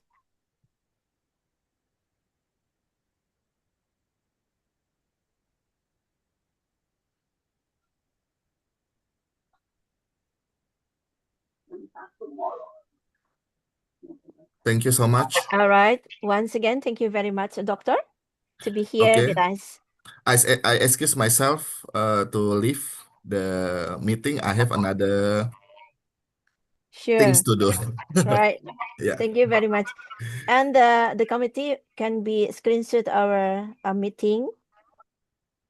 Oh, Dr. Ryan has already left. All right, ladies and gentlemen, we come to the end of today's keynote speaker session 1 program. We would like to express our sincere gratitude to all distinguished speakers, keynote speakers, the honored guests, and participants for your valuable contribution and active participation. We truly hope that this event has provided meaningful insight and strengthened our academic and professional collaboration. Should there have been any shortcoming during event, we humbly ask for your kind understanding and forgiveness. And now we proceed to the keynote speaker session 2, which will be held in this main room. And the session will be chaired by Ibu Supriyani MPD from STKIP Al Amin Indramayu. Ibu Supriyani, are you here already? All right, thank you. And before I close the session, allow me to deliver pantun ya. Pergi ke taman memetik melati. Melati putih harum berseri. Terima kasih hadirin yang kami hormati. Selamat melanjutkan acara ADPI online seri. Sungguh cantik si anak dara. Kalau tersenyum memikat hati. Kalau tersilap tutup bicara. Maaf dipinta sepenuh hati. Thank you very much. Billahi taufiq wal hidayah. Wassalamualaikum warahmatullahi wabarakatuh. Salam Om Swastiastu, Namo Buddhaya, salam kebajikan rahayu. I give to Ibu Supriyani MPD, please. Thank you, Ms. Sandiana.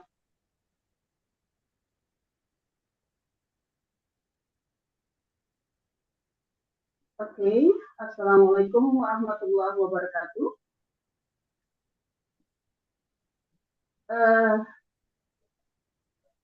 Kalau tadi Ms. Sandiana berpantun, bolehkah saya berpantun juga? Sure, Ibu. Pergi ke taman memetik melati. Harumnya Sumatra. Selamat datang para hadirin sekalian di forum ilmiah penuh inspirasi. Good afternoon, distinguished speakers, respected participants, and honorable guests. On behalf of the organizing committee, I would like to warmly welcome to the International Multidisciplinary Community Service Activity, PKM OSA Best 16. My name is Supriyani, and I'm honored to serve you as the session chair for today's session. The theme for our seminar is Holistic Community Service Framework to ensure our ecological and human survival in sustainable and smart society. While this theme highlights the urgency of integrating multidisciplinary approaches in community service, emphasizing sustainability, ecological balance, and human well-being in the era of smart society. It encourages collaboration across fields to create innovative, inclusive, and impactful solutions for global challenges. Okay, before starting the program, allow me to briefly explain the session format. Each presenter will be given at most 50 minutes, so it could be 10 minutes for presentation and 5 minutes for Q&A session. And then I kindly ask all participants to keep their microphone muted during the presentation and use the chat box or raise hand feature for questions. Well, without further ado, let's begin our session. In this session, we have 8 presenters. We have Professor Dr. Supatrawat Siri P. Patanakul from Bangkok Canberra University and coordinator of ADPI Thailand. The second one is Mr. Arvin Joshua P. Banglongo MSc from University of the Philippines, Manila, the CEO or President of Youth Serving Organization and coordinator of ADPI Philippines. The third, Professor Dr. Insinyur Ratna Astuti Kuswardani MS and Ibu Sri Aryani Savitri SKMSc from Universitas Medan Area and reviewer of ADPI North Sumatra. The fourth, Dr. Kelvin Lee Yong Ming from Taylor University, also an executive committee of ADPI Malaysia, Malaysia chapter. The next will be Assistant Professor Narina Ringo from Northeastern Federal University, Russia, and Overseas Reviewer of ADPI, Russia. The sixth, Dr. Ashraf S. Al-Madun from Technical Instructor Gaza Training College and Coordinator of ADPI Palestine. The seventh, Dr. Nur Hayati SPT MXC, Universitas Prasetya Mulia and Deputy Coordinator of ADPI Banten. And the last, Professor Dr. Luis Miguel Cardozo from Polytechnic Institute of Portugal, Portugal.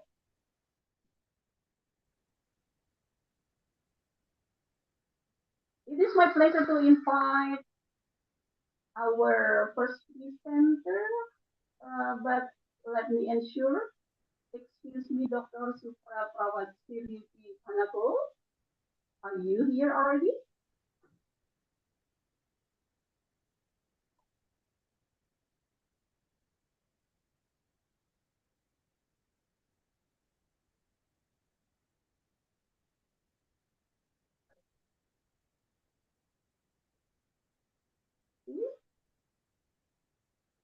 Not yet.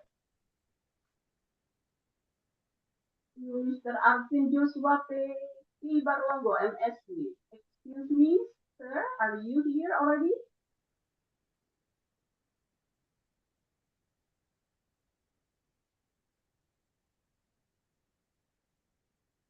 Still no confirmation yet. Excuse me, Prof. Dr. Insinyur Retna Astuti Kuswadani, MS, and Ibu Sri Aryani Sapitri, already been here?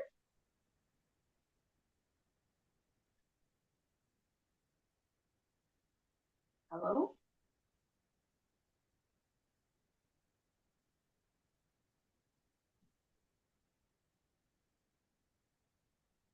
Not yet.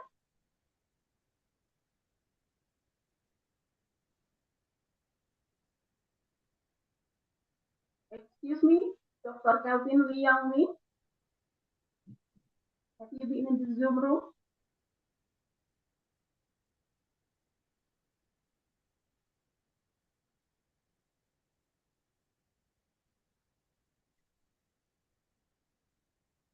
All right, yeah, I see you,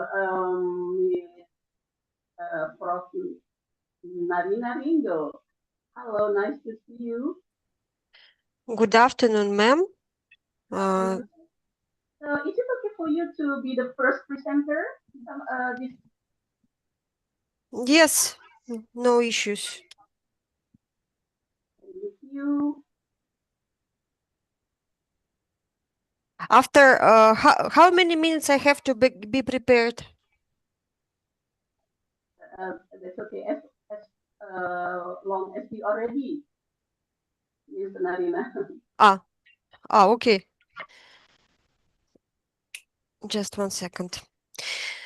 Okay, good afternoon, everyone. It's a great honor for me to participate now this time in 16th conference.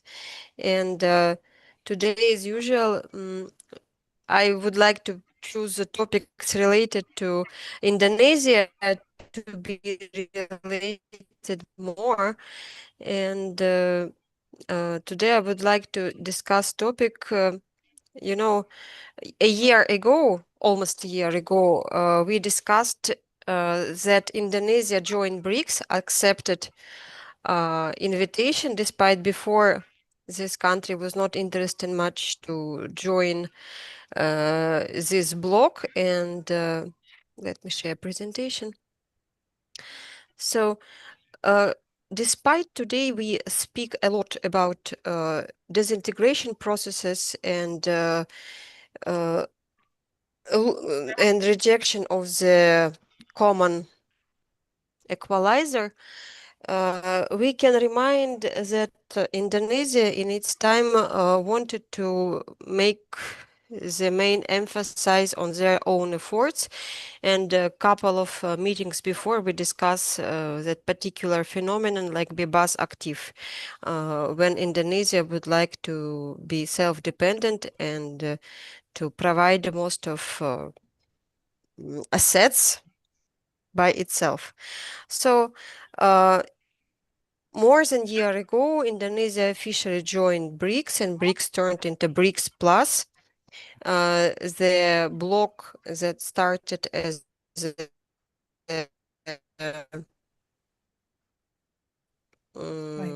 association for formal union. Now we can see that countries decided to join and reflect main paternalistic effects that we cannot find the common unification for all of us, but we would like to be joined and united and collaborating in terms of our interests. Currently, the largest economy in Southeast Asia and one of probably the most diversified economics, like Indonesia, have joined. And what I would like to highlight, it does not conflict with the principles of Bebas Active, as joining such kind of bloc like BRICS is a pure reflection of disintegration processes. Firstly, BRICS is not a geographical or union, because we all countries are situated in different parts of the world, and mostly we unified by terms and direction of collaborations and new opportunities. Currently, we see that Indonesia gave its contribution to development of new development bank that is considered to increase the processes of the dollarization of global economics and looking for new opportunities for alternative financial system, payment systems, and promotion of settlements in national currencies instead of traditional dollar and euro, because such kind of payments and transactions usually, as we can see after 2022, can lead to dependence on traditional financial systems. So we currently observe very significant changes globally, and it helps to be more independent in decision making and choice of partners. Currently, country Indonesia does not support sanctions against Russia, and it helped to use some benefits to offer new logistic hubs, to increase bilateral relations between two countries, and in a big three of BRICS, primarily in terms of fuel, export-import operations, agriculture, and fertilizers. And it creates new relations and new opportunities, like diversification in new logistic hubs, taking into consideration the current crisis in Strait of Hormuz, demonstrates that we should be ready for changes in everything, not only in looking for partners, but also in terms of new logistic hubs.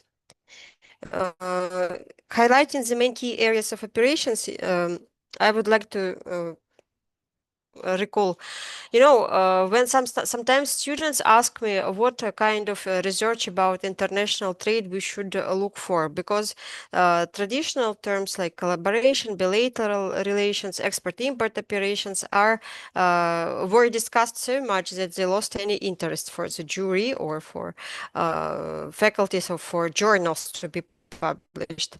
On the other hand, we don't have enough statistical observations to make conclusions about the current crises globally, or to offer new solutions for this, overcoming the crisis. But looking at the collaboration within BRICS, and especially such countries that were quite far from conflicts, we can see that main key areas of cooperation are still very interested for researchers and publishing. First of all, it's energy cooperation, as it was highlighted as the main topic in relations between Russia and Indonesia. Defense and technology dialogue, it's not related to economics, but still it affects the general frame of conducting such kind of relations. Tourism, obviously, Indonesia has a significant experience in tourism and development of this sector of economics. And of course, researchers in terms of looking for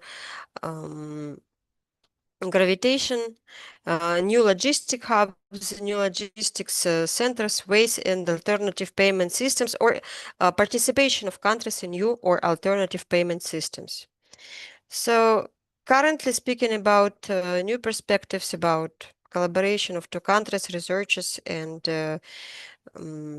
challenges in the current complicated world, we can speak that we can make some researches or offer some policies about sanctions-related risks. We can discuss topics of de-dollarization or strengthening the yuan or renminbi, offering and participating in new development bank as the main bank of BRICS, discussion of new logistic hubs, infrastructure development, maybe some collaborations or trade agreements, and in general it's visible that this kind of relations have long-term potential because despite we live in the world of disintegration, BRICS is strengthening because it does not looking for equalizer. It does not try to make each and every country equal because it is not possible in the global world. Thank you for your attention. Once again, thank you for invitation and for listening.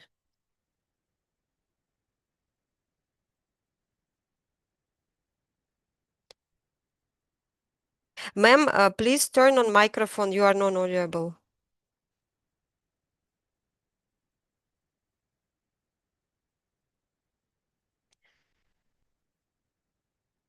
Madam, respected madam, you are non-audible. I see you are speaking, but your microphone is off.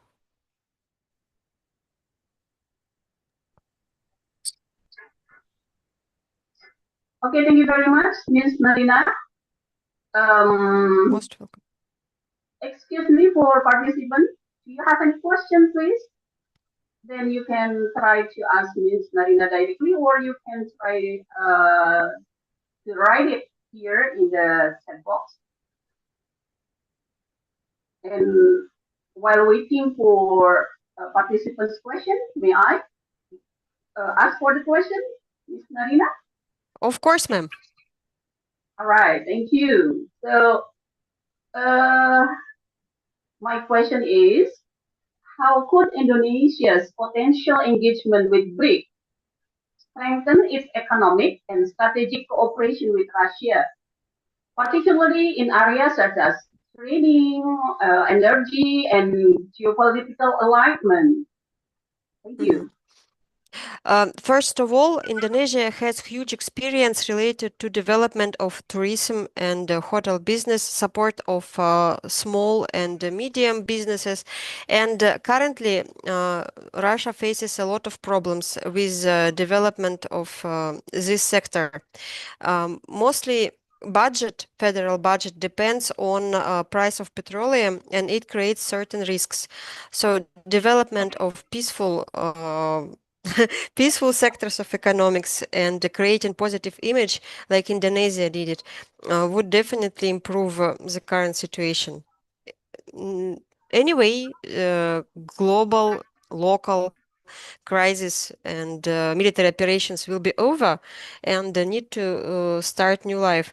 So experience of Indonesia is really significant because probably this country, your country took all the possible opportunities to develop it into very strong into strength. So in terms of this, first of all.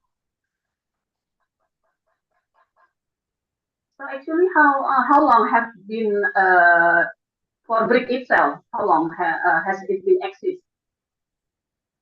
First of all, it will be easier. If you speak about terms of defense and bilateral relations, now as countries are in terms of BRICS, it's easier to conduct some maneuvers or maybe some practices together, for example, in water bodies. secondly, it will be easier to transfer some goods, avoiding permissions or insurance of traditional companies. We know that currently China is really interested in Indonesian development of raw materials, but it's usually related to some how to say, opinions from the side. So maybe it will be easier to take decisions or to attract investment in the country or to participate in trade and so on.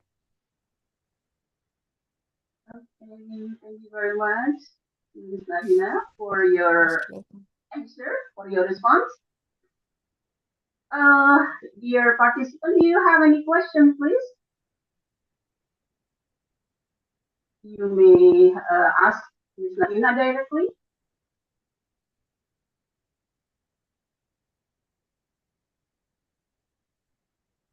Or you think about it, and then later on you will try to write it in the chat box, and Ms. Nadina Yes. will try to respond them. Yeah.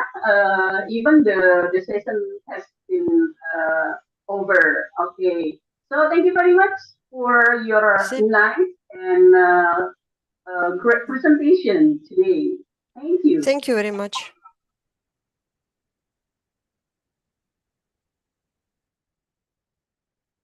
Okay, that is the token appreciation for Assistant Prof. Narina Ringo. Ms. Narina? Thank you so much. Okay, anytime. Well,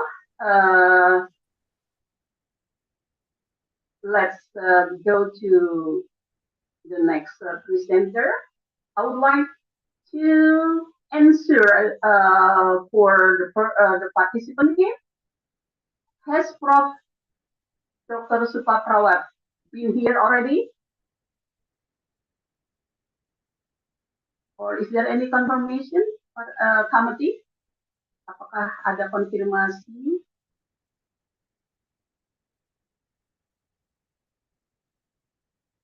Belum.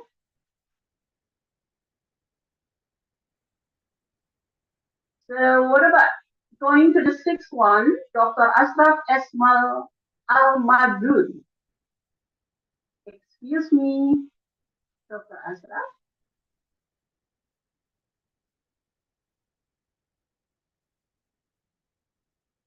Not in this room yet. Next, Dr. Nur Hayati STP MSc from Universitas Prasetya Mulia and Deputy Coordinator of ADPI Banten. Excuse me, are you here already? Yes, ma'am.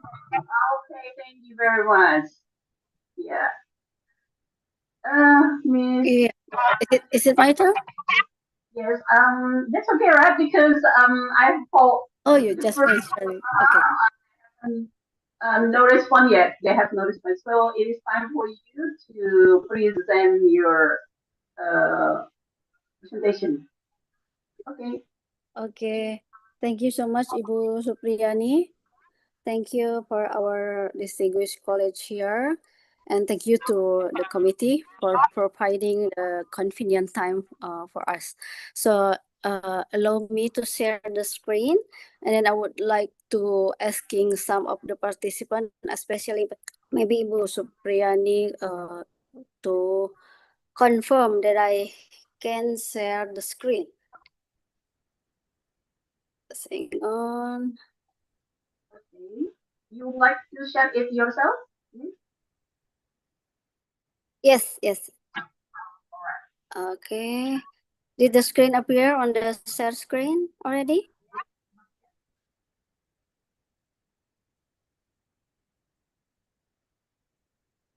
Apakah slide-nya sudah terlihat, Ibu? Mohon info.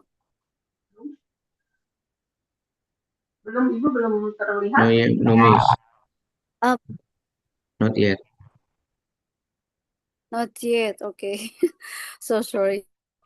Because I was logging into the browsing and then looks like I have the gap how to share the screen.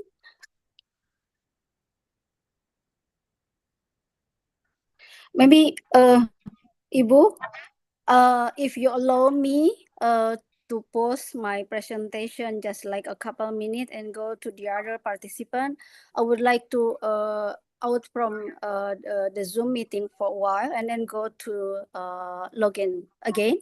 Is it okay? Because looks like I have some problem how to share during my sharing through the browsing. So I just like to try to another device. Is it okay?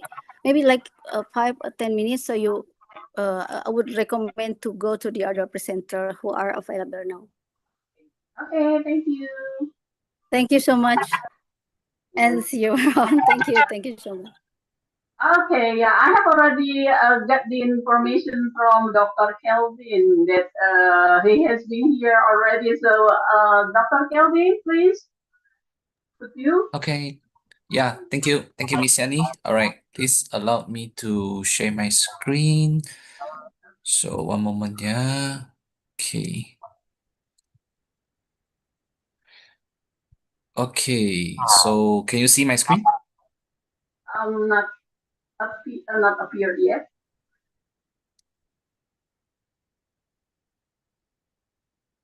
I think it's already sharing, right?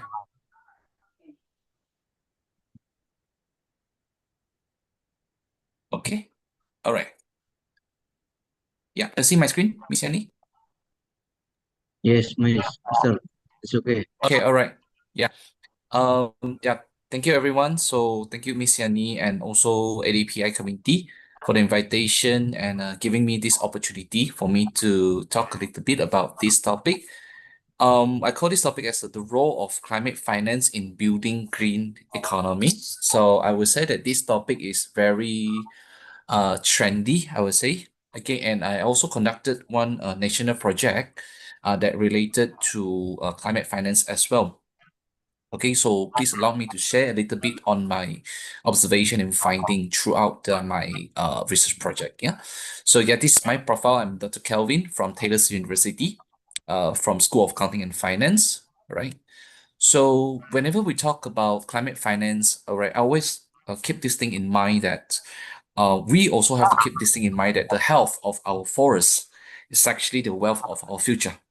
If we don't protect the forest today, our future generation, they may not be able to, have this kind of environment. They may not see certain animals, even animals, somewhere in the future.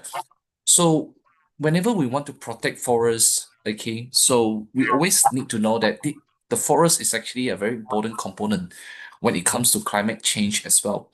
So this is where climate finance comes in. It actually connects not only the money, but it connects the economy and the nature together. Okay, climate finance used to fund the resilience, sustainability, and equity. So what is actually climate finance? Yeah. So climate finance is referring to a financial resources. Okay.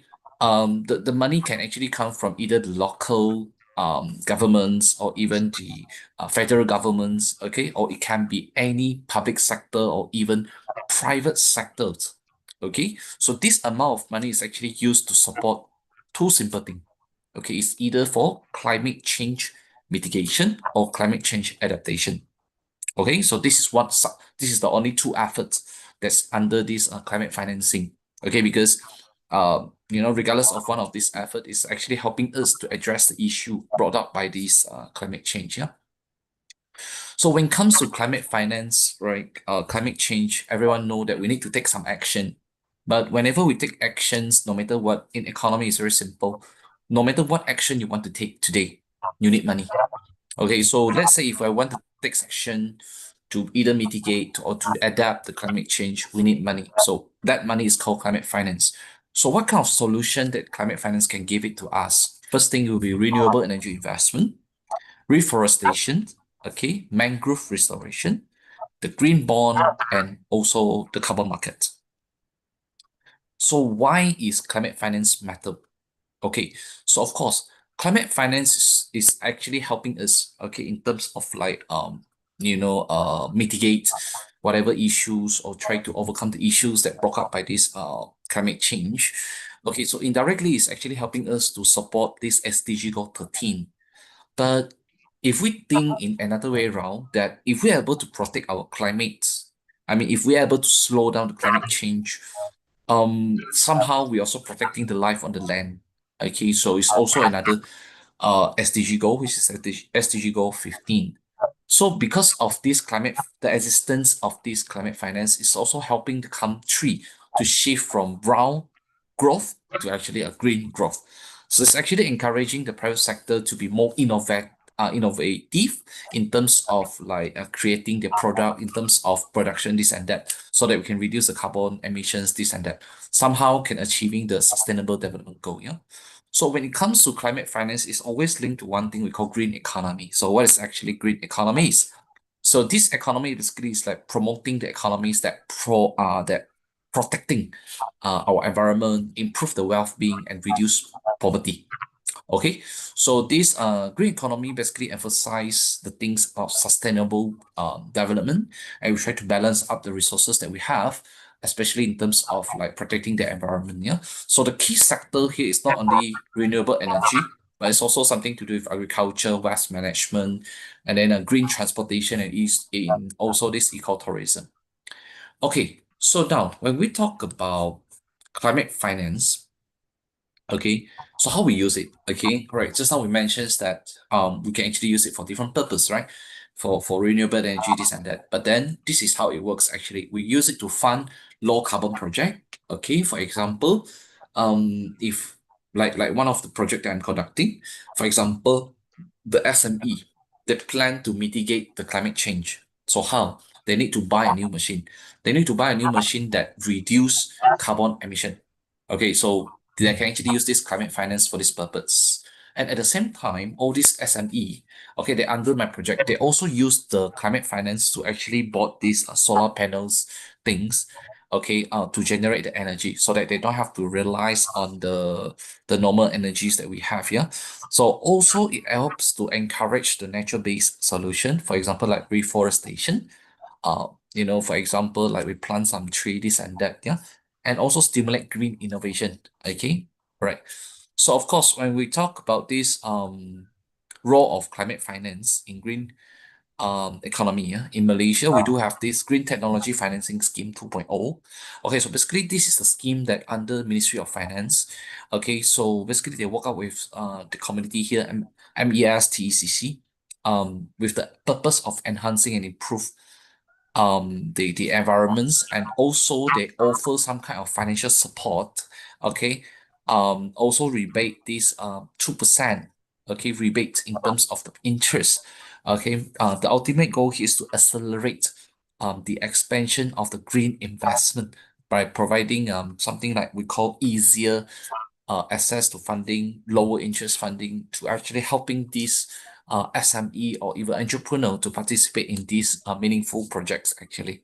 Okay, so that they can transform into green, so-called green energy, green sector as soon as possible. So of course, whenever we need this money, right, we also thinking about sukuk. Okay, because we talk about Islamic bond as well in Malaysia.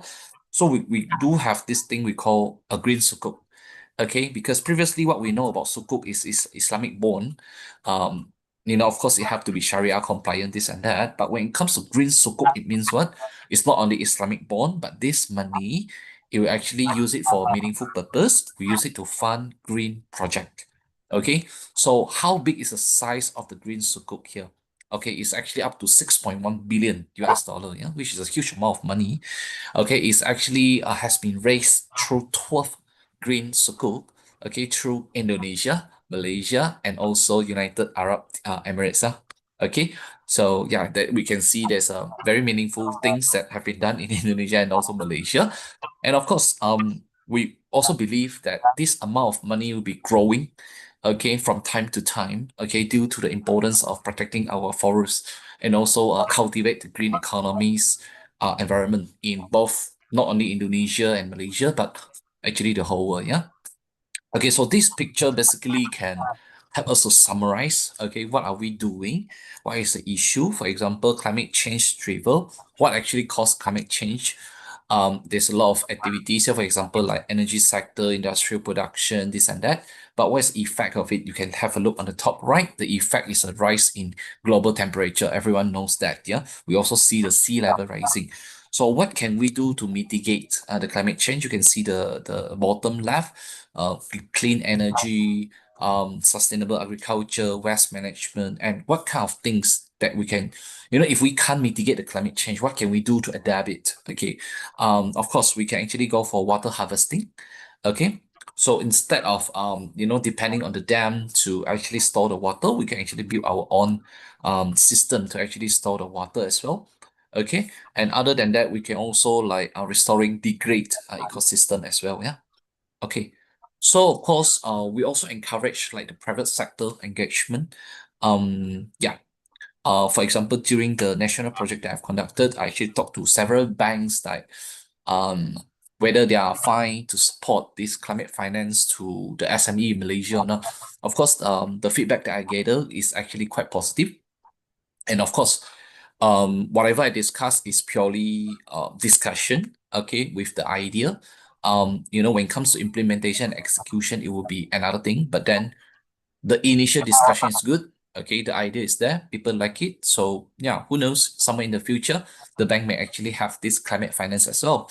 Okay, so of course, we actually also go through with quite numbers of more than 200 companies in Malaysia, and we talk about this climate finance with them. And yeah, they are very happy to learn about this climate change impact, and they're more than happy to take the necessary action or step to actually helping not only Malaysia but the whole world in mitigate the climate change effects. Yeah. So what they do is, of course, they set some goal in terms of like greenhouse gases emission, carbon dioxide emissions as well. Yeah. So of course, why climate finance is important, because we can see that the size of climate finance is actually growing. As you can see, these are the sources that we have from Climate Policy Initiative. Somewhere back in 2018, there's about 812 US dollar billion that have already raised up. But then you can see within only 6 years' time, the amount actually double up. Okay, it's more than double. Okay, it turned out to be 1,903 USD billion actually. Okay. All right. So next, so what is the major challenges? So of course, when we talk about challenges, there's always some challenges. Okay, the limited access to the finance. Okay, for who? For the small island and also the developing states. Okay, so this is some of the my upcoming research, which actually I'm open for collaboration if there's anyone who interested to do some research in terms of small island developing state, whether something to do with the finance, economy, and so on. I'm more than happy to collaborate actually. And then of course the second challenges here will be the weak climate governance and also institutional capacity. And then the third one will be inadequate monitoring of the financial flow, meaning to say that the climate finance is there already, but then it's lacking of one proper monitoring system to monitor how effective is the money spending in terms of mitigating the climate change or adapting to the climate change. And of course, political issue will be another things that we need to overcome as well. Yeah. So when we talk about climate finance, let me use this sentence to summarize my session here. Climate finance is not about funding. Okay, it is actually about transforming system, protecting our ecosystem, and also empowering our community around us. So that's all from my presentation. Thank you for listening, everyone. Thank you. Well, what a great presentation and topic, Dr. Kelvin. Okay. Thank you. Yeah, I would like to wait for some participants to ask questions. And while waiting, I would like to give you questions. Is it okay? Sure, no problem. All right. You have already told us about major challenges, around 5 challenges, I guess. Yeah. Then my question is, what are the main challenges in mobilizing climate finance for developing countries, and how can this barrier be addressed? Doctor? Okay. Yeah. Thank you, Miss Yani, for your questions. Actually, I also conducted a study recently about we try to see how the institutional quality of a country in affecting the mobilizing of the money. I mean, in terms of the climate finance. And yeah, we found out some interesting, we have one interesting result. Okay, this work is not published yet, but I can share a little bit. We actually realized that I would say that a country with a good institutional quality, of course, they can help in terms of like monitoring the mobilization of the money. They will make sure that the money will goes to the right person, right company, right organization, this and that. The issue with the climate finance now is when the money is actually most of the money is coming from developed country. They do it something like either donation, it can be borrowing this and that. But no matter how, normally this money is only going to a specific organization, but the money is not going into a specific company. So of course, based on the finding that we have for that research, we actually propose, okay, we call this as a policy implication. We actually hope that, especially developing country, they need to come up with a new policy to monitor how this climate finance actually flowing. We have to make sure it flow to the right person, and then in between um the money flow from organization A to B, is there any proper process, this and that, so that the money that we have, it won't be wasted, it will be fully used for the right purpose. So I would say that in summary, institutional quality matters a lot, and then a policy is needed because based on our research, a lot of actually country, they don't have a proper policy about this climate finance as well. Yeah, that's actually my feedback about it. Okay. Fund will be mobilizing. Yes, they don't really have a proper policy for this actually, for the climate finance mobilizing. Yeah. Thank you very much. Welcome. The participant, is there a question, please?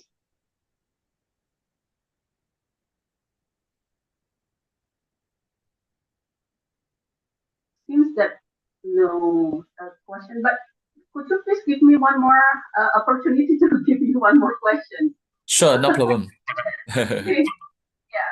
So how does the effectiveness of climate finance differ between developed and developing countries in promoting a green economy? Okay, right. So, okay. So for example, like let me give you one example in Malaysia. Okay, so the other day when we go and ask around, actually our project involved with about 300 SME in Malaysia. Okay, so of course, some of them is actually halal certified. In Malaysia, of course, quite a numbers of SME is, I would say, up to 80% of the SME that we actually asking is actually halal certified SME. So especially they are doing food, this and that. So, and in Malaysia, it's very popular with this. So when we talk to them, especially when we educate them, what is the climate change, this and that, suddenly they realize that the importance of it. And then I do have one opportunity to talk to one SME.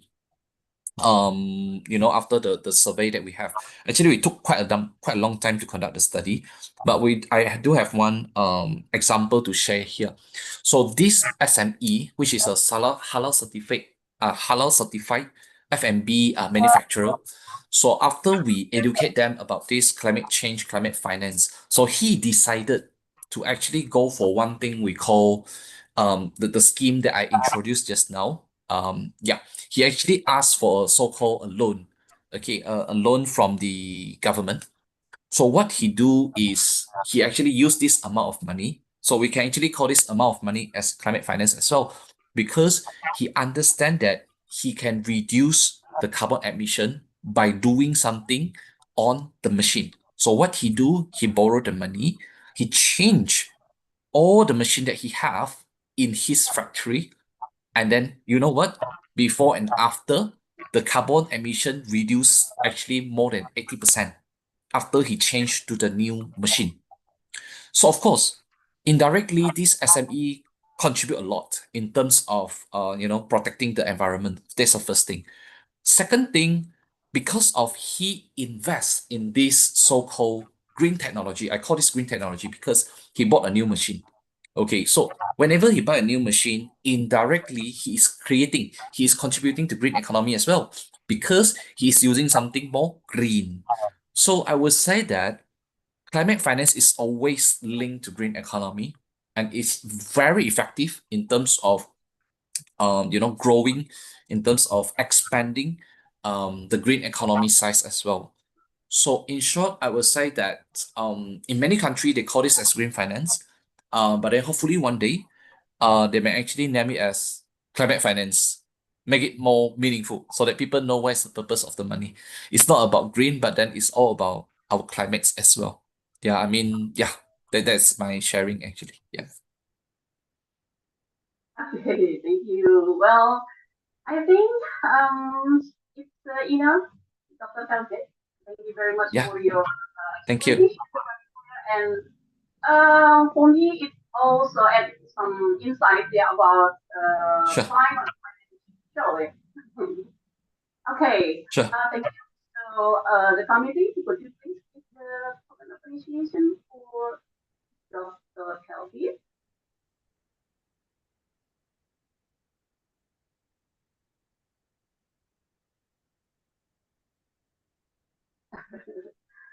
Okay. Here it is for you, Dr. Calvin Lee Yongmin. Thank you. My pleasure. Thank you, committee. And thank you very much for your Thank you. exhibition in this seminar. Okay, see you Right. next time. Thank you. See you. Thank you, everyone. Well, next will be Ibu Dr. Retno Hayati. Please, time is yours. Thank you, Ibu. So apologize for my trouble beforehand. Hopefully this time I will be work in well presentation. So I just logging into the other ID email and then okay, there he goes. So okay, I'm pretty sure my slide share is quite clear, right? Sure. Okay, perfect. Yes. So good afternoon, everyone, our distinguished colleague here, and thank you, Ibu Supriyani and the committee for providing the convenient time for us. So it is like very good conference across the countries. My session here would be like delivering what is actually I'm doing as a lecturer here, but more or less it's like how I'm delivering the value as the food scientist graduate silhouette. And then here come with the title. My title is effectively it is about the sustainable food industry learning activities. So it's more like I'm delivering the core subject about sustainable and then goes to the specifically in food industries. So this why through these core subjects, the outcome of the subject itself is like the bridging, how to encourage students knowing the gap of the sustainability itself, because like we are fully needed to transform about the food system itself and then goes to the advocacy along with the digitalization. So here's come with the question that's always come to me as a lecturer. Are we do we equipping our student as a food scientist in the future with something that we call food resilience, or along with the skill that making so contribute into our society and then goes to the global market? So this is a simple question that I always come into my opinion.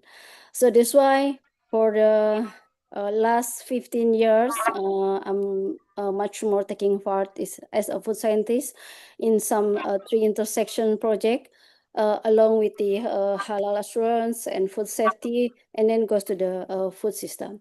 So recently I have some award from the European Union, which is coming into the like innovator fellows. And then this innovator program is much more refining me or sharpening me how to introduce the system thinking into more approaching how to set up the food system more sustainable and goes to the market more resiliency. So here's the gap that I found during lecturing SIPs in my university, Universitas Prasetya Mulia, when the subject about sustainability in food industry delivering, there is a gap. So how to encourage students find out the gap as they are delivering in convenience and very traditional curriculum about food science, which is they are also like main critical thinking is how to create the product, which is it is like a small portion as the food scientist, because we have also some contribution, we have also some responsibility how to make the food industry become the in sustained condition. So that's why through this lecturing SIPs, I was like creating or scratching to make the strategy of learning activity using the product archetype, because due to their orientation about creating the food product, I'm trying to make some curriculum concept into a global principle about the food sustainability.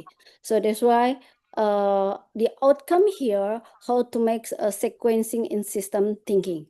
So that's why I would like to present it, the escalation on delivering the theory itself, coming from the fundamental concept, which is coming from quality or formulation along with the food safety. It's part of the quality, and go with the framework about sustainability in food industry, which is dividing into some big category, because as a food science, we are also touching with the agriculture farm system, and which is we are set up after post harvest, and then goes to the packaging, and then how to manage the food waste itself, and goes to the distribution or logistic system. So that's why through whole semester teaching activity, I was set up into the 5 project categorizing into the food product. Coming into the first thing is the bread and pastry, and then goes to the meat or poultry, we just simply call beef, and then goes to the beverage, and then I'm coming into a simple popular beverage like soda, and then the other one is coming from the milk or dairy product, and fresh produce like spinach. And then why this matter? Because this is something I have to initiate their interest and ignite how to combining between the theoretical, there's empathy, looking throughout the global situation nowadays, and then delivering the synthesizing creativity or system thinking, how they can contribute into the ecosystem. So first thing first, I'm not really delivering into the classical teaching pedagogy, which is like I'm not really in particular weeks delivering the slide presentation. I just go through in-person class activity each week by delivering some workshop, and then come up with the first idea using their how to call like ignition or something interest about the sticking on analyzing of current food system status. So that's why in the first week I'm delivering life cycle challenging in food system, and then highlight the situation of food life cycle nowadays into the audit example, for example, like carbon footprint audit, and then coming into the some problem, which is into 5 food category, from the meat into the soda or beverage, and then I'm encourage them and to make the student, I mean like a group project to make the mind mapping and full presentation about their what's to call like reviewing, and then also gathering some insight from other practically issue, and then come up into the mapping. So that's why it's like much more holistic value overseeing through the food chain mapping. And then they are also encouraged to identify what would be like the pinpointing here or the keywords. Let's say since we are also creating a student as a food businesspreneur, and then somehow they are also calculating risk and benefit analysis. So it's like a business benefit justification here. So it's very interactive session because there is some sub-paging that students should be like going through. And then what makes so interesting here, as a food science student, they are like likely open up the more wider or extended perspective, not only as a food formulation, not only like a quality inspector, but they are business driven solution and making some resiliency into the food system. So that's why, and the second time, I mean like second pass here, I'm delivering a second challenge, which is there should be like establishing how to making food production or food system into some value, lean, clean, and green. It is still simulation, so that's why I just call lean, clean, and green audit, because in practically speaking, they are using like literature review and then try to redesign something that we call traditional processing system into or new settle with the value lean, green, and clean. So what makes so interested here? They are starting to know how to valorize the food waste here into something more valuable. We call it byproduct. So there will be no waste because from product to waste, waste to product. So there would be no waste here. It's like more a good challenging here, but very practically, students are get more enjoyable this moment. So in the other hand, from the lean, clean, and green framework, students are also justify how they can be like contribute or make some intervention, especially in our food or current food production system, and then more specifically for a small and medium enterprise, they could be like making some framework to make end-to-end from raw material into the finished product, which is we call like save water, save energy, and then zero waste, because everything should be like come into the food product. So another things, as we are also delivering the like ethical subject, so as a food scientist also have to consider eventually like ethical environmental breach. So what we are talking and delivering into the workshop here, it is like simply when we are considering about the freedom for 5 freedom like animal freedom is like equal into food quality.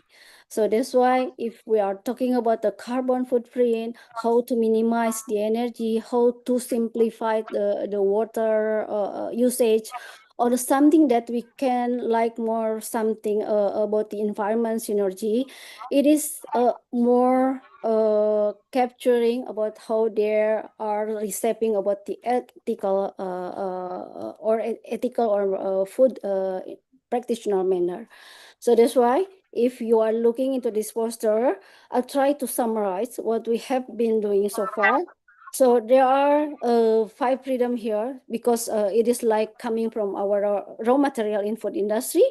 The more issue is divided into the hunger, comfort, health, and behavior, or something fear coming from the raw material is coming into equal food quality.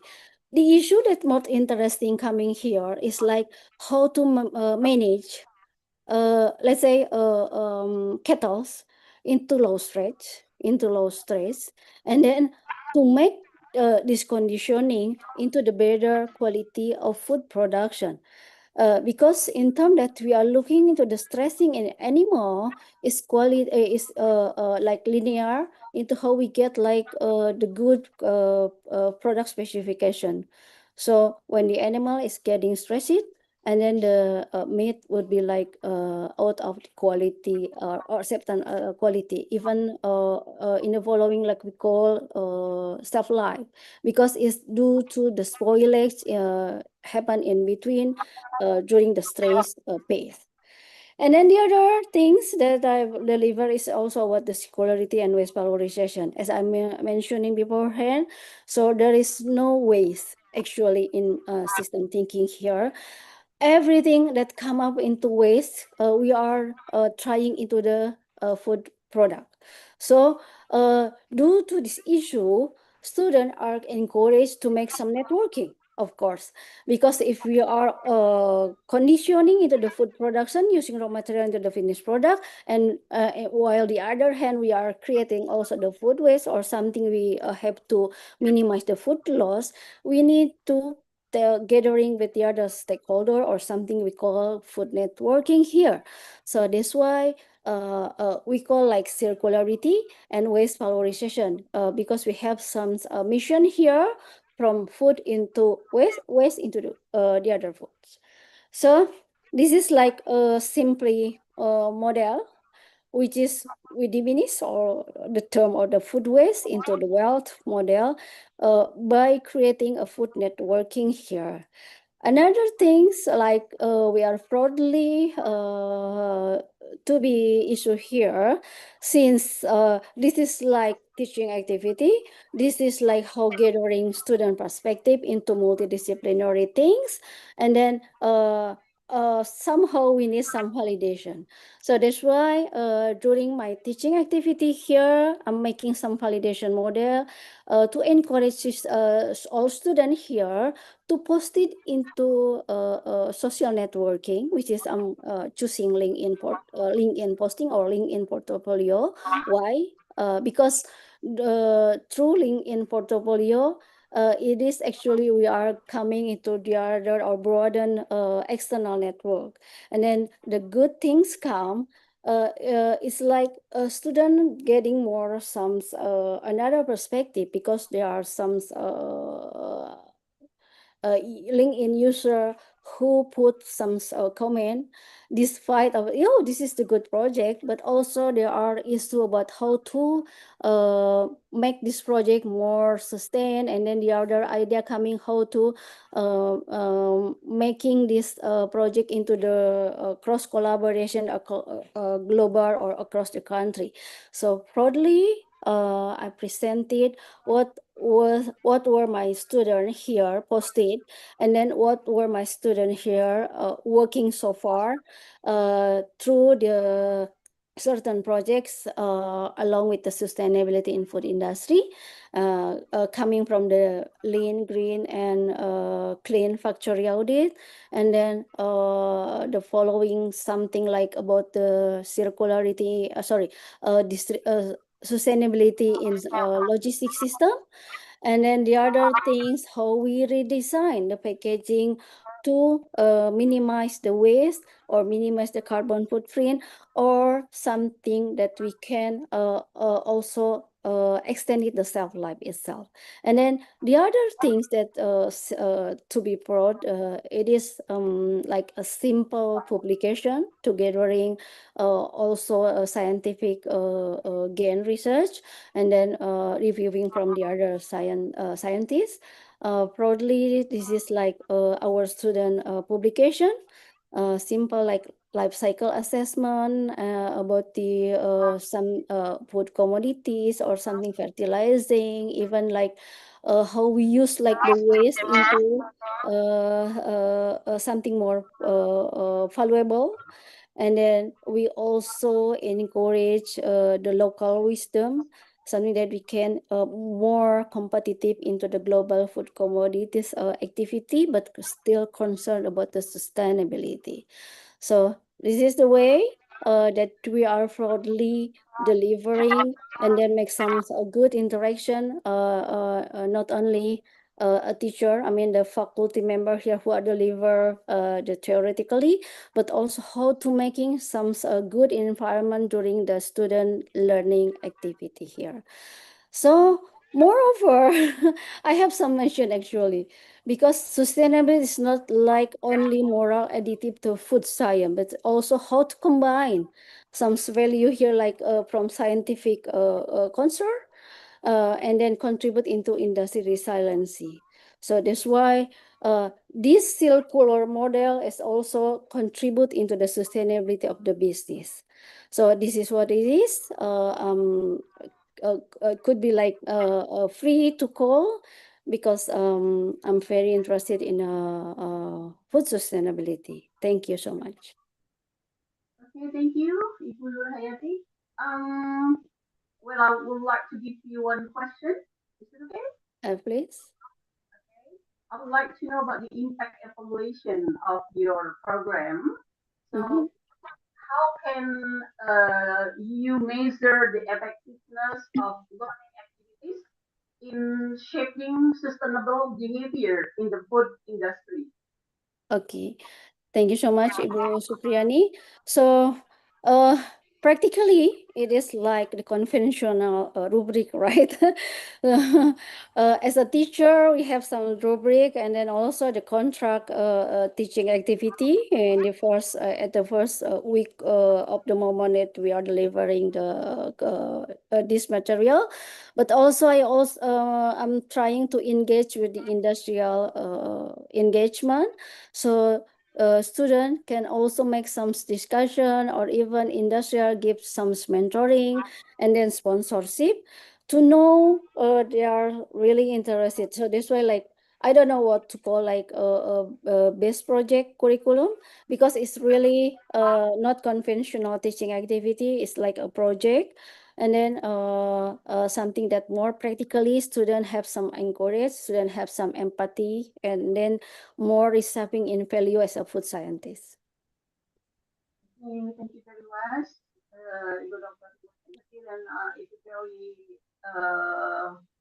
useful and very, very good topic to bring up for this session. Okay, thank you very Most much. welcome.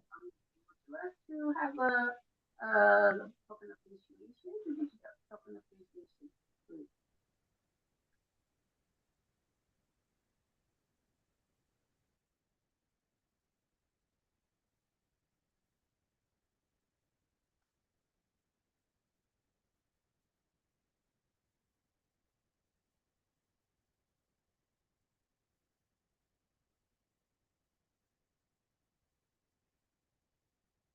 It takes time. So sorry. No problem. Committee.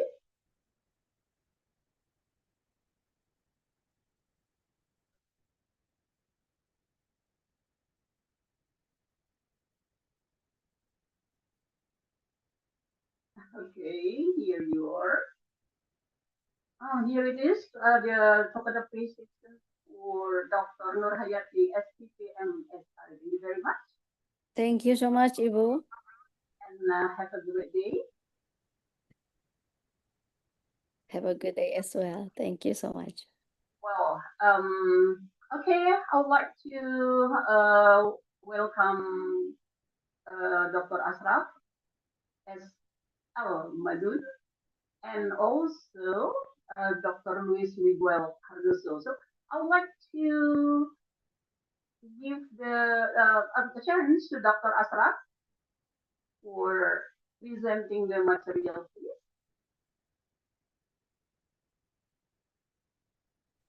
Thank you so much. Assalamu alaikum.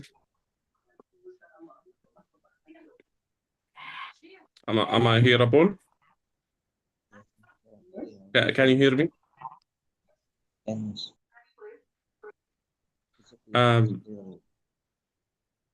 Can you hear me? Yes, sir. Okay. Thank you so much for having me. Assalamu alaikum. So let me just share my PowerPoint. Okay. Let me just move the camera because I can't see. Now, today I want to shift how we think about education, not as a system, not as a curriculum, but as a tool for survival and empowerment. In many parts of the world, education is not optional. It is the only path to independence. So what I will share is based on real experience, not theory. And the question is simple. Can education directly improve people's life? Or are we just transferring information in a way that people can pass the university degrees without actually getting knowledge that can help them face the world in the current fast pace of technology, let's say progression? Now, across the world, different countries have different conditions, but the pattern is the same.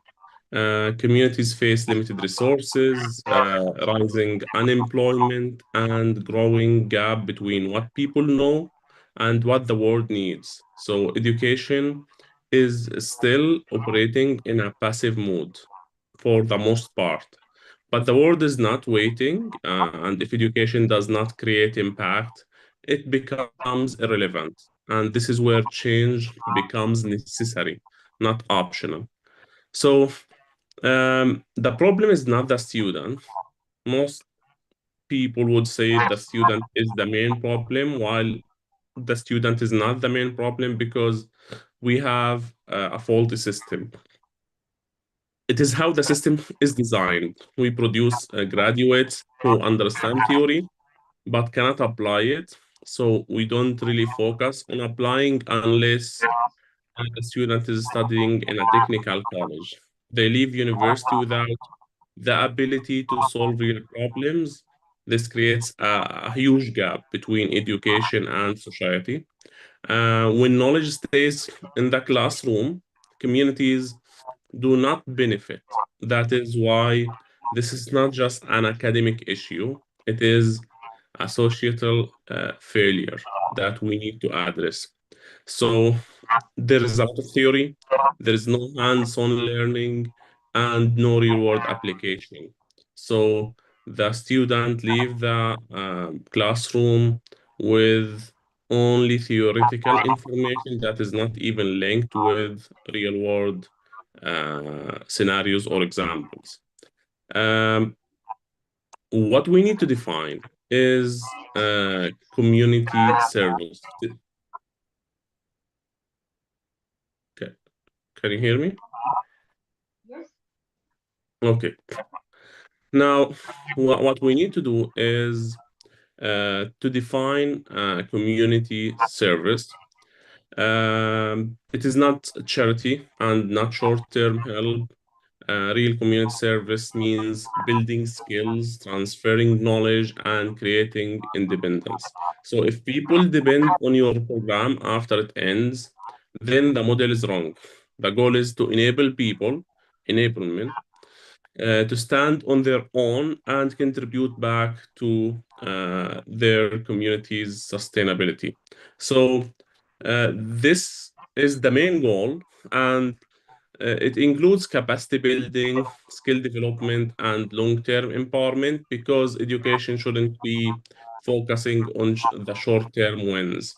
So the technical education plays a critical role here, and this is the core of my presentation. Engineering is not abstract. It solves real problems. So when students apply engineering to local challenges, education becomes meaningful. Tools like microcontrollers, Arduino, ESP32 make innovation accessible because they are accessible to everyone. You do not need expensive labs to create impact. In many communities, technical skills are not a luxury. They are essential for survival and income generation. So you have to stand out. Now, what what makes engineering different is that it solves real problem. It helps in offering low-cost innovations, especially in communities that doesn't have access to a lot of high-end technologies or massive production. And it's a tool for survival, especially when we are in an area that is in a war zone or a conflict area, where there are a lot of restrictions in that area.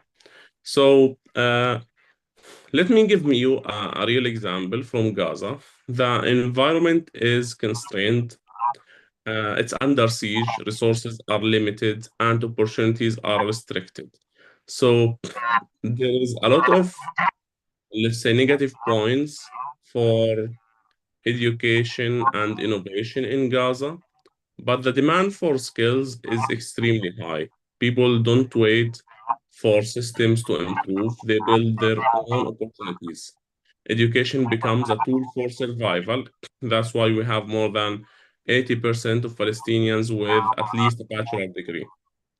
Now, education becomes a tool for survival, and this is where we see the true power of technical education in action, especially when we are talking about Gaza. Now, uh, people in Gaza have restricted access to materials, infrastructure, and connectivity. There is high demand for practical, transferable technical skills and explosive growth in digital and remote learning paths. Uh, there's also a culture for self-reliance born from necessity. So you would find most people working while studying at the same time. And this is a good example to start with because technical education made a huge leap in this area. Now, from this experience, we see a clear pattern of what works. Education must be hands-on, problem-based, and affordable, and even community-driven.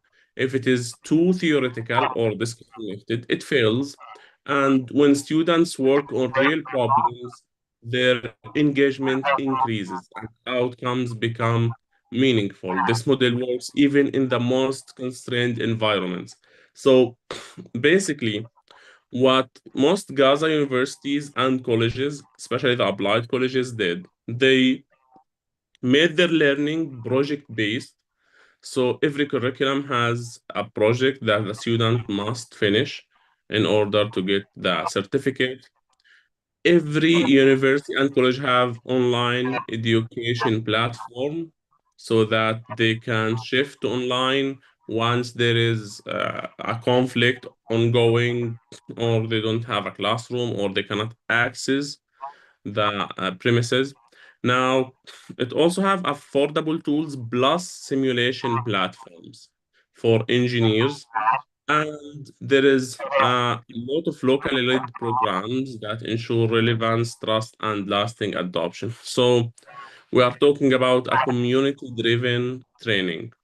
Now, when education is done correctly, the impact is measurable. Students gain employable skills. They start earning through freelancing, and they solve real problems in their communities. Dependency decreases and resilience increase. This is the difference between education as content and education as transformation. The results are visible and lasting. So, in my technical college in Gaza, we were focusing on what's driving the market. We were doing a yearly market research to see what are the required skills in the market so that we can target these skills and adapt the curriculum depending on these skills. I also offered a freelancing course. It wasn't a mandatory at first, it was optional. Then we made it as a mandatory course, and it was an online course that every student, like a hybrid course in which students would watch it online, then they would take offline sessions depending on their specialization or major. That helped us reduce dependency and increase reliance because when education is tied to real need, impact will not be theoretical. It's measurable, human, and lasting. And we saw huge success stories. Out of the students who were able to get jobs from freelancing platforms while they were still studying, not after their graduation. So that was an impact that we were very proud of. Now, this work directly aligns with global priorities like the Sustainable Development Goals, quality education, decent work, innovation, and sustainable communities, which are all connected to practical skills. So, every program that focuses on real world application contributes directly to these goals. This is not theoretical alignment, it is real contribution. So, we have UNRWA and we have the UN organizations in Gaza. So most of the programs were either supported or run by UN. So they were aligned with the UN Sustainable Development Goals. Technical education as a community service is not a local experiment. It is a global imperative directly advancing four of the world's most critical development targets. The SDG for quality education, SDG 8, decent work and growth, and SDG 9, industry and innovation, and SDG 11, sustainable cities. So these were the main focuses. Every classroom that prioritizes practical skills moves the needle on goals that affect billions of people. Now, no institution can solve this alone. Collaboration is essential. When universities share knowledge, build joint programs, and create cross-border partnerships, the impact multiplies. Like distance is no longer a barrier. The strongest system are those that collaborate globally while acting locally. And this is called the power of international collaboration. So knowledge sharing across borders, which was facilitated by UN, huge network, joint programs and remote monitoring, which was facilitated by online learning because every university now has an online platform. Every professor, every PhD holder has access to Zoom and other tools that they can use, just like what we are doing now. And there are a lot of global academic partnerships, and we are even open to more partnerships. And the next step is yours, like partner, collaborate, and help technical education become the most powerful form of community service in the world. And even in regular universities, most lecturers are moving toward making their curriculums project focused, practical oriented curriculum because theoretical curriculum is no longer helping anyone if it is only theory. Now, what universities must change? Universities must change at a fundamental level, not small improvement, but structural shift, which is hard for most universities, and they wouldn't do it in most cases because it requires either a huge budget or a huge effort. And in both cases, people like routine, so they refuse to adopt anything that would require them to move out of their comfort zone, which is a huge issue. Okay. So it's not small improvement, it's a structural shift, focusing on skills, integrating real projects, connect with industry, and build an innovation mindset. If universities continue operating in the old model, they will produce graduates who are not ready for reality. And we see that a lot in communities. Now, if a community has a high unemployment rate, it means that the degree holders were not prepared for that community needs. So we are teaching them skills that no one wants, or skills at a level that no one is interested in hiring. So they can find better alternative outside, or they can even outsource the work to freelancers who have these skills. So we need to focus more on skills, not only theory.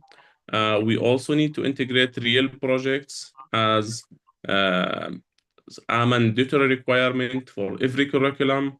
We need to partner with industry to know their needs and what they would need us to teach our students so that they can hire them.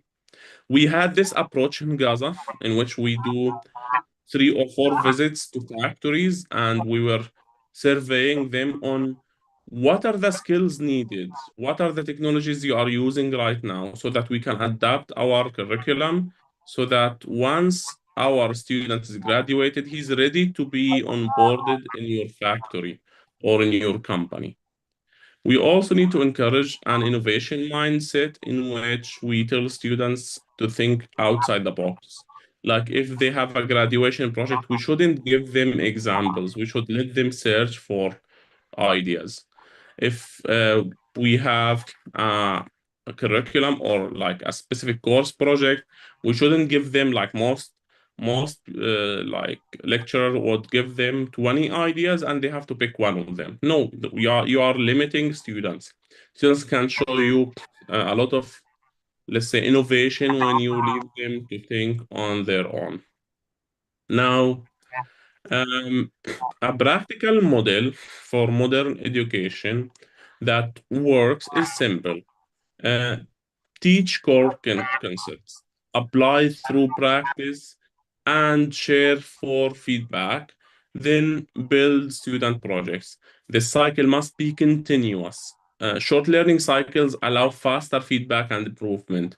We shouldn't rely on midterm exam and final exam to see how our students are doing in that specific course. No, that is a very wrong idea, and it's an outdated idea.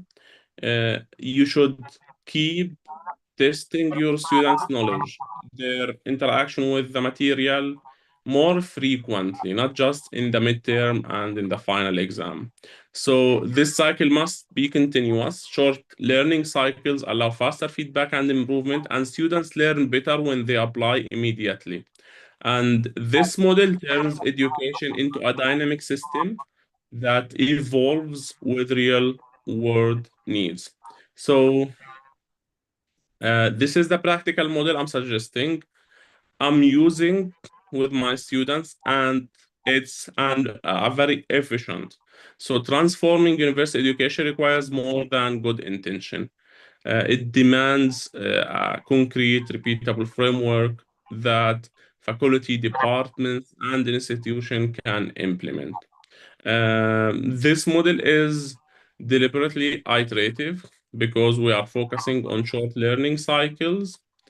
Why short learning cycles work? Because long semester timeline delay feedback, allowing misconception to compound, while short cycles, 2 to 4 weeks per unit, create natural checkpoints for reflection, adjustment, and acceleration. So students internalize content more deeply when they apply it quickly and revisit it often. So another point is continuous improvement in practice. Faculty review students' outcomes each cycle and adjust interaction accordingly. This mirrors the agile and learn methodologies increasingly used in industry, which will prepare students for the iterative environment. Academic programs themselves become living, improving systems. So once you get continuous feedback, you are able to evaluate your students and your curriculum more often. Okay, so the biggest shift required is personal. Academics must move from being information providers to impact creators. The key question is no longer about covering content, it's about outcomes. So, what can students actually do after your course is a question that you should ask yourself. What problems can they solve? And this mindset changes everything. So, it's changing everything from teaching to impact. So you need to design programs for real outcomes, not design programs just to get rid of that course. So it should be a result-based or a result-focused program or curriculum that students can really benefit from. And you need to measure the success by community change and by employment rate, like how many of my students were employed, how many of them proceeded to complete their master and PhD degrees, what was the impact I made on their lives. So the most powerful thing an academic can do is stop asking, did I cover the material or the chapters? And start asking, did the material change someone's capacity to act in the world? And will they remember me 10 years from now because I was one of the reasons they got a job or they got employed? So these are, I know for some, these are philosophical questions, but they are good questions to ask so that we can keep checking if we are making progress or not. Now, the final message is that I want to deliver from this presentation is that education must be treated as a transformation.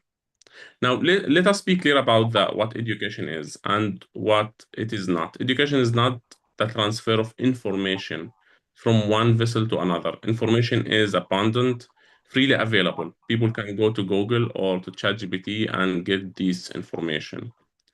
And for most part, it's increasingly automated. So if people have a skill that AI can automate, they will not get a chance to even fight back in this world. What cannot be automated is transformation, the deep, reversible shift in how a person thinks, acts, and contributes to the world around them. That transformation is what universities exist to create. And some of these universities started reacting based on that, while others are still using the old system. So we need to agree that it's not information transfer, it is a transformation. Technical education equals empowerment, especially in communities that are not leveraged, like they don't have access to everything.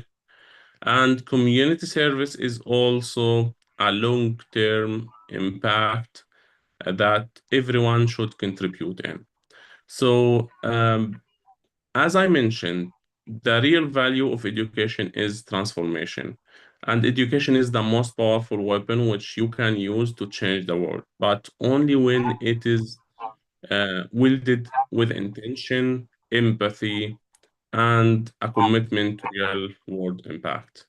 So it's been an honor to share these ideas with such a distinguished audience of educators, leaders, and change makers. The work you do every day, designing curricula, mentoring students, advocating for better system is among the most consequential work in our society. And thank you for your commitment to it, and thank you for having me. The future of education is being written right now, by people like you and institutions like yours, making decisions that will shape generations to come. So choose boldly, and the floor is open. If you want to share your challenges, if you have any questions, I'll be more than happy to answer them. Okay. Thank you, Dr. Azra. Well, Thank you. a very worthy topic. And actually, I'm really curious about asking you question, but because of the time, so is it okay if I give the question, but in the chat box? Sir? Yes, sure. I will also share my number in the messages, my WhatsApp number. So if anyone want to ask about anything, they can. Okay. All right. Okay. Thank you very much. So Thank yeah, I'm sorry because of the time. Yeah. No, it's So, okay. Thank you so much. so the community, could you please give the open appreciation to Dr. Asra, please? And this is my question. I would like to drop it in the chat box, sir. Okay. Thank you so much. I will. You want me to respond now or soon? Really not because I still have a handle the Okay. program. Okay. Thank you so much. I will definitely answer your question in the chat. Okay, committee.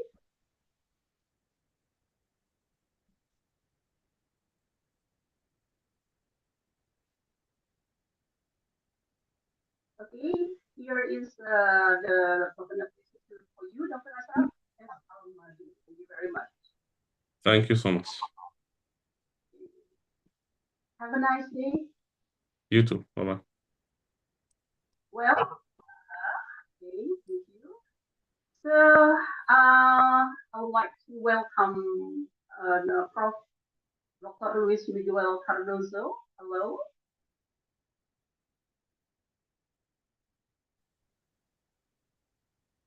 Assalamualaikum. Waalaikumsalam. Hello. Nice to see you here. Yes, I'm here. All right. Okay, Prof. Please kindly present your nice presentation for today's session. Time is yours. Thank you. Thank you so much.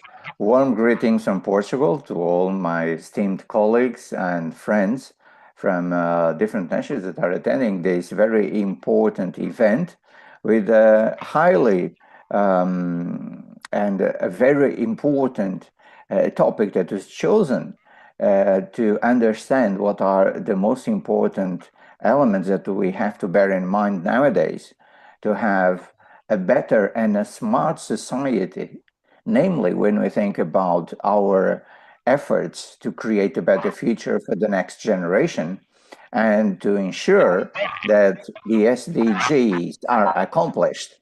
Namely, when we think about SDG number 4, this quality education, education for all, inclusive education, and that is our main goal for this 21st century. So, esteemed colleagues, allow me to share the presentation for today's journey that will allow us to go ahead and guide us regarding some of the most important trends that we are dealing with nowadays when understanding where we are heading as a smart society. So first of all, I think we all agree that education, and namely higher education, is the basis to build a smart society. So this is why higher education is now following new paths to achieve what the labor market wants, what this new smart society demands, and what our graduates are expecting from us to deliver as teachers and as researchers as well. So higher education and new horizons for artificial intelligence literacy become highly important to achieve this new smart society. It is very important for us all to understand that this is our common ground. This is our common task. and we have to stay focused, and we have to unite, and we have to create opportunities, allowing ourselves to establish new bonds, forgetting boundaries, forgetting frontiers, forgetting what is dividing countries and uniting countries. So this is our priority for this century. And I think we should focus on getting to 2030, that is just around the corner, and achieve as much success as possible, because this is a task for everyone, not just for one person, one country, or one continent. We are all together to achieve this goal, this deadline, and we have to work together. And why do we really need to work together? Because we are fully engaged in two very important goals here. So on one hand, and allow me to share a very important number. On one hand, 80% of jobs will need AI and big data skills by 2030, according to a recent study from the University of Pennsylvania. On the other hand, by 2045, the horizon, we're up to 50% of current jobs may be fully automated. So this means that we will have huge shifts regarding higher education, regarding our connection with the labor market, and regarding the needs of the labor market from universities and universities of applied sciences. So this is why we have to stay focused and work with the public sector, work with the private sector to understand their needs, to understand their expectations, and to collaborate further. And what is the game changer regarding this 21st century? Of course, ICT technologies are creating new horizons. Of course, digital skills and digital literacy are becoming more and more important, absolutely vital for us all. But AI is the game changer, because AI doesn't just report on the present, it helps organizations anticipate the future. And that is the basis for this itinerary today. So we have to anticipate the future. But how can we anticipate the future? For instance, how can we anticipate what is going to happen by 2030?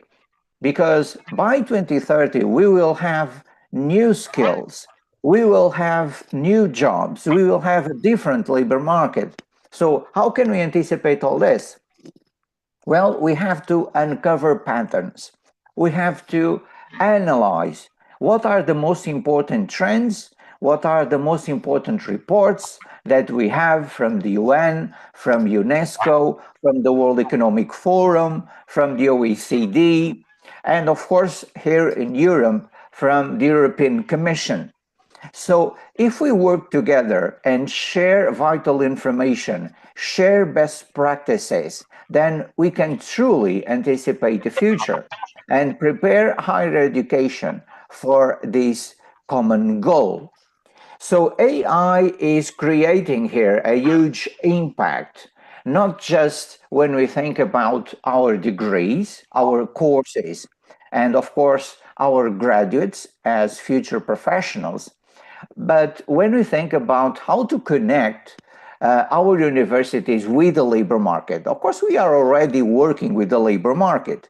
We are already paying attention to what employers want from us. Of course, we are creating new opportunities, combining research activities, applied research activities, when we are connecting universities and the public sector and the private sector. So we've been doing this for decades now.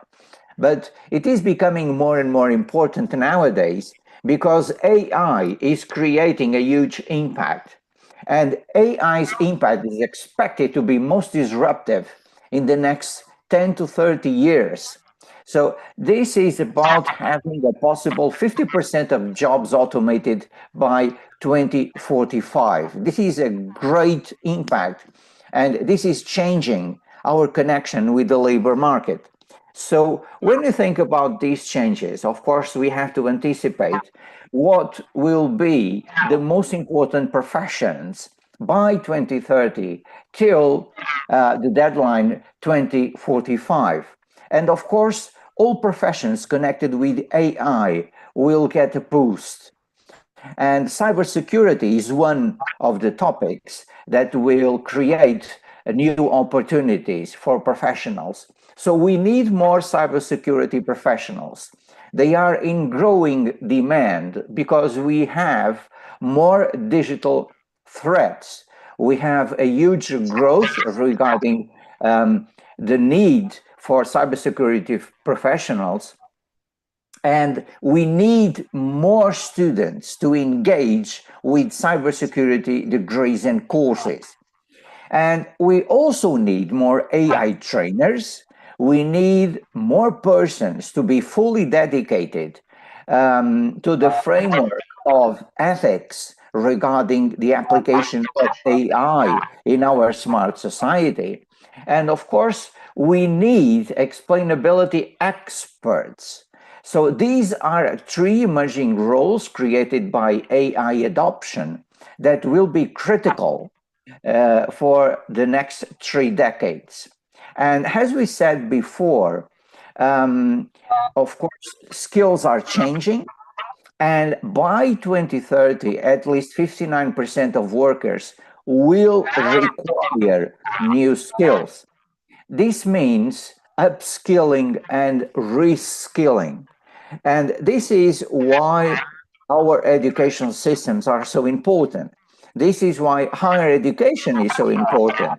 This is why our universities are so important and have to work with industry and have to work with different sectors of our society to cope with these upskilling and reskilling needs. So, on the other hand, employers expect our graduates to have creative thinking, to have resilience, to have flexibility, and to be agile. So, this, of course, corresponds to a new portrait of our future professionals that connects knowledge with new skills without forgetting the traditional skills, the traditional hard skills that are important as we speak today. But of course, new skills must be mastered, namely social skills, AI literacy, and digital skills. So when we connect all this, we also have to engage with different programs to create the citizen of the future. And the citizen of the future is a digital citizen. A digital citizen is someone who connects comprehension, understanding, and action with values and principles. So this is why by 2030, we have to be prepared to fully understand all these changes and create a new approach regarding the labor market. And why? Because according to the World Economic Forum, everything will be changing a lot by 2030. Allow me to share these 10 fastest growing demands regarding skills by 2030. And esteemed colleagues, esteemed students, esteemed participants, as you can see, we have AI and big data, we have networks and cybersecurity, we have technological literacy as the most important and fastest growing skills that are demanded by 2030. All of them are connected with artificial intelligence. And then we have creative thinking, resilience, flexibility, and agility, curiosity, and lifelong learning. So this is the second group of skills that will be required from our graduates. So we have to connect digital skills, AI literacy with these soft skills as well. Without without leaving behind leadership and social influence, talent management, analytical thinking, and environmental stewardship. So this is how we create a smart society, understanding the needs for 2030, understanding the SDGs, understanding what we have to accomplish together, understanding that we won't get there by ourselves. We have to unite our efforts, creating joint ventures to establish new partnerships between our universities from different countries, from different continents, to achieve a major priority that is SDG 4, and this is quality education. So as we speak, we are working with new literacies. As we speak, we are trying to understand why AI literacy is becoming a core competence in education. So first of all, we have to integrate AI literacy into a wide range of subjects and educational settings. We are already doing this in our schools and in our universities, but we have to go deeper.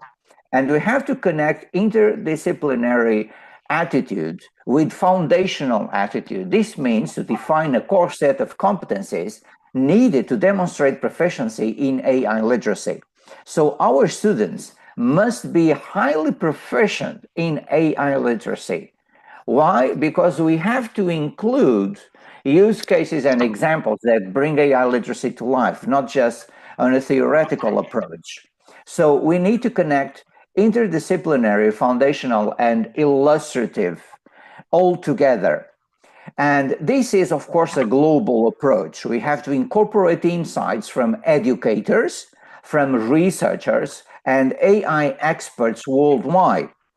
We also need this approach to be practical. So to make AI literacy manageable and attainable in various classroom contexts. This means that all classrooms must be prepared to use AI, must be prepared to be fully aware that this is a major change for us all, for us teachers, but of course for our students, mostly because they will become the workforce of the future.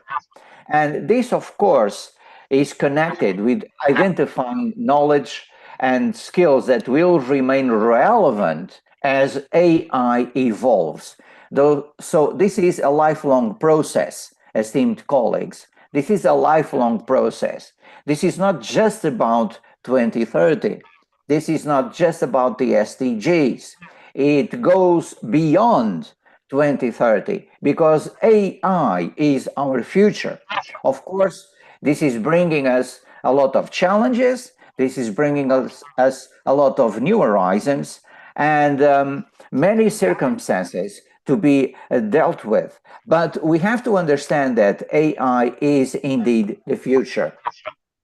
So we have to come across AI literacy to fully understand how to connect major consequences and major areas of expertise that must be connected. So on one hand, we have digital literacy, and many papers published during these last years have highlighted that AI literacy is the new digital literacy. But if we establish a boundary here between digital literacy and AI literacy, of course they are connected. When we think about digital literacy, we think about safety, we think about copyright, we think about communication. And communication is vital for this 21st century. And this, of course, leads us to data science, data analysis, bias, inference. And bias is, of course, one of our major concerns when we are dealing with artificial intelligence. We cannot ignore this. We also have to establish here a new pattern regarding design thinking, because this is about problem formulation, and higher education patterns must be established according to problem formulation. What do employers want from us and from our graduates? and what is ideation, what is iteration working in design thinking with AI literacy to solve those problems. And again, we need new frameworks for ethics. So new frameworks for ethics include, of course, fairness, responsibility, and an equilibrium between the benefits and risks. This is all regarding computer science. So this is not just how to understand algorithms, it is also how to incorporate computer science with AI literacy in our universities, in our University of Applied Sciences, but also to create this AI-lit framework that we all need. So in Europe, we are going further regarding AI literacy. And I'm sharing now a set of recommendations from the Council of Europe about a three-dimensional model for human rights, democracy, and social agency, because this is all connected with AI literacy. And when we think about AI literacy, we think about these three dimensions. The priority here is human. This is dimension number one. So this is an ethical, social, political, cognitive, cultural, and environmental dimension that has to be embraced and has to be fully understood because it has impact on human rights, democracy, and the rule of law. Then we have dimension number two, that is technological.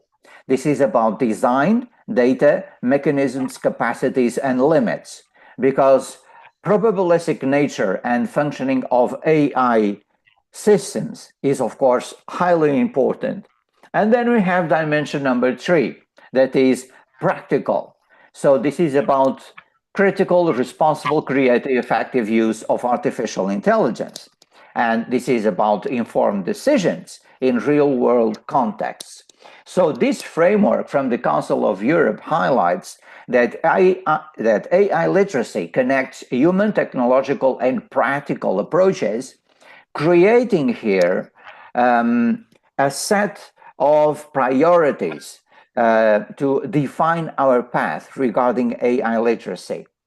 Of course, we have to create new frameworks because as we speak, AI is evolving.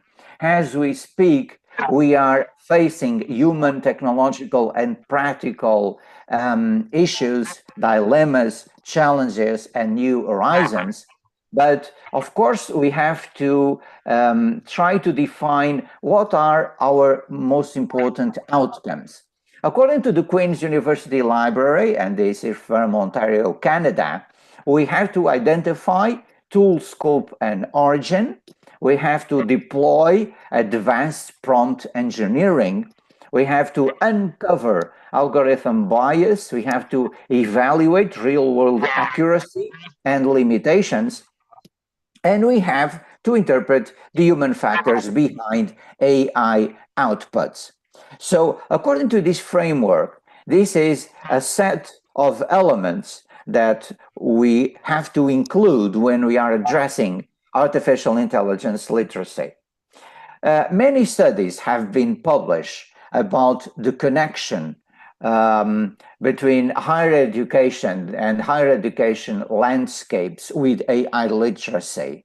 One of the most important highlights 7 dimensions regarding how to approach AI literacy.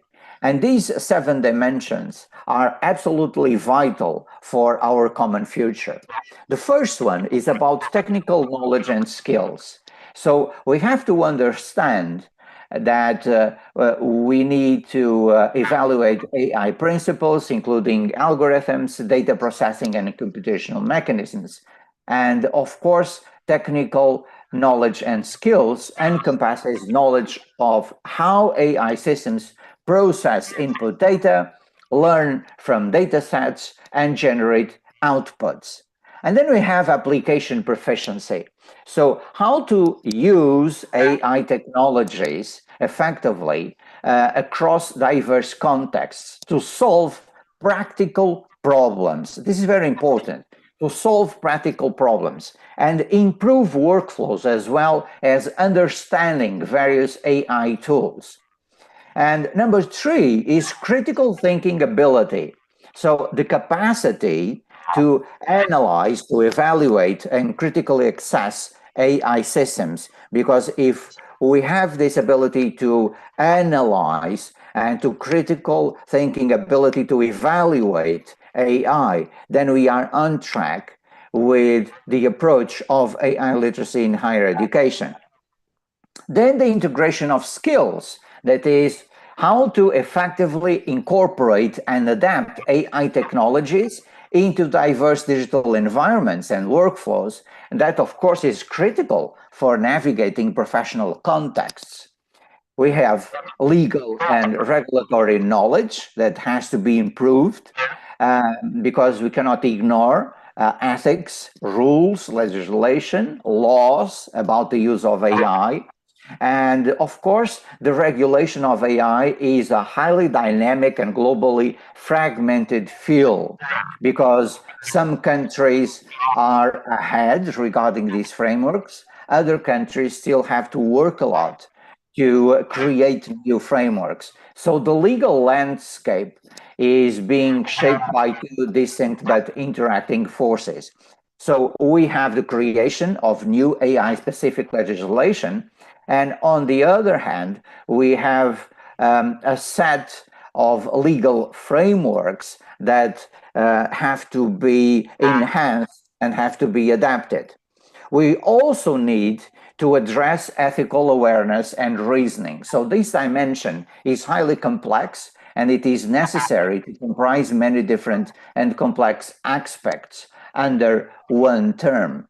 We also have to understand social impact understanding, because this dimension encompasses the ability to comprehend and critically evaluate how multifaceted effects of AI technologies are affecting our structures regarding our society and how AI is affecting human interactions.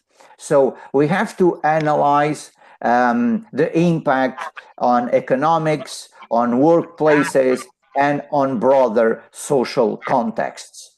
So this creates here a new navigation pattern regarding how to use AI and how to improve AI when connecting higher education with this smart society. So we have effectiveness and efficiency.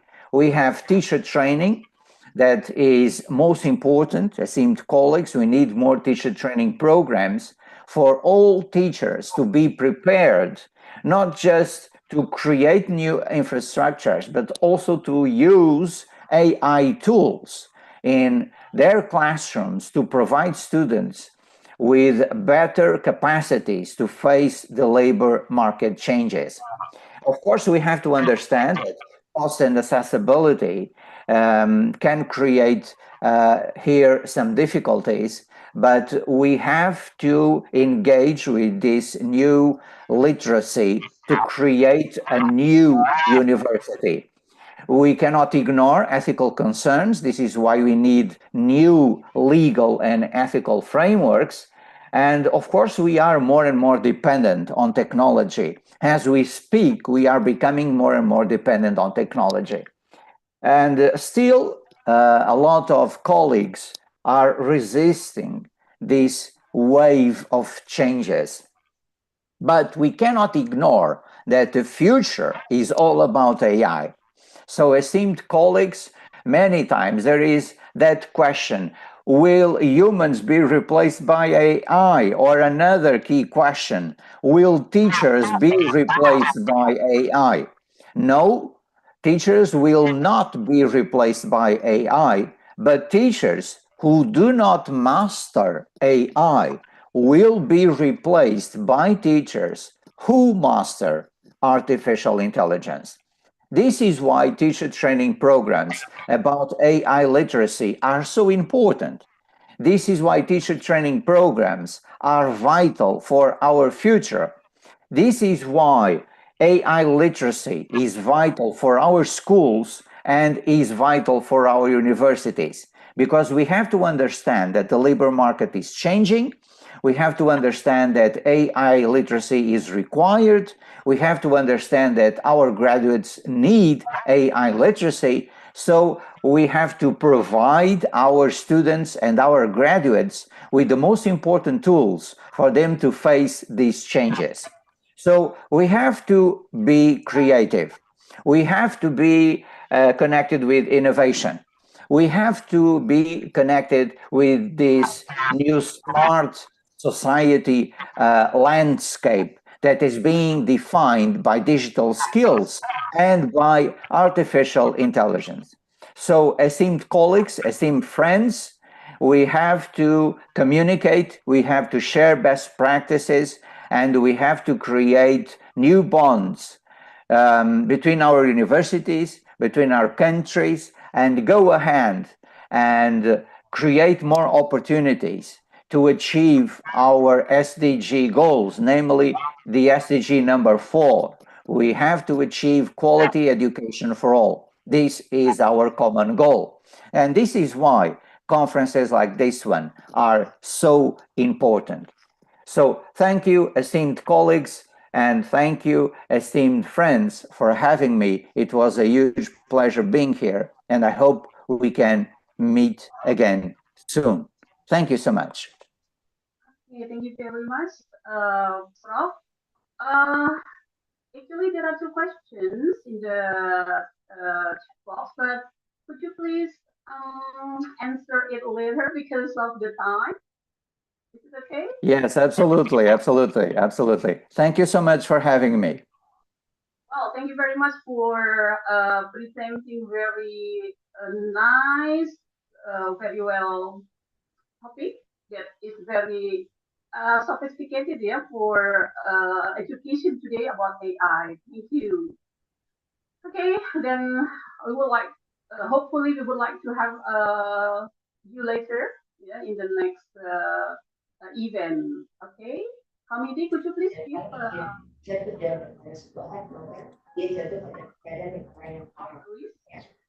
Selanjutnya ketika setiap di sini akan ingat lagi dalam jasa itu adalah sebuah teknik, ada sebuah teknik. Jika dia baik maka seluruh jasa akan baik. Jika rusak seluruh jasa akan baik. Jika jatuh pada sebuah ini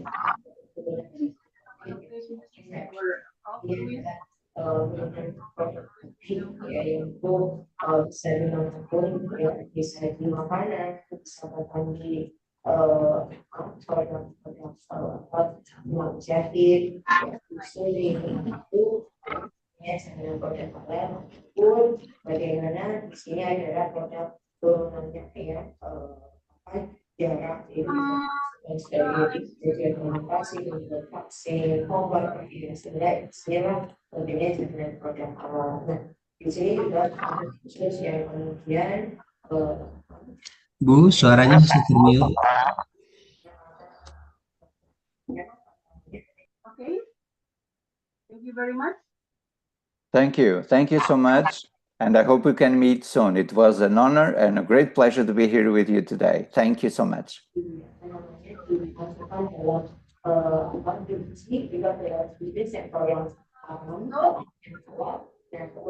the next center, I would like to answer if Prof.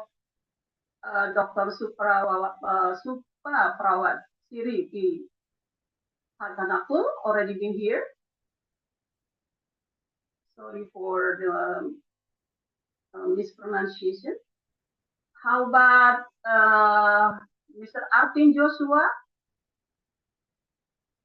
from Philippines? No. And how about Prof. Dr. Insinyur Retna Astuti Kuswardani?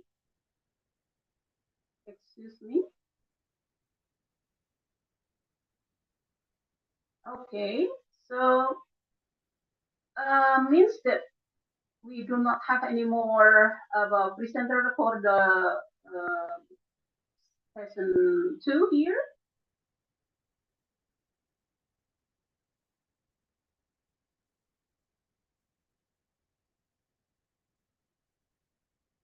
is it okay if I close for and give it to the next session?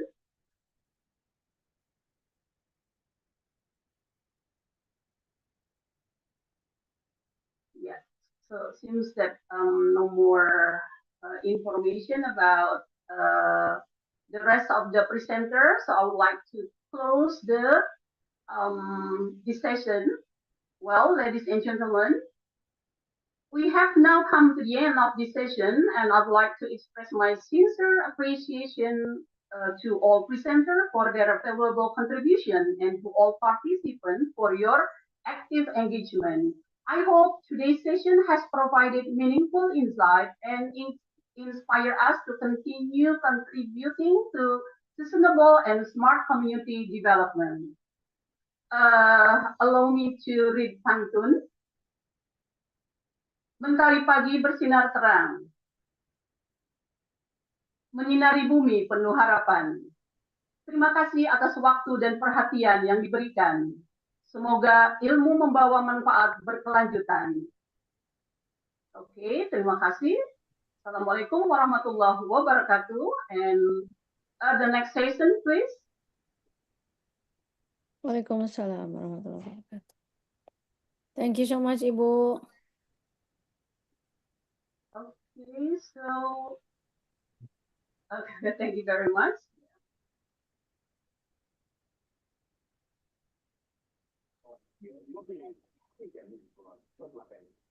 Mulai Ibu Yuli ya sekarang untuk next session, Ibu Yuli. Okay. Thank you for the time given, Miss Yani. Then good afternoon, ladies and gentlemen. We're now entering session 4 of the PKM OSA seminar, yeah, with the theme holistic.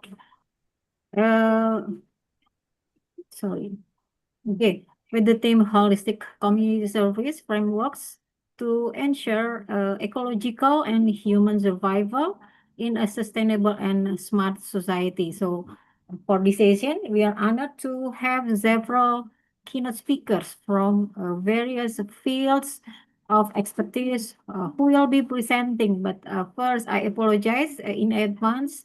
I might mispronounce of speaker's name or institution. Okay, first, Dr. Muhammad Halim bin Muhammad Sharif from University Technology Mara. And number 2 is Dr. Rima Abdullah Al-Hani from Person Companies Syria. Number 3 is Prof. Madia, Dr. Hazwani Ahmad Yusuf from University Science Malaysia, USM. And number 4, Dr. Syamimi binti Samsudin from University Science Malaysia. Number 5, Associate Professor, Dr. Generoso Nielo Mazo from Leighton Normal University. Then number 6, Dr. Nurulain Mustafa Udin from University Teknologi Mara. Number 7 is Dr. Widya Rizky Pratiwi from Universitas Terbuka. Number 8 is Associate Professor Dr. Wan Hanisa Ismail from University Teknologi Mara.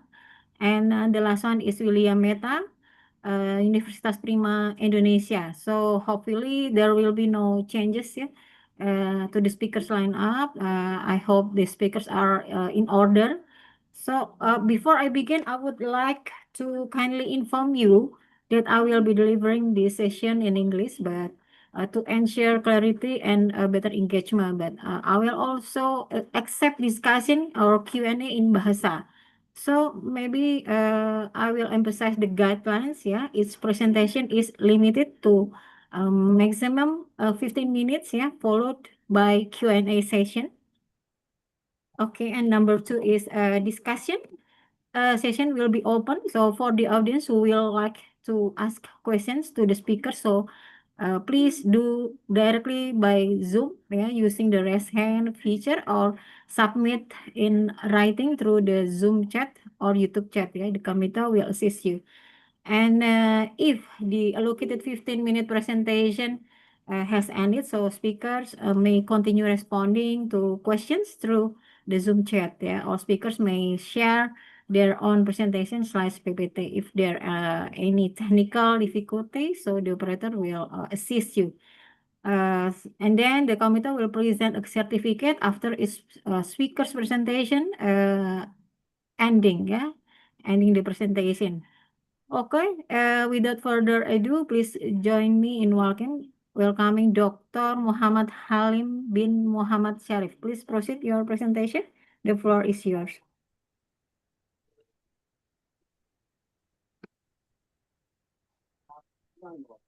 Dr. Muhammad Halim bin Muhammad Sharif, are you here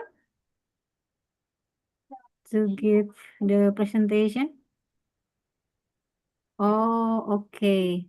Then we'll continue to the second presentation, Dr. Rima Abdullah Al-Hani. Assalamualaikum warahmatullahi wabarakatuh. Waalaikumsalam warahmatullahi wabarakatuh.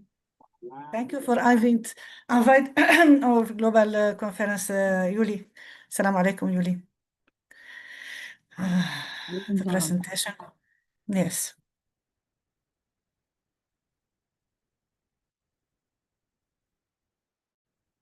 The topic is digital pollution and the solution. Introduction. And when something new enters our world, it is inevitably followed by problem. This issue proliferate to the point of distorting our identity, especially if we are not vigilant, if safeguarding ourselves. The vector is our how perceived the problem before it's too late and move swiftly to restore it.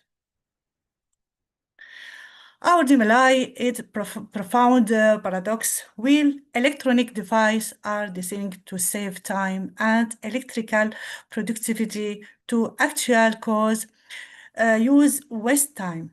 For instance, with the mobile phone providing great service as a mini computer is also offer enough distinction and electricity to consume our time before we finish our work. One of the primary solutions, we leave the device at home and work for an hour alone, absolute silence, reading from a real book, such a Quran, dialogue with people we trust. Now, we can now examine digital problem in general. 1. Digital problem. The digital problem affects individual, encompass technical, security, and social dimension, most notably,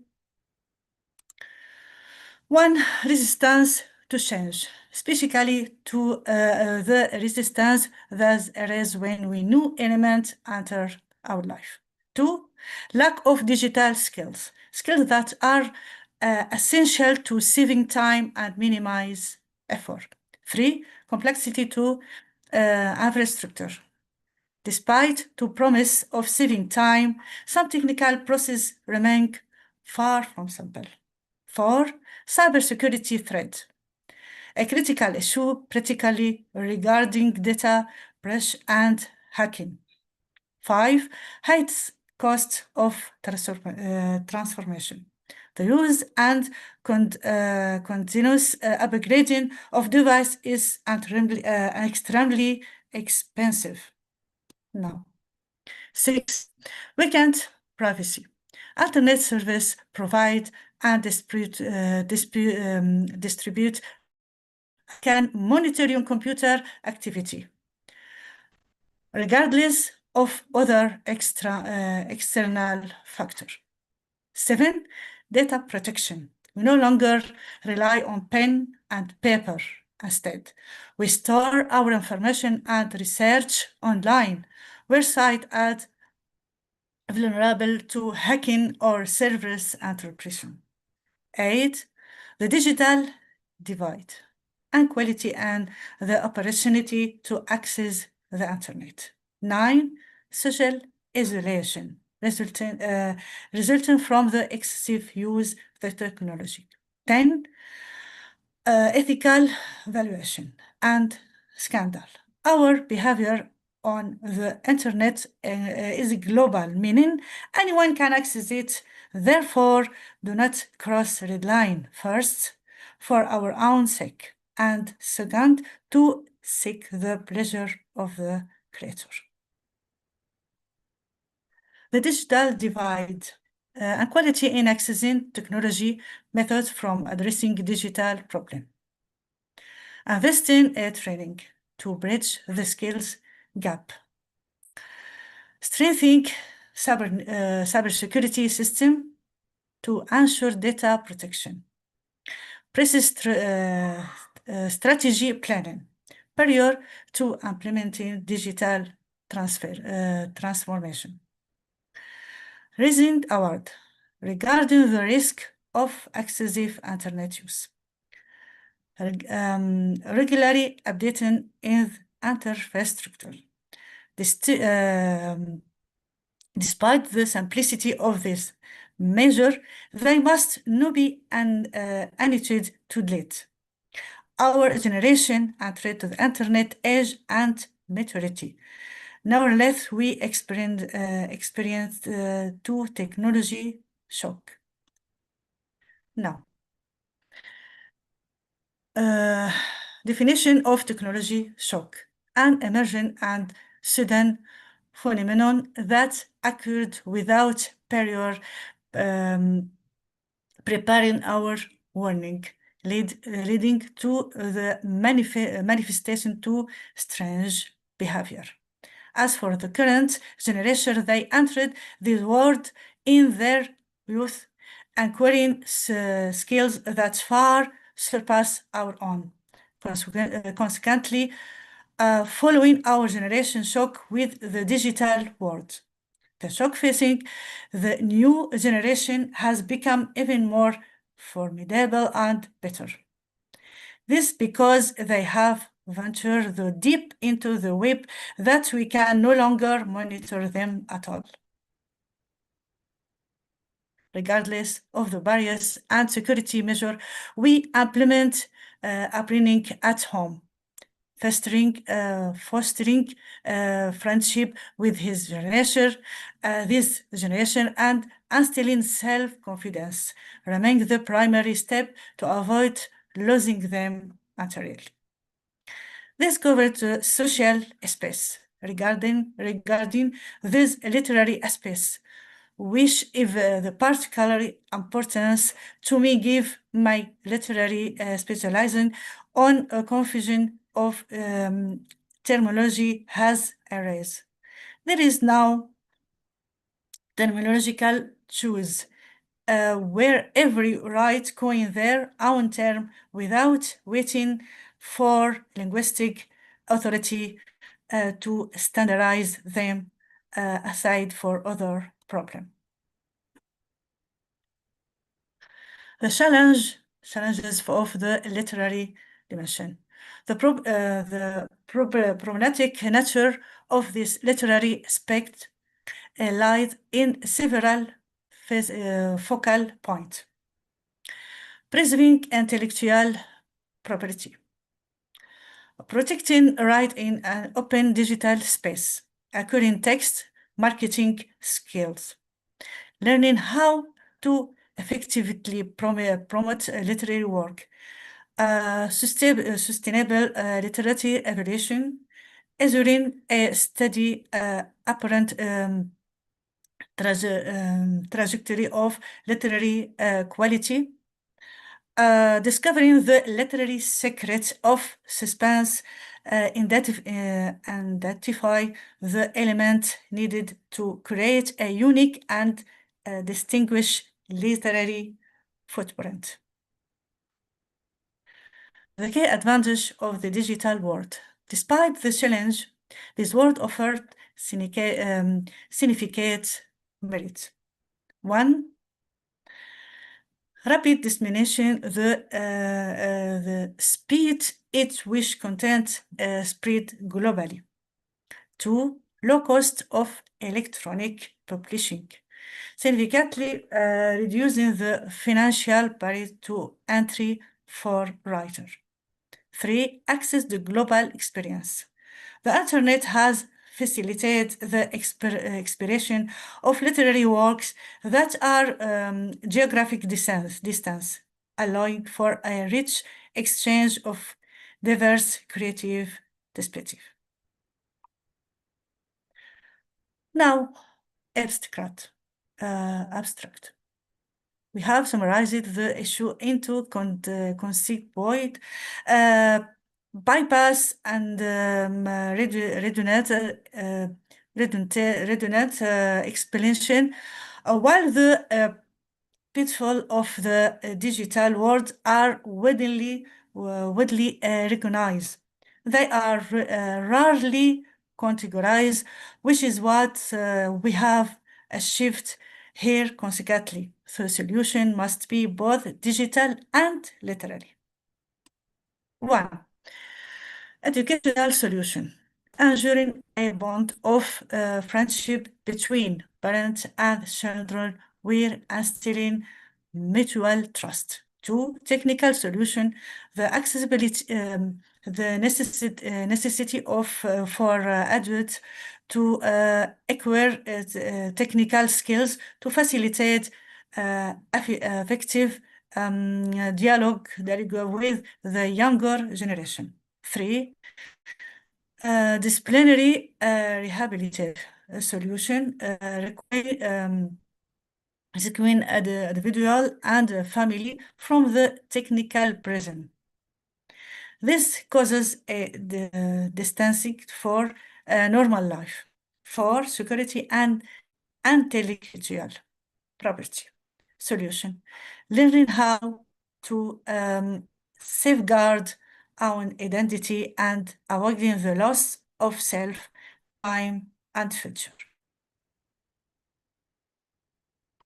That is, thank you for our attention and listening. That is the email if there is some questions. Thank you all. Okay, thank you, Dr. Rima, for the insightful perspective. Yeah. For all participants, ladies and gentlemen, we now open the Q&A session.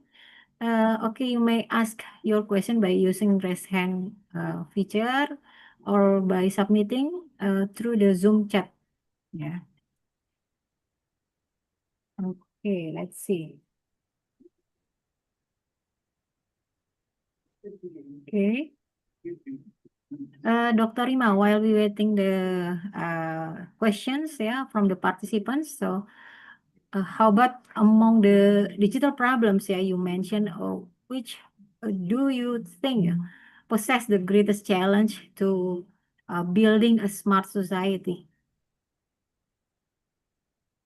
That's it must practice our with it and discuss with our generation.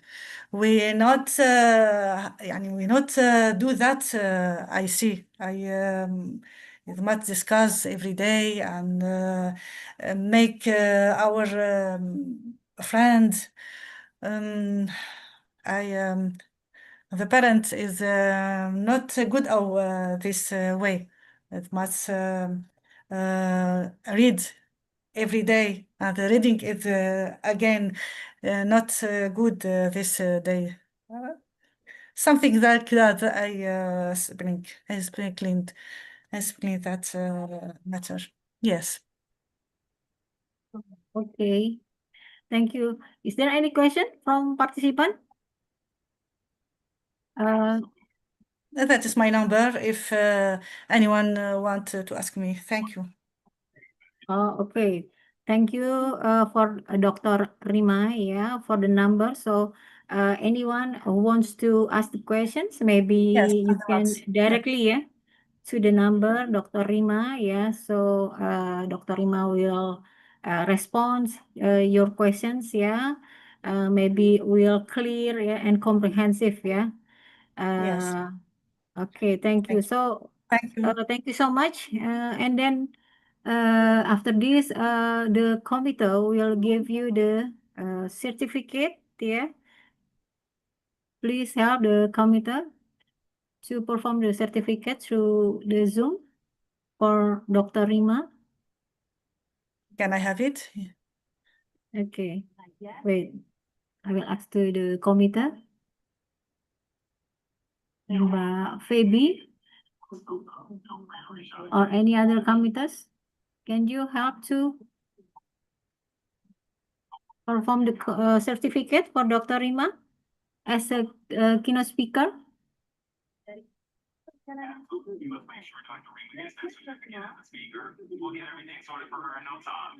Thank you very much. Okay, thank you so much also for Dr. Rima for your presentation. It will be very insightful for us, yeah. And then we'll continue to the next speaker. Okay, I will see to the list, yeah. The other one is, wait. I hope the speaker is already joined to the Zoom, yeah.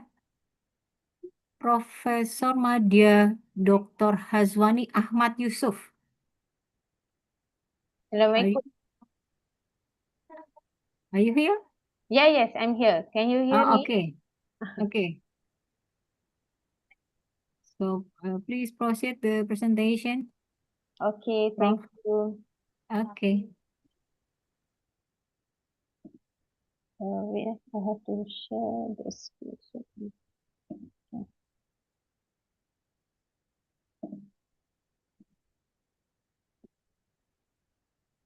Okay, can you see the screen? Yes, we will see. Oh, We okay. already see. Okay. Okay. All right. First of all, Assalamualaikum and good evening to everyone.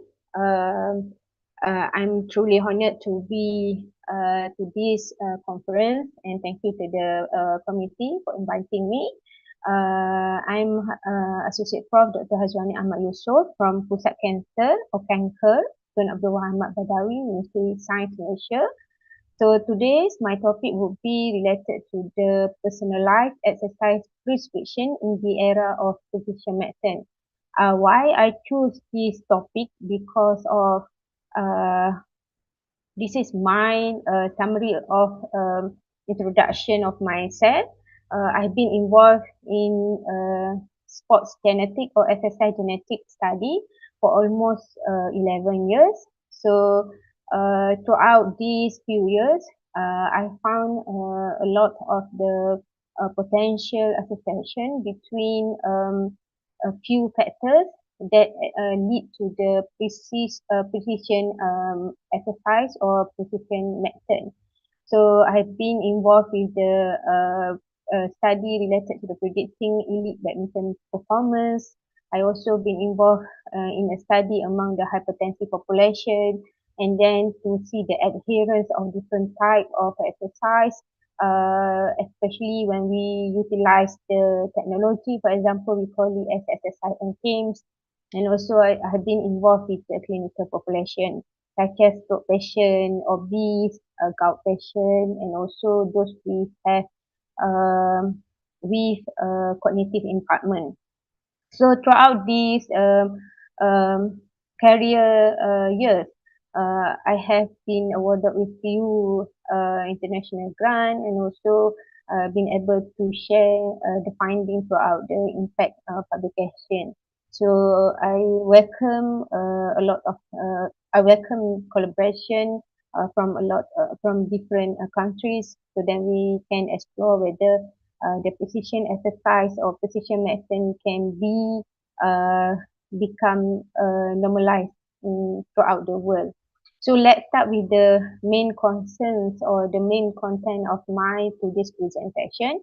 So if you can see from this slide, you can see that when we go to see the doctors, most doctors will say that you have to do certain exercise. For example, you have to go walk, you have to go to the gym, and also you have to run. And I think it's a common exercise um, advice that we receive from the doctors. Everyone who go to the clinic or to see the doctors might not receive the same or the precise exercise that they should actually find. So when throughout my observation, when everyone receive the same or standardized exercise routine, the fitness gain from between each individual is quite varied. It's shown different responses. And then there are some how to say there are some studies shows that the response to the exercise is actually based on multifactorial variables such as genetic, the baseline, whether we are low responder or high responder, and also our attitude is at. And then the weight loss, for example, if we are obese, so then the doctor say, okay, you jog.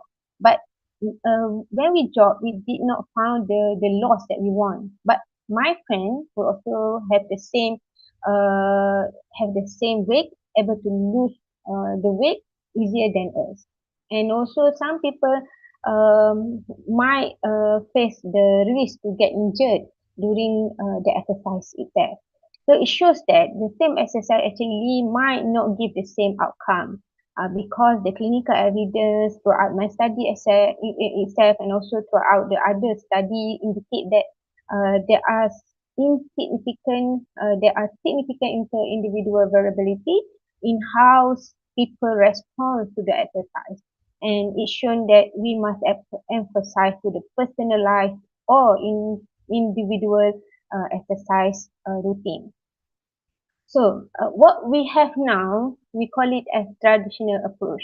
One size fits all population because we thought that in average everyone should do this. But as you can see from this picture, when we compare everything in this one population average, actually everyone has different type of characteristics, which actually will lead to ineffective outcome because it's based the population average, and we also do not know average is related to what type of average that they consider. So now in the current medical care field or in the exercise care field, it starts to shift to the individualized care, where they involve three main factors, which are genetics, which is our DNA coding that we receive from our parents, and also the lifestyle, the nutrition, the diet, the daily activity that we did, and also it also involves the environment, how we expose to the pollutant and also the socioeconomic factors. So all of these actually supports the term precision medicine, which is we want to tailor healthcare driven by individual diagnostic metrics, not general medicine. Because as you remember, when we go to see the doctor will give a certain type of medicine. But why exercise did not have a certain type of exercise? It should be treated as what medicine being given to the patient, is it? So then we know that exercise is a crucial factor that everyone need to do because it's also it's also known as the medicine. Exercise is medicine. So exercise is involve type of the exercise, which is modality, the level of intensity, and also the volume, and also the frequency of exercise that we did every day. And all these need precise prescription because the dose, the type matters for the prevention and treatment of the chronic disease is important. As you can see from this table, you can see that this is the traditional fitness that we did every day. We did at the moment, right? So it's from the baseline metric, which is population average.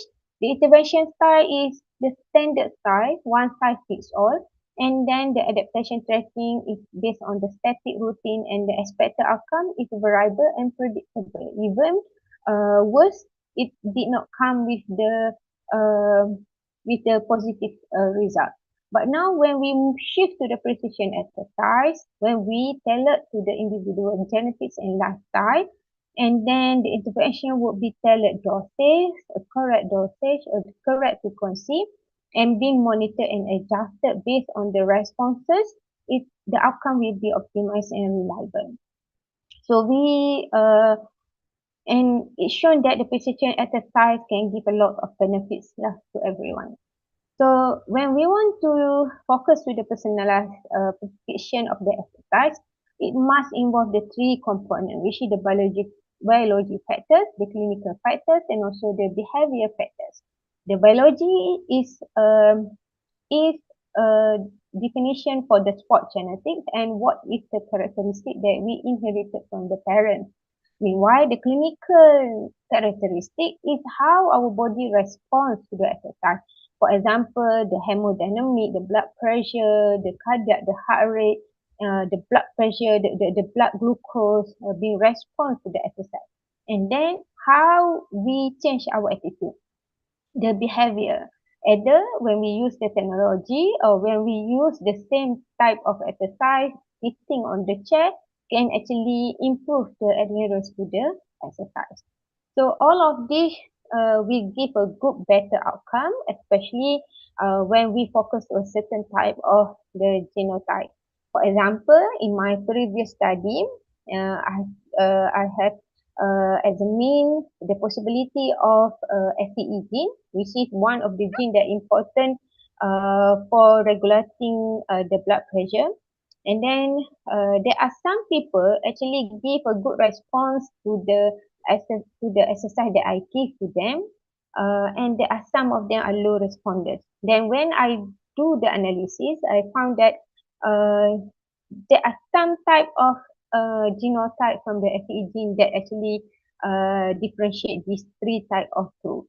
So it's shown that not everyone can do the same exercise and receive the same response because it must be tailored to your biology factors.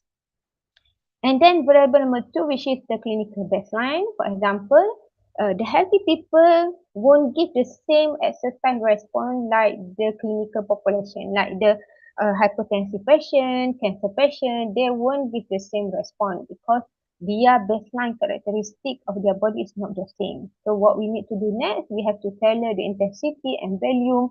We have to try to modify the exercise itself and monitor physiological adaptation and adjust training continuously. And the last one is behavioral determinants. So when we know that the low motivation has been detected from certain patients, we actually need to be more creative to introduce them a certain exercise that never been done before, and then it might improve the adherence to the exercise and also the engagement to the exercise. So at the end of the day, this behavioral adherence loop will give a better outcome.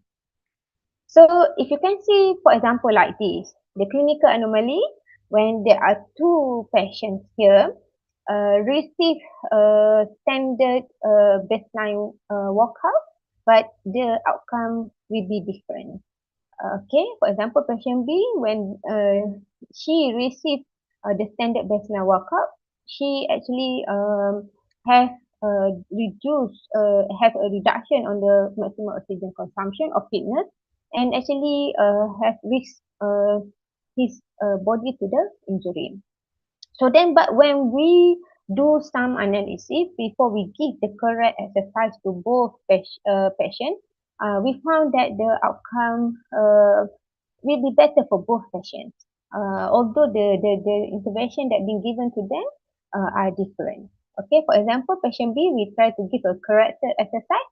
The volume have been decreased, but we try to move to the exit game, which is to improve the adherence, which is to improve the attitude or the behavior. Then the patient B have a good improvement in terms of the exercise outcome. The precision exercise or the precision medicine is like a precision engine. It must be operate in one unity. It must be combined together, involving biology factors, clinical factors, and also the behavior. It's like our car engine. It must cooperate together. So where we are now, at the moment, in the past, we have a reactive treatment. Now, at the present, we are in the personalized treatment, which is the present transition. And then, is that will be in the same plateau situation? No. With the current technology, there is a predictive AI, artificial intelligence, must be combined with the genomic or biology factors, then we'll be able to give a fully predictive and preventive healthcare model for everyone, especially for those in a high risk populations to a chronic disease. So I would like to conclude that from my presentation. I would like to say that exercise is not one size fits all to everyone because it must be personalized. So then we will be able to receive optimized outcome. And then the future of care is must strictly precision medicine because it gives a lot of benefit compared to the current standard trend. So with that, thank you, Miss Moderator. Okay, thank you so much for the presentation, Mrs. Hazwani. So Yes. maybe I can conclude about the exercise prescription must follow the structure principle. So correct me if I'm wrong Yeah. including frequency, maybe intensity, time or type, Yeah. while Yeah. also integrating continuous monitoring and evaluation. So Yeah. this ensures that exercise is both safe and effective, minimizing risk while maximizing health benefits. Yes, correct. Okay. So please, for participants who wants to ask the question, maybe through the chat room or by raising hand. Is there any? While we're waiting, maybe I'm wondering, why is precision exercise prescription considered more effective than generalized exercise program? Okay, I give you the real story. I have received a lot of depression with hypertension. So I give them a standard exercise program. For example, okay, since you have high blood pressure, please go walk or jog. And there are some group when I just give them 12 minutes of hangry exercise while sitting on the table, while sitting on the chair, and then you just have to do isometric exercise, just grabbing for 2 minutes and then release grabbing, and then it's shown that certain people with a certain genotype uh, give a better outcome when they just sitting on the chair compared to those who go for the jogging. So it shows that not everyone will give the same benefit if you go to jog and or if you go to do certain other exercise. Me myself, I cannot go for the jogging because it might give me more injury. I'm born with no talent to go and run. But I have been given another talent to do resistance exercise. Okay, thank you so much for comprehensive explanation. So it's very useful for us. Maybe there's no more question. I think so. For the participants, who wants to ask about the question, maybe Mrs. Haswani Ahmad, would you please to give your email address or contact number through the chat board? So the audience others can ask you the questions without any time limitation. So okay, then I think that's all, yeah, for the presentation from Mrs. Hazwani. Then please, the committee will provide the certificates online. Thank Okay, you. here it is. Thank you. Okay, thank you. And No then, worries. yes, nice to meet you, yeah. Nice Okay, to meet then, you. okay, then we'll go to the other speaker. Yeah, wait. What's next is okay, number 4 in order is Dr. Syamini binti Samsudin, yeah, from University Science Malaysia. Okay, the floor is yours. Assalamualaikum. Can you see my slides? Yes, we've already seen your slide. Okay. All right. Bismillahirrahmanirrahim. Assalamualaikum warahmatullahi wabarakatuh. First of all, I would like to thank ADPI for this wonderful opportunity to present on this platform. So today I would like to share with everyone about my studies concerning the social revolution, how family robots are reshaping the mental wellness. So my name is Shamini. It's my story on robots. So this is me, Community Health, Pusat Cancer, Tun Abdullah Ahmad Badawi, University of Science Malaysia. So my study areas are mainly concerning robots and also rehabilitation robotics. So today I would like to share with all of you a little bit about robotic intervention and how I have been using robots to help children with autism, people with post-stroke depression, typical children, young adults, and there are also other ongoing projects related to robotics. So the future of robots have changed recently.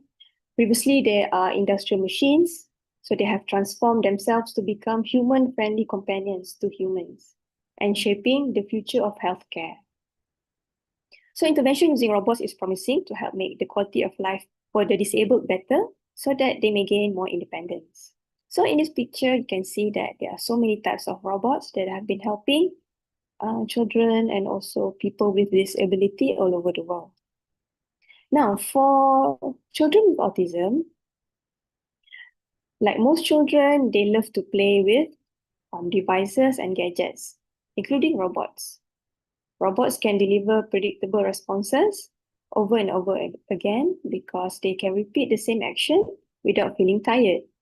And to children with autism, a robot can appear less intimidating than a human being because to children with autism, communicating with real humans can be overwhelming for them. But how do actually children with autism benefit from communicating with robots? Now, fundamentally, children with autism have natural interest in technology. For example, in computers, gadgets, and robots. So we found that children with autism are more responsive to social feedback via technology. And they actually prefer robot as interaction partner over humans. Now, we know that a robot can do programmable action repetitively without feeling tired or feeling sick. They also have simpler features, which actually reduce the anxiety when children with autism interact with them. So robots can actually trigger social behaviors more often than other devices. So in our study, we exposed children with autism to humanoid type robots. There were different types of modules like exercising, playing music, and the blinking of eyes to see how these children actually have good eye contact with robots. And we compare their behavior when communicating with robots compared to communicating with actual humans, which are their teachers in the classroom. So to assess their behavior, we have come out with a 24-item behavior score sheet. so that we can compare their behavior in these two different situations. So in our finding, we found that children with IQs more than 80 responded positively to robotic intervention with respect to first-time exposure to a robot.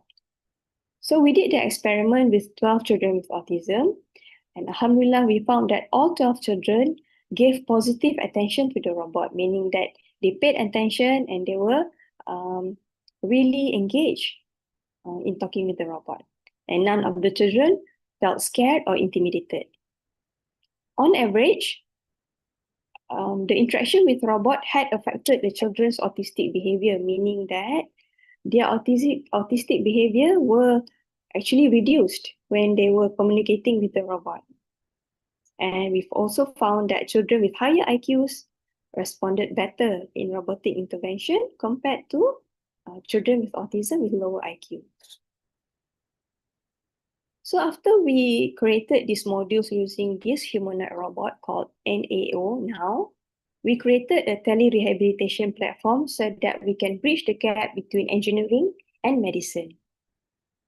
So the problem statement was, how does everybody in the tele-rehabilitation environment communicate with each other? So they need a platform to connect the clinicians, the robot, the parents, and also the engineers who are creating the modules using the robot. So what happens in this system is that after the child interacts with the robot, the clinician will be updating the children's progress and the data will be stored in the cloud. At home, parents will be able to view the child's record, and if they also have the same robot at home, they can continue to have the therapy at home with their child. And the parents will also be able to update their records online so that the clinicians will also be able to see the changes in the child's behavior. And in this environment, engineers will be always available to help with the technical side of things. So after we set up this system, we did a testing with the help of therapists to see whether this system is functioning well. So we did a survey with the therapists using the robot, and we found that the tele-rehabilitation platform allows child-robot interaction to be carried out over the internet at different locations. And we were happy that physiotherapists found that their online experience using the website to be good, and they found that the system is able to help children with autism get therapeutic intervention at different locations all over the world. So these are the people who are involved in our study. Thank you so much for the help.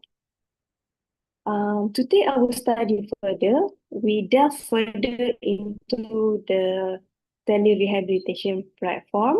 So we coined this phrase called the Internet of Robotic Things, IORT. So we found that in our previous study, there were a lack of two-way communication between the robot and the child during the tele-rehabilitation session. So we improved our system so that the children will be able to communicate with the robot better over the cloud. Okay. So this is the architecture of our robot-mediated tele-rehabilitation system for autism therapy. Again, it involves the children, their caregiver, the therapist, and also the engineer. So alhamdulillah, we carried out the test with 6 children with autism, and we found that the IORT system is robust in identifying most response from the children with autism during the interaction, meaning that we have successfully upgraded the system so that the robot is able to communicate better with the child. So this research allows therapists to have comprehensive access to therapy program over the cloud. And on a bigger picture, we hope that this will be able to contribute to better national healthcare services for children with disability, especially autism. So other than autism, we also use robots to interact with patients with post-stroke depression. So in Malaysia, we found that depression is a serious mental illness. And we found also that 30% of patients with stroke are actually also affected with depression. So in the Western countries, we found that animal robot therapy for depression has potential, but it has limitations because not everybody can take care of a pet, because pets can cause zoonotic infections and they also require commitment to take care of these pets at home. So we tried to use animal robot as an alternative for patients with depression at the rehabilitation center. So we exposed this animal robot to 6 patients with depression after stroke. And as you can see in these pictures, they are very happy to be interacting with the animal robot during their therapy. So we found that animal therapy do have positive effect, but it has limitations. So by using animal robot, we proved that the social robot can be used as an assisted therapy, which is a non-drug type of therapy for people with depression. So using animal robot, it can actually help overcome the limitation of real animal in therapy for depression. So we have proposed to psychologists at rehabilitation centers to use robots for patients with depression to help them improve their mood, sleep better, and lessen the need for medication. Next, we have also exposed robots to typical children. And this has been done especially in the Western countries and also in Japan. So the aim of the study was to expose robot to the young generation of Malaysians. So for this study, we used this type of cute robot called Keep-On. So it can actually dance and it's very responsive to touch. It has microphones and a fuzzy form that you can touch and squeeze. So this is the setup where the children interact with the robot. So we took the robot to a kindergarten to see how it reacts, or how the children react to this robot during classroom, and we recorded the interaction. So we found that the children in Malaysia took some time before starting to interact with the robot, since this is the first time that they saw the robot. At first they were confused, but then they started to get excited quite fast once the robot starts to move and dance. And children showed positive responses such as happy and smiling expressions as time goes on. So this is the picture of the robots with the children at the kindergarten. So everybody is happy, and alhamdulillah, it went well. So we also wanted to see how young adults at the university interact with an animal robot. So this study was actually conducted at the university.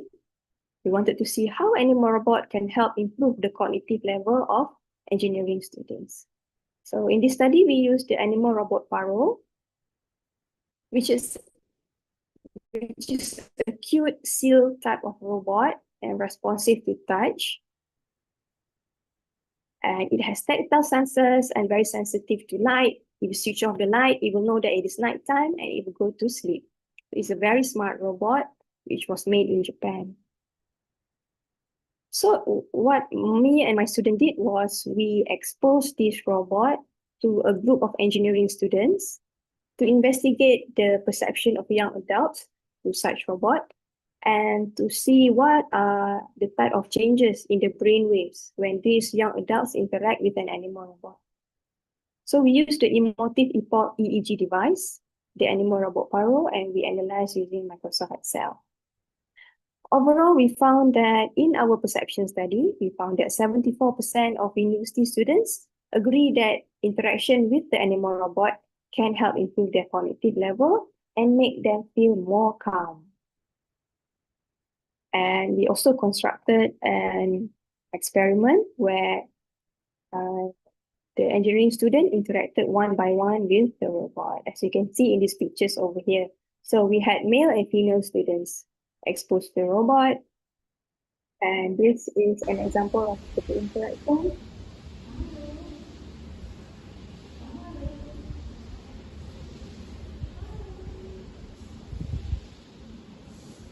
So since the robot is very cuddly, the students naturally wanted to hug and pet the robot.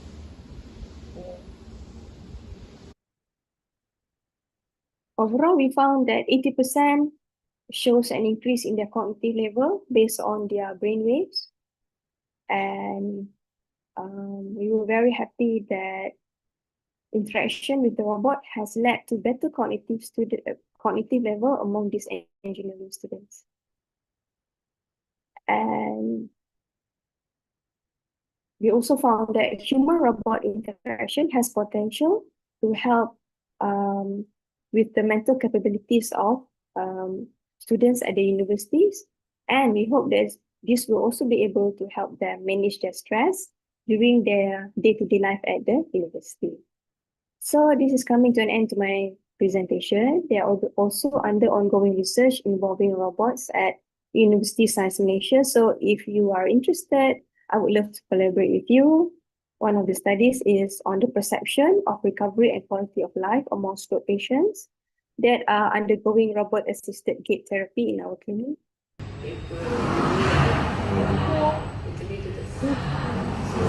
Other type of robot has been for stroke patients. And as a take-home message, I would like to say that social robots are becoming more common in our lives. They can give comfort, happiness, and reduce disability traits. So please don't worry, social robots are not here to replace humans, but overall we are moving towards a more effective healthcare for everyone. So that's all from me. I would be happy to take questions from the audience. Thank you so much. Okay, thank you so much for the presentation. It's very inspiring, yeah. So I interested, yeah, with the sentence that you say that animal robot therapy for depression. So I think I try to get the bottom line, yeah, that technology as a emotional support, yeah.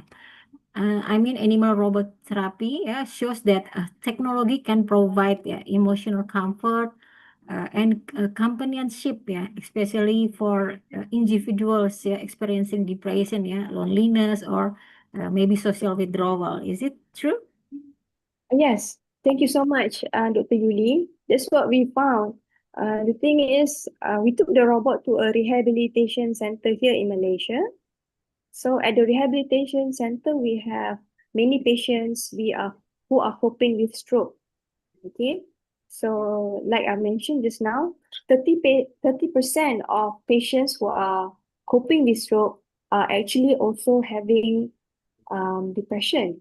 So this depression actually causes them to have problems sleeping. They always feel worried about their future and things like that. So currently, one of the most effective therapy is using drugs and also psychological type of therapy.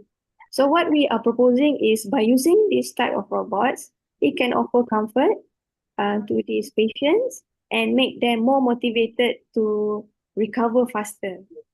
And the beautiful thing is throughout the study, these patients felt more motivated to recover, and they say that when I am better, I want to go home and I want to have my own pet because I miss my cat at home.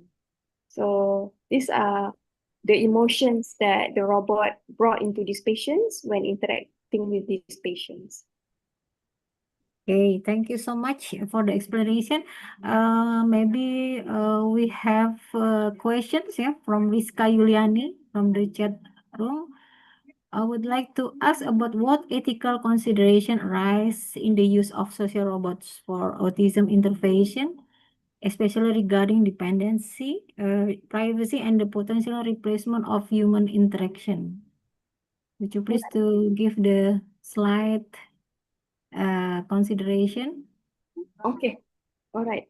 Thank you for the question, Dr. Rizka. Definitely, all studies involving children with autism needs to get ethical approval because we are dealing with special type of population. And when we expose technology to these children, we need to be very careful because we also need to plan. For example, if we want to expose the robot to the children for 8 weeks, we need to inform the children since the beginning that after 8 weeks, this robot will be saying goodbye to you. So the thing is, I would be, my team and I, we would design kind of a social story involving the robot. So we say that after the 8 week has complete, the robot will need to move to another place and will have to say goodbye to the child. So we need to plan it well so that the child would not feel too attached to the device and not be able to say goodbye to the robot when the time comes. So it's definitely is a lot of the ethical consideration needs to be thought of carefully when dealing with children with autism. I agree. Okay, thank you so much. Yeah. And then because of the time constraints, maybe audience who wish to ask questions can contact the committee directly, so they can be addressed to the keynote speaker. Yeah. Okay. Before we close the presentation, so committee, can you help me for the online certificate?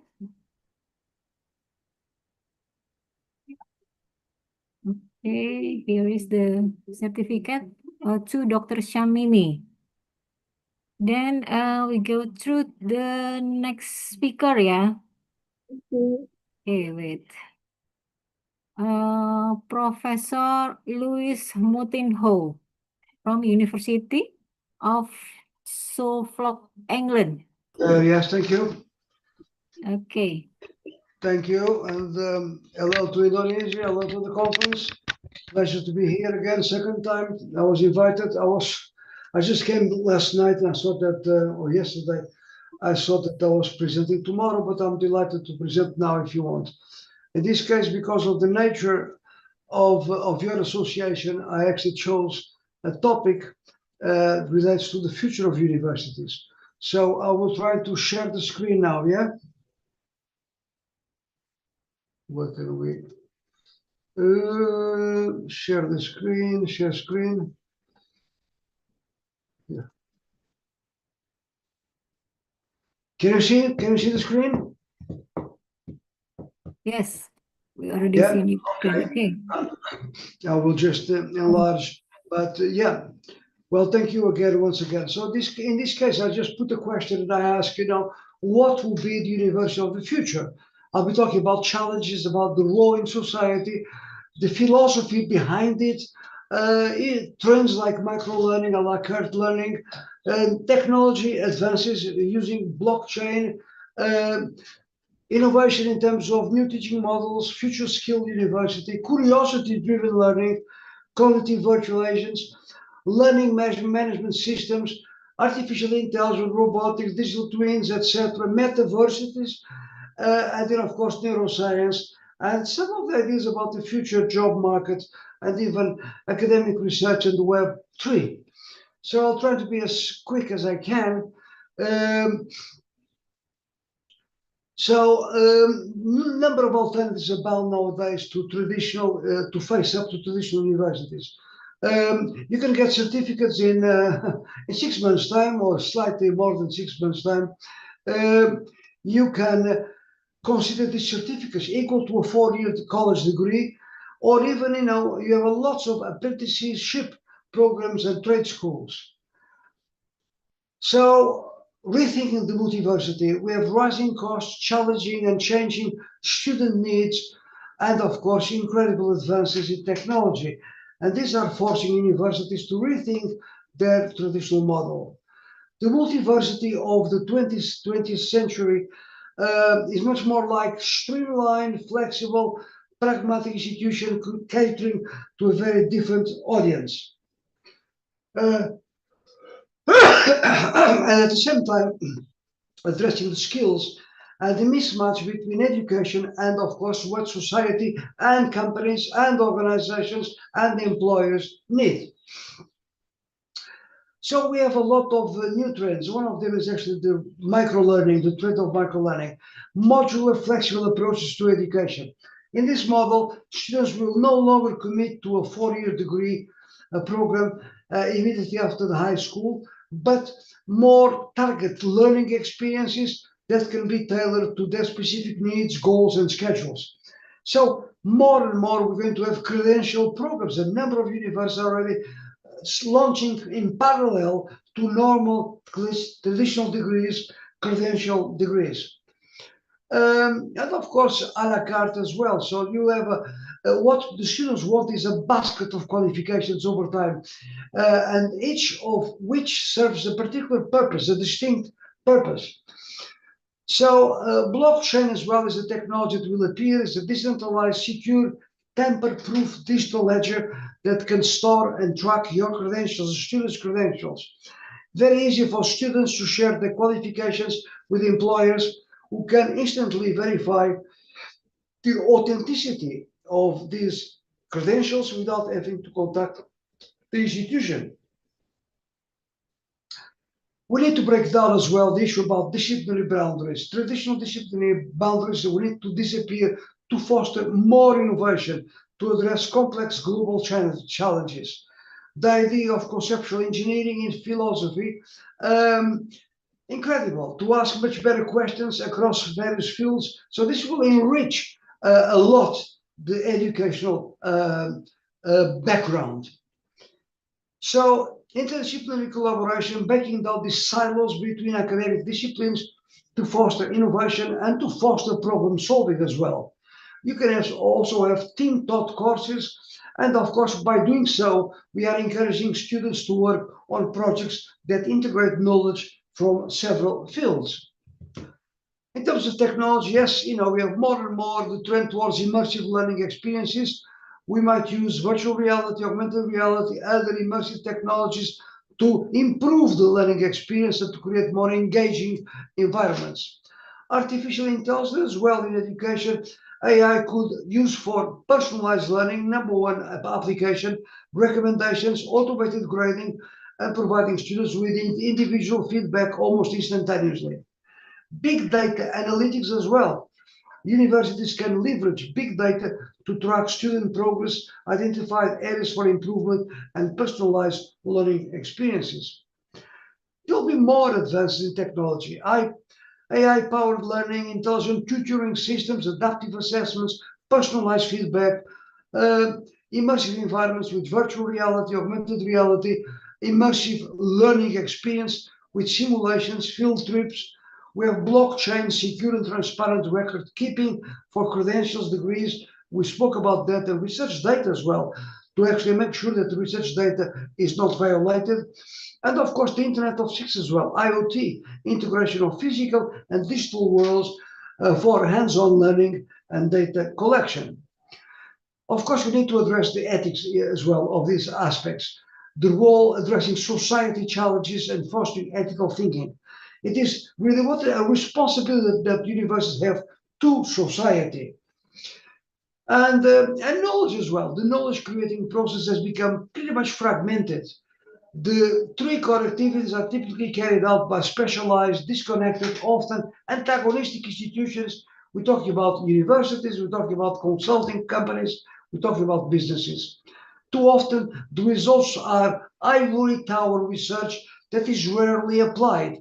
Consulting projects that offer recommendations for solving problems that rarely build people's ability to stop creating the problems in the first place. And non-stop firefighting as managers carry out from crisis to crisis.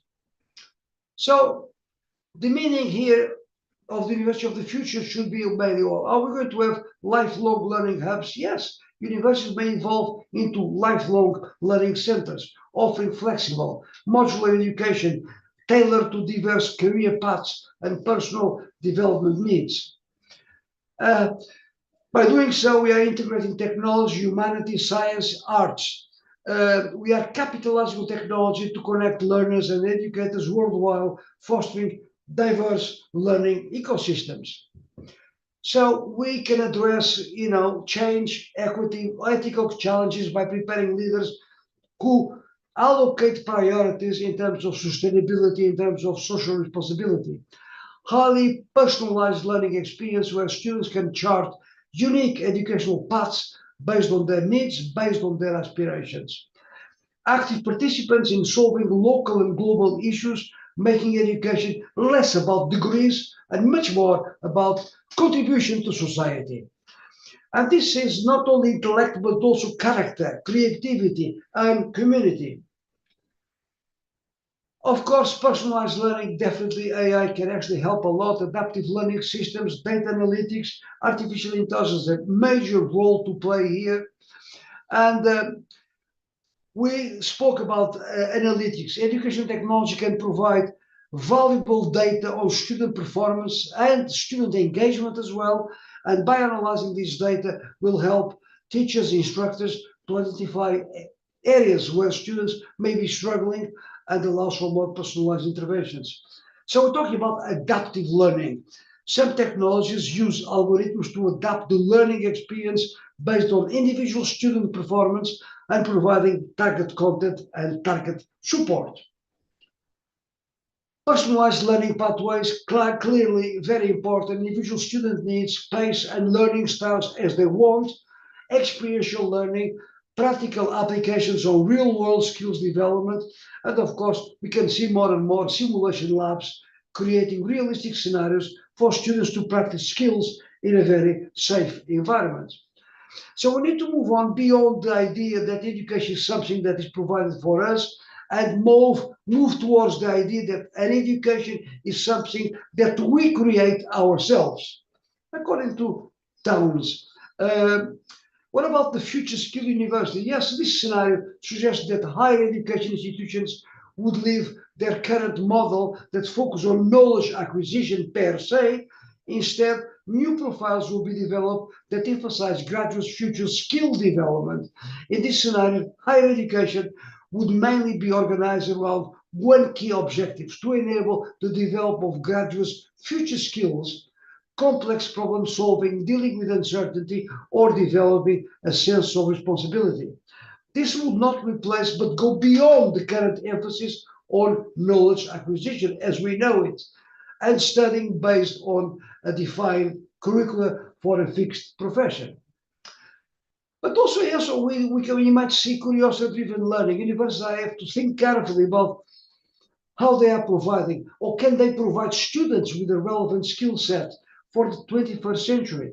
Some universities are keen to applying this self-direct and curiosity-driven learning concept. This approach is designed to challenge and to educate the digital pioneers of tomorrow. What the best foundation will be probably micro-credentials, offering short, focused courses, certifications that can be stacked towards a degree or used for professional development. So broad qualification profiles with interdisciplinary skills that enable graduates to learn quickly and adapt to new technologies.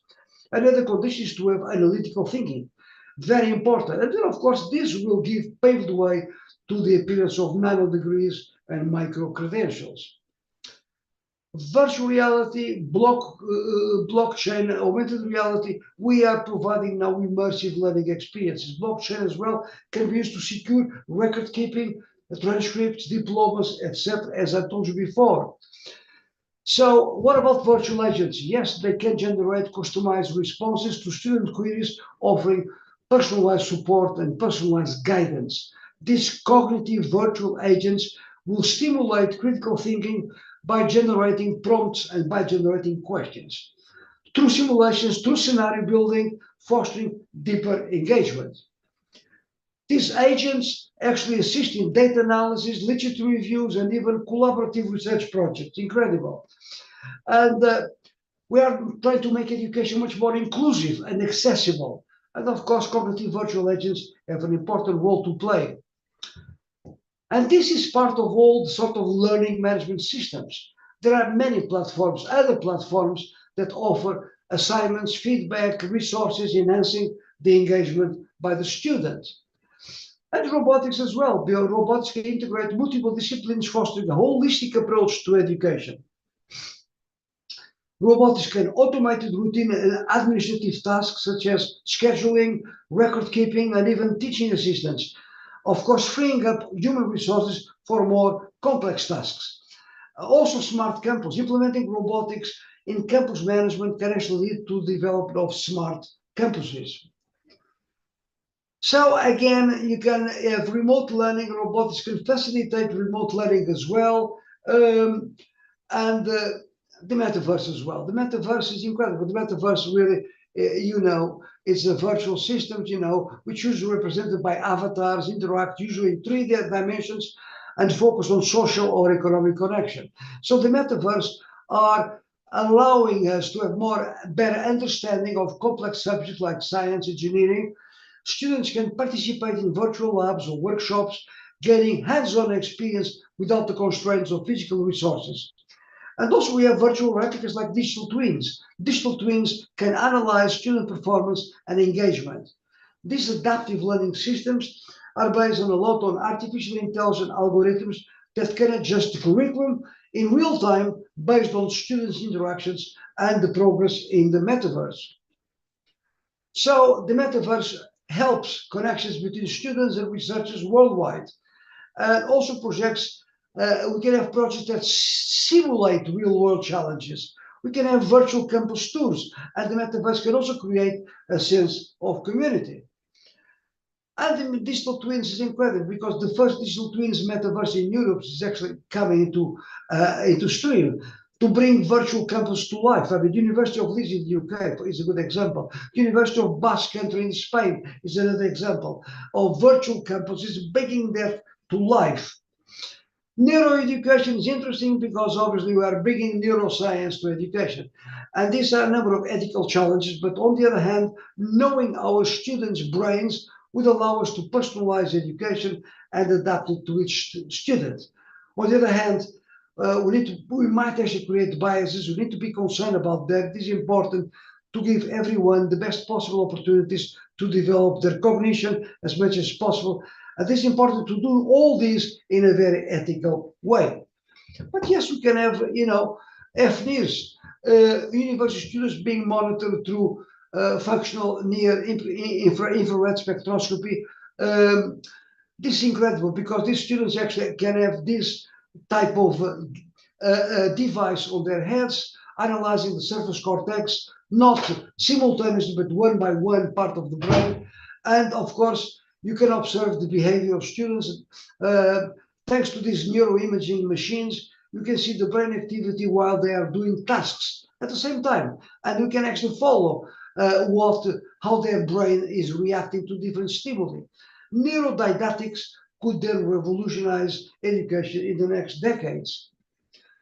What about, preparing students for the future job market? Well, certainly artificial intelligence, machine learning, data science, cybersecurity, definitely blockchain technology as well, biotechnology, telemedicine, genomics, personalized medicine. All these are important areas where there will be very high level of demand for future jobs. Sustainability and environmental science as well, because we are more and more concerned about the environment.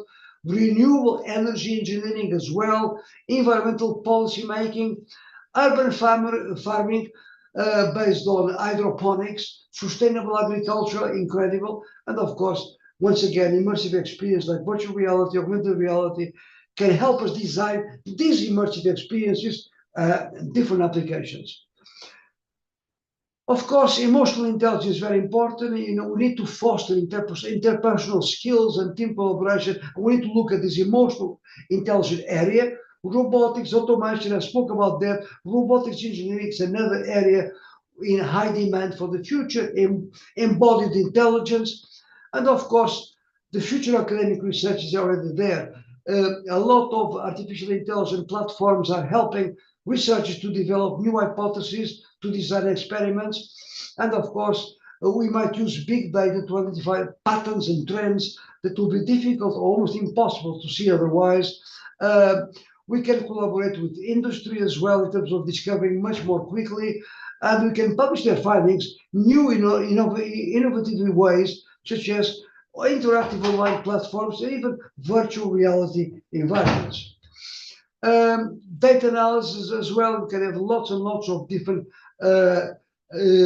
software that will help you with data analysis, but in this case embedded under artificial intelligence. And of course, we've got the appearance of quantum computing. This can revolutionize research by solving very complex problems in an incredible speed with compared to current computing power.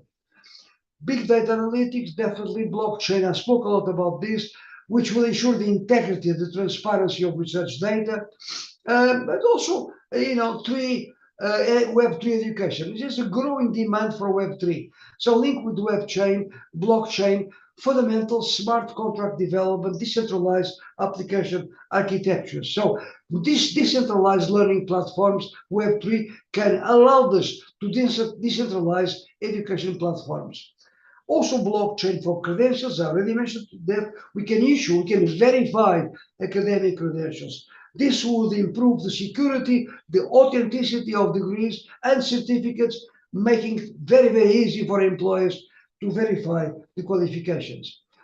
Smart contracts for enrollment payments, can automated enrollments, tuition payments, all through Web3, streamline admin tasks such as admissions, registration, credentialing, tokens, educational resources such as textbooks and research papers can be turned into tokens, allowing for easy sharing and monetization. You can sell even these tokens, and degrees and other educational credentials could be issued as non-fungible tokens to have verifiable, portable, and easy shareable proof of their achievements. Incredible. Web3 blockchain technologies can facilitate more interactive, engaging learning experience through virtual reality, augmented reality, decentralized immersive experiences, decentralized governance models as well, allowing students and faculty to have a say in decision-making processes enabled by blockchain technology. So we might have these DAOs, decentralized autonomous organizations. Universities might experience DAOs to involve students and faculty in governance, in budgeting, in decision-making processes. And of course, blockchain can also be linked with the integrity of research, could enhance the integrity, the traceability of research data, making it very easy to verify the authenticity of studies and also the intellectual contributions of that study, promoting transparency and trust in academic research. Students could have control of their digital identities as well and their digital data. So the future of Web3 universities and virtual reality is incredible. It's an incredible ecosystem, immersive technology that could create virtual campuses and classrooms as well. We can have decentralized funding platforms that could support research initiatives, and the convergence of these technologies, ethics, and social issues within the Web3 could lead to much more interdisciplinary programs centered on topics like digital rights, blockchain technology, and the social implications of decentralization. We can foster, with this technology, we can foster global collaboration among universities, among researchers, among students. But at the same time, we have got data ownership and privacy. Students can have greater control over their personal data. Flexibility of Web3 technology could enable universities to adapt their learning models to support lifelong education, a very important objective. And Web3 technology can be aligned with ethical practices, such as promoting decentralized energy efficiency as well, blockchains, again, the issue of sustainability. Many higher education institutions are already integrating fintech and Web3 into their curriculum. And the incredible evolution of blockchain asset ecosystem, which creates challenge in determining whether content is essential or is purely temporary. You've got examples. Harvard is exploring the use of blockchain technology for decentralized collaboration that allows researchers to share data, collaborate on projects, and manage intellectual property. Carnegie Mellon University is interesting. They launched a secure blockchain initiative. It's also researching new ways to create, authenticate, and monetize digital art. Carnegie Mellon University offers courses and programs on blockchain and Web3 technology, such as the blockchain and the cryptocurrency course. MIT as well, they created the Digital Currency Initiative, launched a project called Core Chain that is aiming to create a secure and scalable blockchain platform that can be used for various applications such as supply chain management and asset tracking. Building an ecosystem that empowers, therefore, students to make an impact to practical education consulting for enterprise companies. The initiative has founded about more than 10 startups, educated 200,000 plus students and consulted for more than 40 projects worldwide. So it's transforming, this virtual reality collaboration, blockchain, Web3 is transforming how research is conducted and presented, and even virtual reality and augmented reality can create immersive environments for simulations and model testing. Wearable technology, IoT devices as well can collect real-time data, providing researchers with huge continuous stream of data. We can have also 3D printing, cutting-edge 3D printing technology allow the creation of physical prototypes of new designs, anatomical models, and even the printing of biological tissues for scientific study. Incredible. And that's it. I went as quick as I could. And this is only an anecdote at the end. It's all very well making discoveries, saving lives, and improving the world, Roger. But your research is making barely any impact on social media. Anyway, thank you so much for the invitation. And very short notice, I was in Hungary. I came back from China. I was supposed to be presented tomorrow. I'm presenting after all, I presented today. But my pleasure again to collaborate with your association. Okay, thank you so much, Prof. Luis Mutinho. Okay, because of we apologize for the audience for time constraints. So questions submitted via the chat section maybe will be answered directly by the professor.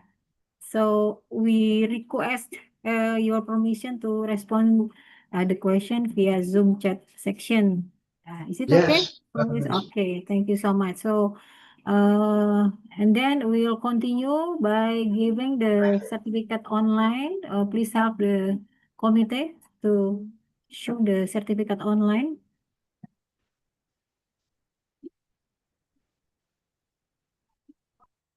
Okay. Please give us the certificate, online certificate for Prof. Luis Mutinho. Would you perform the certificate with the Zoom screen?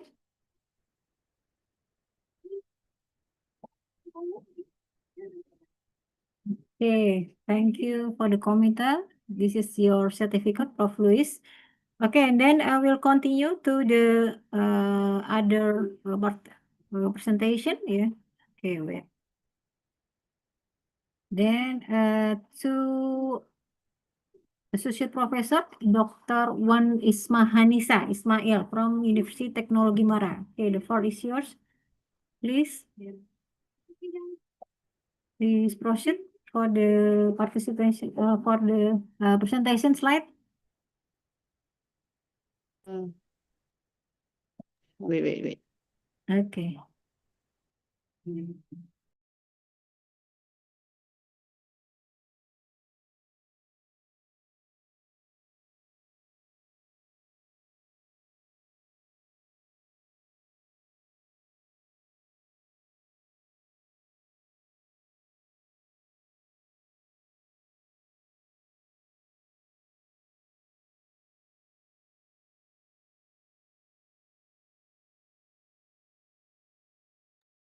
Assalamualaikum warahmatullahi wabarakatuh. Have you my voice? Already? Yes. Okay, thank you very much. Okay, Assalamualaikum warahmatullahi wabarakatuh. Yeah, wait.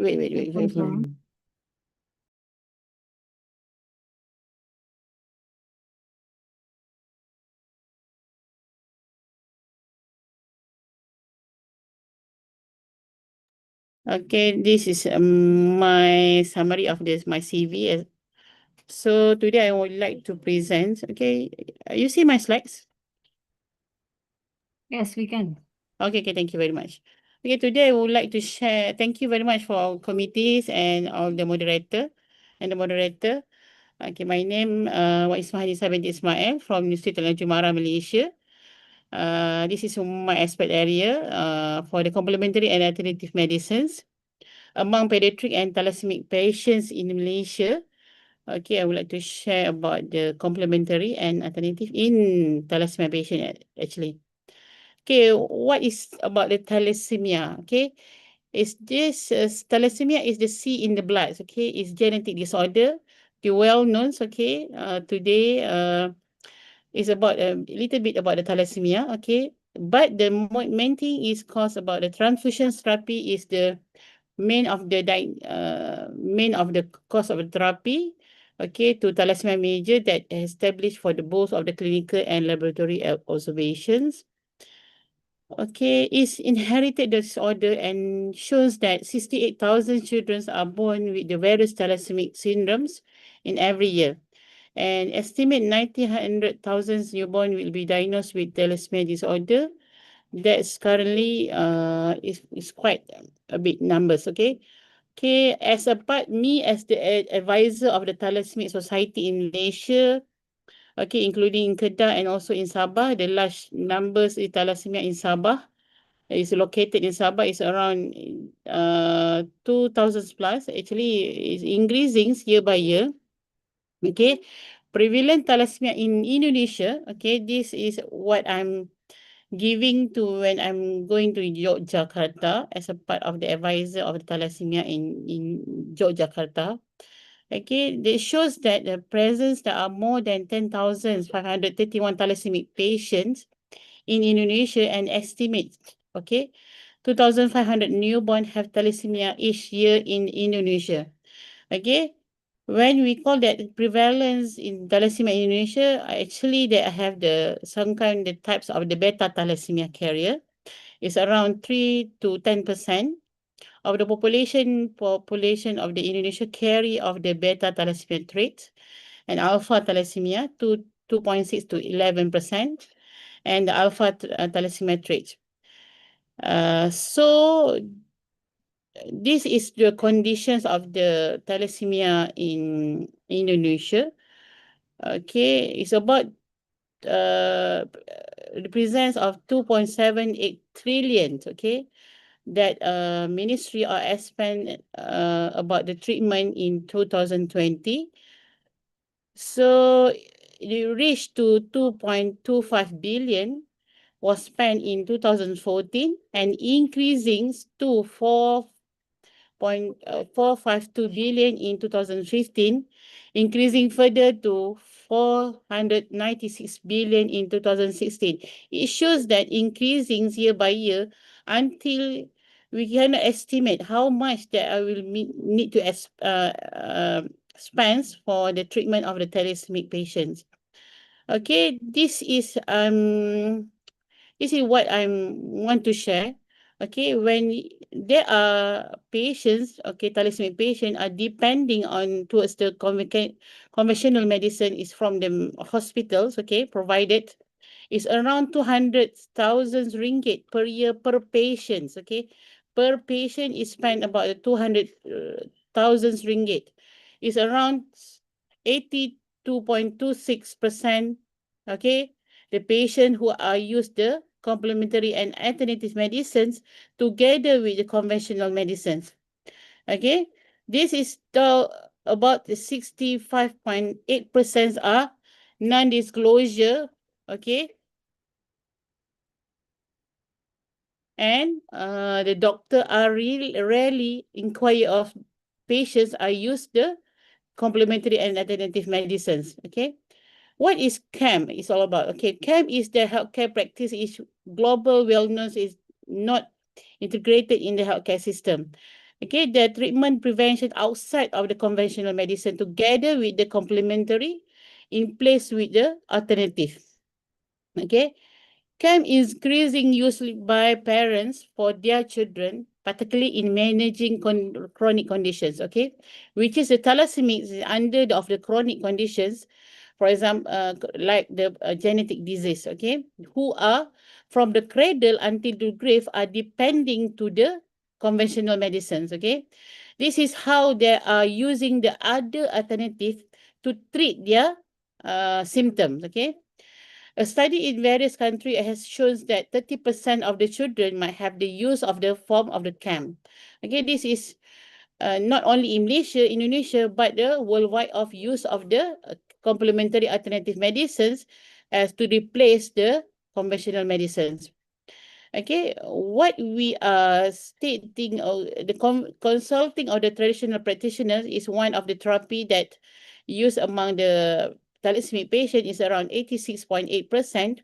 Okay, followed by the treatment for the illness 14.8%. Okay, this is the study in Indonesia also found that 54% of parents believe CAM could be helpful in treating childhood cancer compared to 35% of healthcare provider, and also the 93% is most recommended for using complementary alternative medicines who are used the common most CAM that are used around 93%. Okay, this is what we are worried. Okay, when there are 67.6% doctor who did not know, who did not ask about the CAM complementary alternative medicines use. Okay, when the studies are doing, most of the patient of the thalassemic patients, says that the doctors are not asking about the CAM use, and also 65.8% who did not disclose of using CAM together with the conventional medicines. Okay, this is about the worried, when they are not disclosed using the complementary alternative medicine together with the conventional medicines. Okay. So this is type of the common CAM therapies in the pediatric is also in the adults. One of the most is used the herbal remedies. Acupuncture, homeopathy, chiropractic, and massage therapy, and also dietary supplements. There's lots of things that they are prone to use the CAM. With together with the conventional medicines. Okay, what is the reason for the use of CAM? Because of the parents often turns to CAM for perceive the study of natural remedies. Their desire for more holistic approach to health, and also the dissatisfaction with the conventional treatment, and also the complement towards the conventional treatment. In some cases, the CAM is considered preventive measures, but parents believe it strengthens the child immune system and also the promote of their overall wellness. Who are safety of using complementary alternative medicine in pediatric is key have to be considered when of the lacks of the scientific evidence. When they are choosing the herbs, without the scientific evidence that can be reduce their symptom. Potential risk is some of the CAM treatments such the herbal supplement. Consultations with the healthcare providers, is crucial that any CAM of the treatment need to be discussed with the pediatric or healthcare providers, because it's the two risks, two risks because they are using together with the conventional medicines, and the regulation of the standardizations of the CAM treatments are not always regulated of the strictly of the conventional medications. The parallels of using between of those medications can be prone to have the potential risk among the thalassemia patient. This is what to have to ensure to save of the use of the CAM. that involve or the strategies minimize the risk. The first one, you need to consult with the healthcare providers. All the patients need to consult. Okay, this is very important. This is not the one time of the usings of the camp, but there are years about years.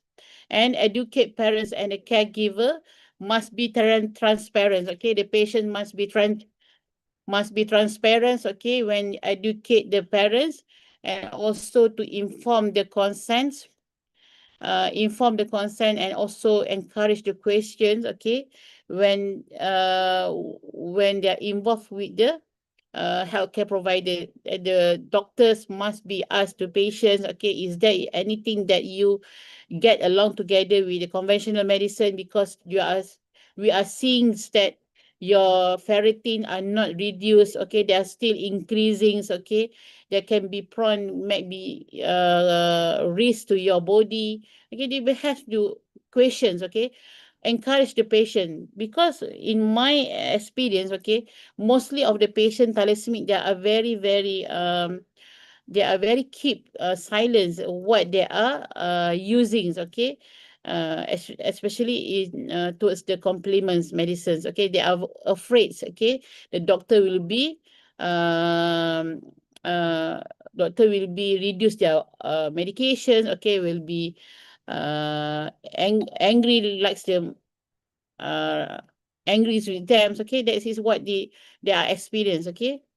Okay, this is what incidents. Okay, this is what incidents is now. 2016 is now is 2007. 2027. They are increasing year by year, 1,000 plus. Now is almost reached to 12,000. Okay, so this is every year increasing number is spend a lot of money in hospital. Okay, for example, in Indonesia, okay, if not my mistaken, okay, is around one bag of the blood bag is considered to pay is around 1 million rupiah. It's around 200 to 300 ringgit, okay, per bag. Okay, actually for thalassemia patients, it needs to use of the 1 to 2 bags per month, okay, consider of the series of their carry. Okay, this is the very much to be considered of the treatment. Okay, this is 2015 of the treatment, 200,000. Okay, but now they are very, very increasing until to almost 1 million of the patients per year. Okay, so the couple who are both carrier of the carrier, okay, mostly 25% are risk of the getting of the child with the thalassemia. Okay, must be aware if you are carrier, okay, 25% are considered to have the thalassemia, okay, in every of the pregnancies. Okay, for my experience, okay, one of the parents who have the thalassemia kids is around I think it's 3 to 4. Okay, my experience to have the patients, okay, parents who have the three thalassemia children, okay, 2 major and 1 intermediate. Okay, they are depending of the blood transfusions every month, okay, in blood bags, okay, all the medications is to how do survive with the spend a lot of money in every month, okay, throughout their life, okay, from cradle until to the grave. Okay, this is what we are worried. Okay, so how to prevalence of use scam among the thalassemia patients? Okay, so when they are considered chronic illness, okay, this is not one time of the 1 to 2 days, okay, they are carry of the illness. Okay, mostly of the patient, they are carry of the illness is about the 20 to 30 years, okay. So this shows that 82.5% use scam, okay, use scam. Or most of the patients are use scam to improve their children health and protect them against the disease. Okay, so in 2018, it shows that 303 patients of the thalassemia patient used of the complementary alternative medicine together with the conventional medicines. Okay, so this is what the use of the biological based therapies is. What in Malaysia there are very lots of the biological based therapy, Okay, Herbalife, honey, Shaklee, cell food, green tea. There is a lot of the things that are using among the patients. Okay, I think not is 1 day, 2 days, is about years. They are depending on this dose of the complementary and alternative medicines. And so in monthly expenditure as a source of the information is around they are not sure. Okay, it's around 208 ringgit. 208 patients do not know how much they are spent. Okay, one patient that I experienced when we are interview them. Okay, whoever who I introduced about the complementary, okay, who can improve their bloods, okay, HB level, okay, they are really considered to get, okay, considered to taking, okay, without says that without says that are very expensive, okay. To the thing is, one to reduce the symptom, one to prevent to get the blood transfusions, okay, they are considered to use of CAM, okay. Who are the source of the information? Selalu for all the information amongst the recommendation by family members, okay, physician, own free will, okay, their wills, okay, wants to get the complementary and alternative medicines, okay. So the belief of use can, because they are reporting they can change in their lifestyle. Okay, also can be cured. Okay, using the conventional treatment only compared to CAM. And the majority of the CAM user believe that conventional therapy assists body natural force to heal are more important than CAM, but the conventional therapies may weaken.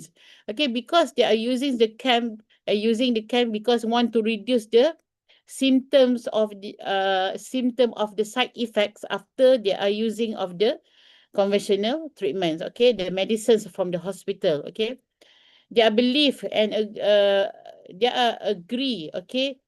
They says that, okay, yes, okay, the conventional medicine can reduce their pains, okay, reduce but the side effects are still, they are still have it, okay, till the end they are choose to use the CAM to reduce the complementary.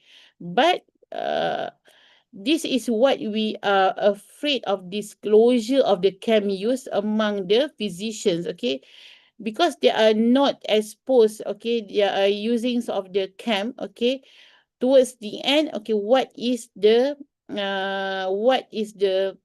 effects, okay, to their body, okay.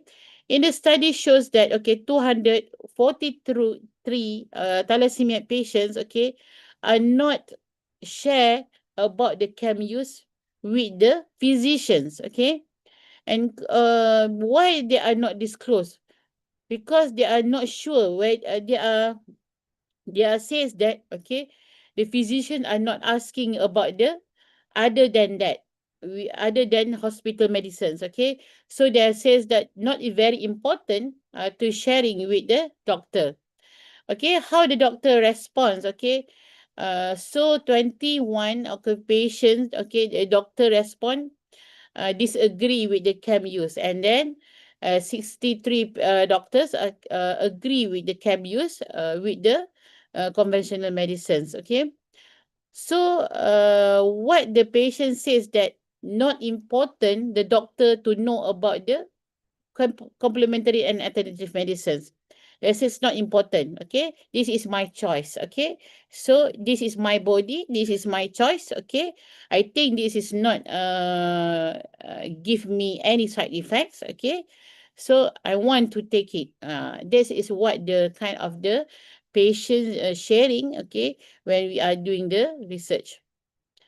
Okay, but the possible effect of the concurrent use, this is what we are worried, okay. For example, if the intakes of the vitamin C excess and uncontrolled, it can expose to patient to the cardiac risk, okay, because the patients who have the blood transfusions, okay, with the thalassemia, they have the one more important, they have the blood transfusions, okay. The blood transfusions risk to get the iron deposit in their body. Okay, so when their intakes of vitamin C in uncontrolled, that can be exposed the patient to the cardiac. Okay, because during the treatment, patients are given to vitamin C already. Okay, so to remove of the iron chelation therapy when they are taking of the blood transfusions, another of the treatment is iron chelation therapy. Okay, to remove the excess of the iron toxicity. Okay, moreover, for example, the drink black tea increase could lead to the worst of the thalassemia patient condition, and using the green tea to prevent the iron overload and decrease the level of the serum ferritin. Okay, they have some kind of the advantage or the disadvantage, but we have to look of the effects of the concurrent use of the chem and the conventional medicines. Okay, this is what the warfarin, for example, warfarin are commonly used in the treatment of the thalassemia patients, but they are used the ginkgo, garlic, ginseng. Okay, this is what to increase the anticoagulant potency of the drug and also result in the death of the series of the consequence. This is all about we have to discuss, we have to disclose with the chem use with the doctor, because this is what they can be, okay, when they are together with the conventional and the chem therapies. Okay, that is what the fall of the fatal implication, okay, with the concurrent use. Okay, this is what the study of the health-related quality of life, they shows that they improve their physical health, okay, they improve of their general health, okay. So, and they also can reduce their bodily pains, okay, and also vitality of the among the thalassemia patient.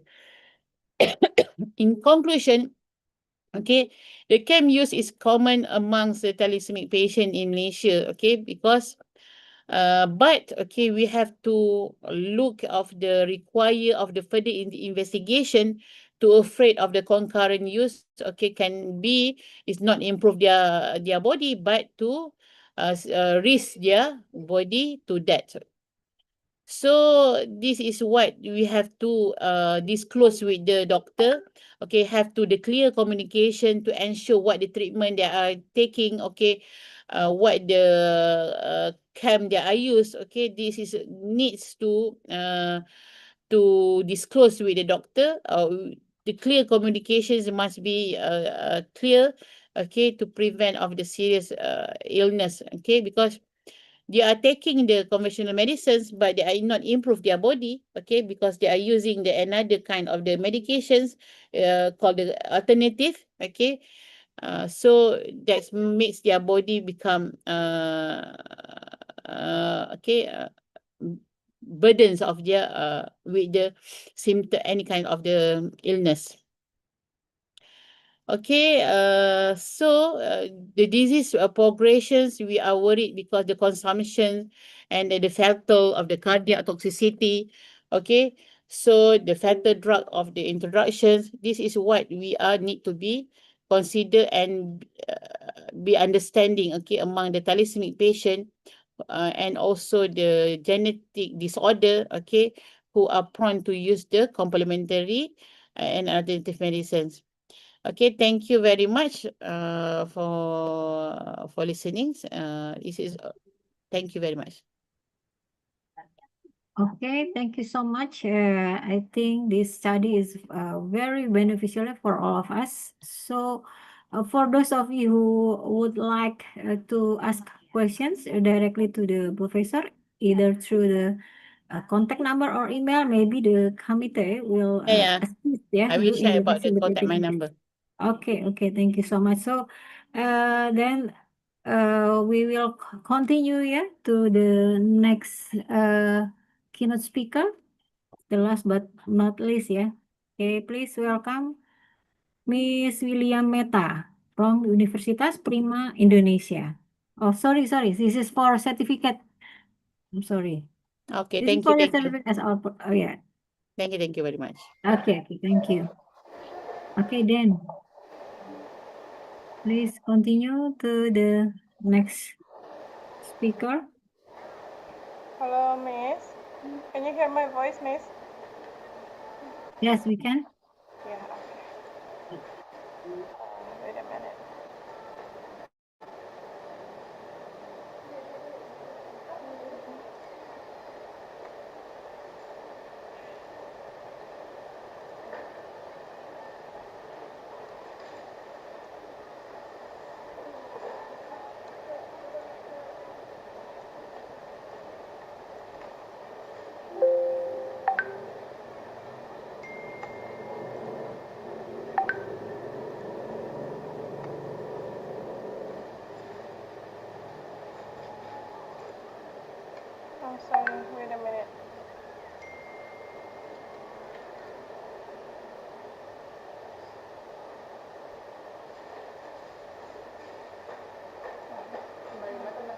Bismillahirrahmanirrahim. Assalamualaikum warahmatullahi wabarakatuh. Waalaikumsalam. So let me introduce myself. My name is William Meta. So my PPT title about empowering communities, financial literacy, and ecological awareness for sustainable MSME. So I want to discuss about how micro, small, and medium enterprise can drive economic resilience and environmental stewardship together.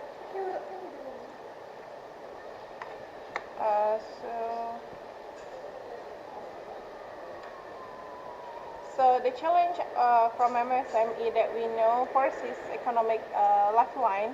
MSME are vital for economic growth and also job creation and innovation, especially in developing economy.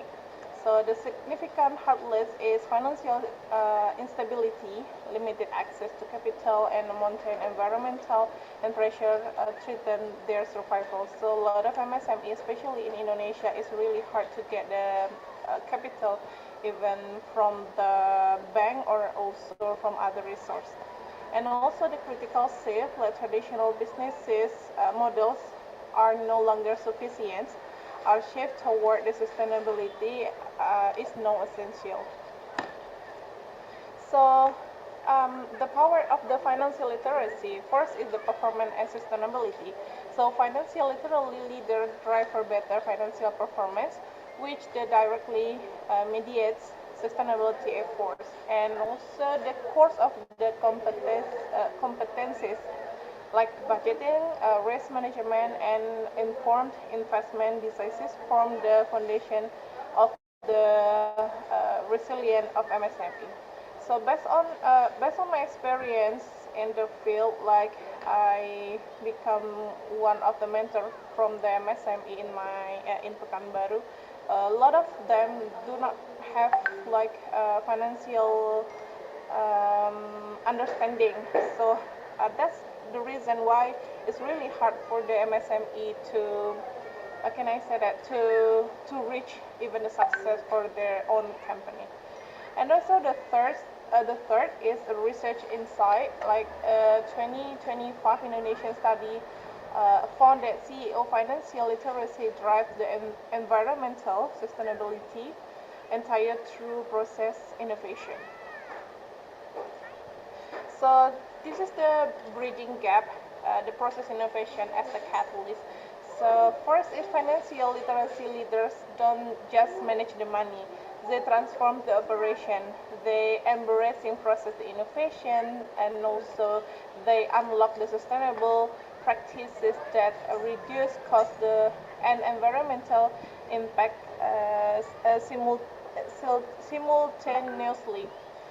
So this is the gap, like financial literacy that inform the leadership decision, and also there is the process innovation in there. So the linear operation and efficiency, and that's the reason why the businesses could be sustainable. So it reduces the waste, lower the emissions, and other. So transformation action from the inefficiency to the innovation. So the sustainable transformation is not a luxury. It is the competitive necessity. So MSME that modernize their processes, gain the resilience, reduce the cost, and also contribute to the healthy the planet. So this is the role of the green finance, like the access to the capital, make the strategic investment, and the strategic investment make the impact that sustainability about their business. So the capital for the greener future, the green finance channel investment toward the environmentally responsible project gives the MSME a strategic pathway to find the cost-conscious initiative. So there is the integrating ecological awareness in the practice, like the scale of the impact. MSME contribute about 37 until 70% of the corporate pollution globally. So they're making ecological choice deeply consequential. So the triple bottom line, like sustainability models, balance the economic growth and also environmental responsibility, and the last, the social well-being simultaneously. So deep understanding beyond the finance, ecological literally enable the MSME to recognize and reduce the environmental footprint. So real world impact evidence and data, 40% 40% commercial waste. So MSME account for the 40% of the commercial waste and industrial pollution in OECD countries. And also 70% pollution share at the upper bound, as MSME contribute up to 70% of the total corporate pollution in the same regions. And 3 countries studied, Indonesia, Sri Lanka, and also Spain, demonstrate positive correlation between financial literacy, inclusion, and the SME sustainability. So their finding underscore a clear pattern where financial literacy and ecological awareness converge MSME sustainability risks. So the path of the forward, a call to action. So there is a call to action first for the policymaker, the prioritize integrated financial literacy programs, contextualized entrepreneurship training, and inclusive financial framework. And for MSME, as the people who do this job or who create the company, invest in financial education, adopt the process innovation, and also explore green finance and embed ecological awareness into your model. And for the communities, like champion and support MSME that prioritize sustainability, fostering a resilient and thriving local economy. So last but not least, building a sustainable future together by empowering MSME with the financial knowledge and also ecological awareness. We build a stronger, more resilient and communities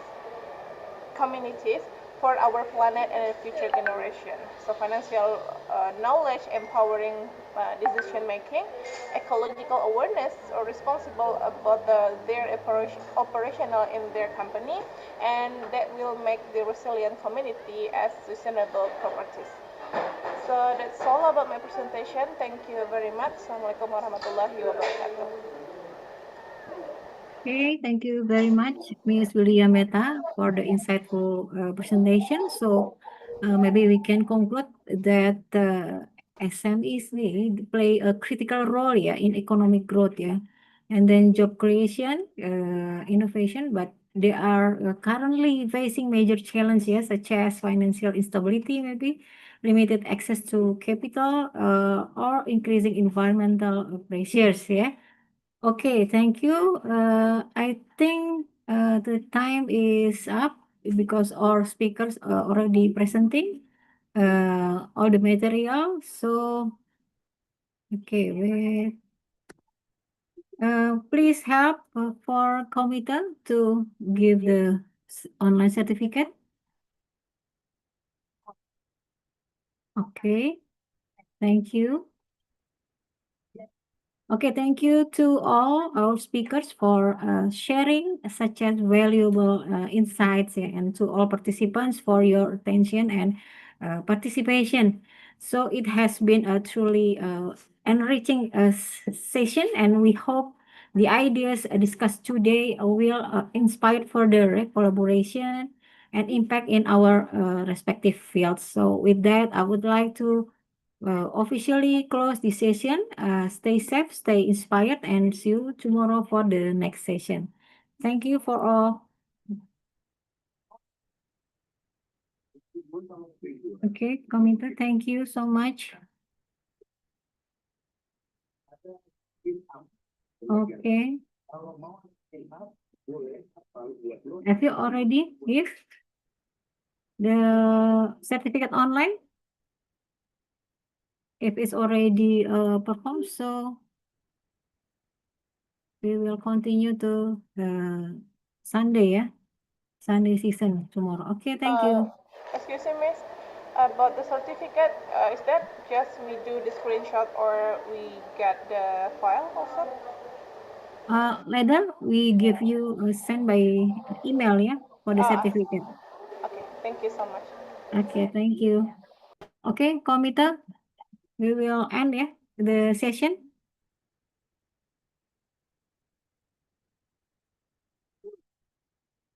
Is there any moderator to finish this session, or maybe we can end up the session?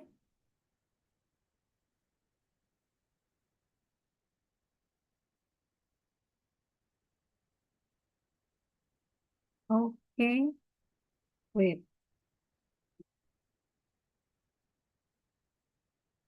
Okay. For the presents G4, maybe Komita will give you at the Monday, yeah, maybe, yeah. On Monday. Okay, thank you. I will close the Zoom, yeah. Thank you so much for all.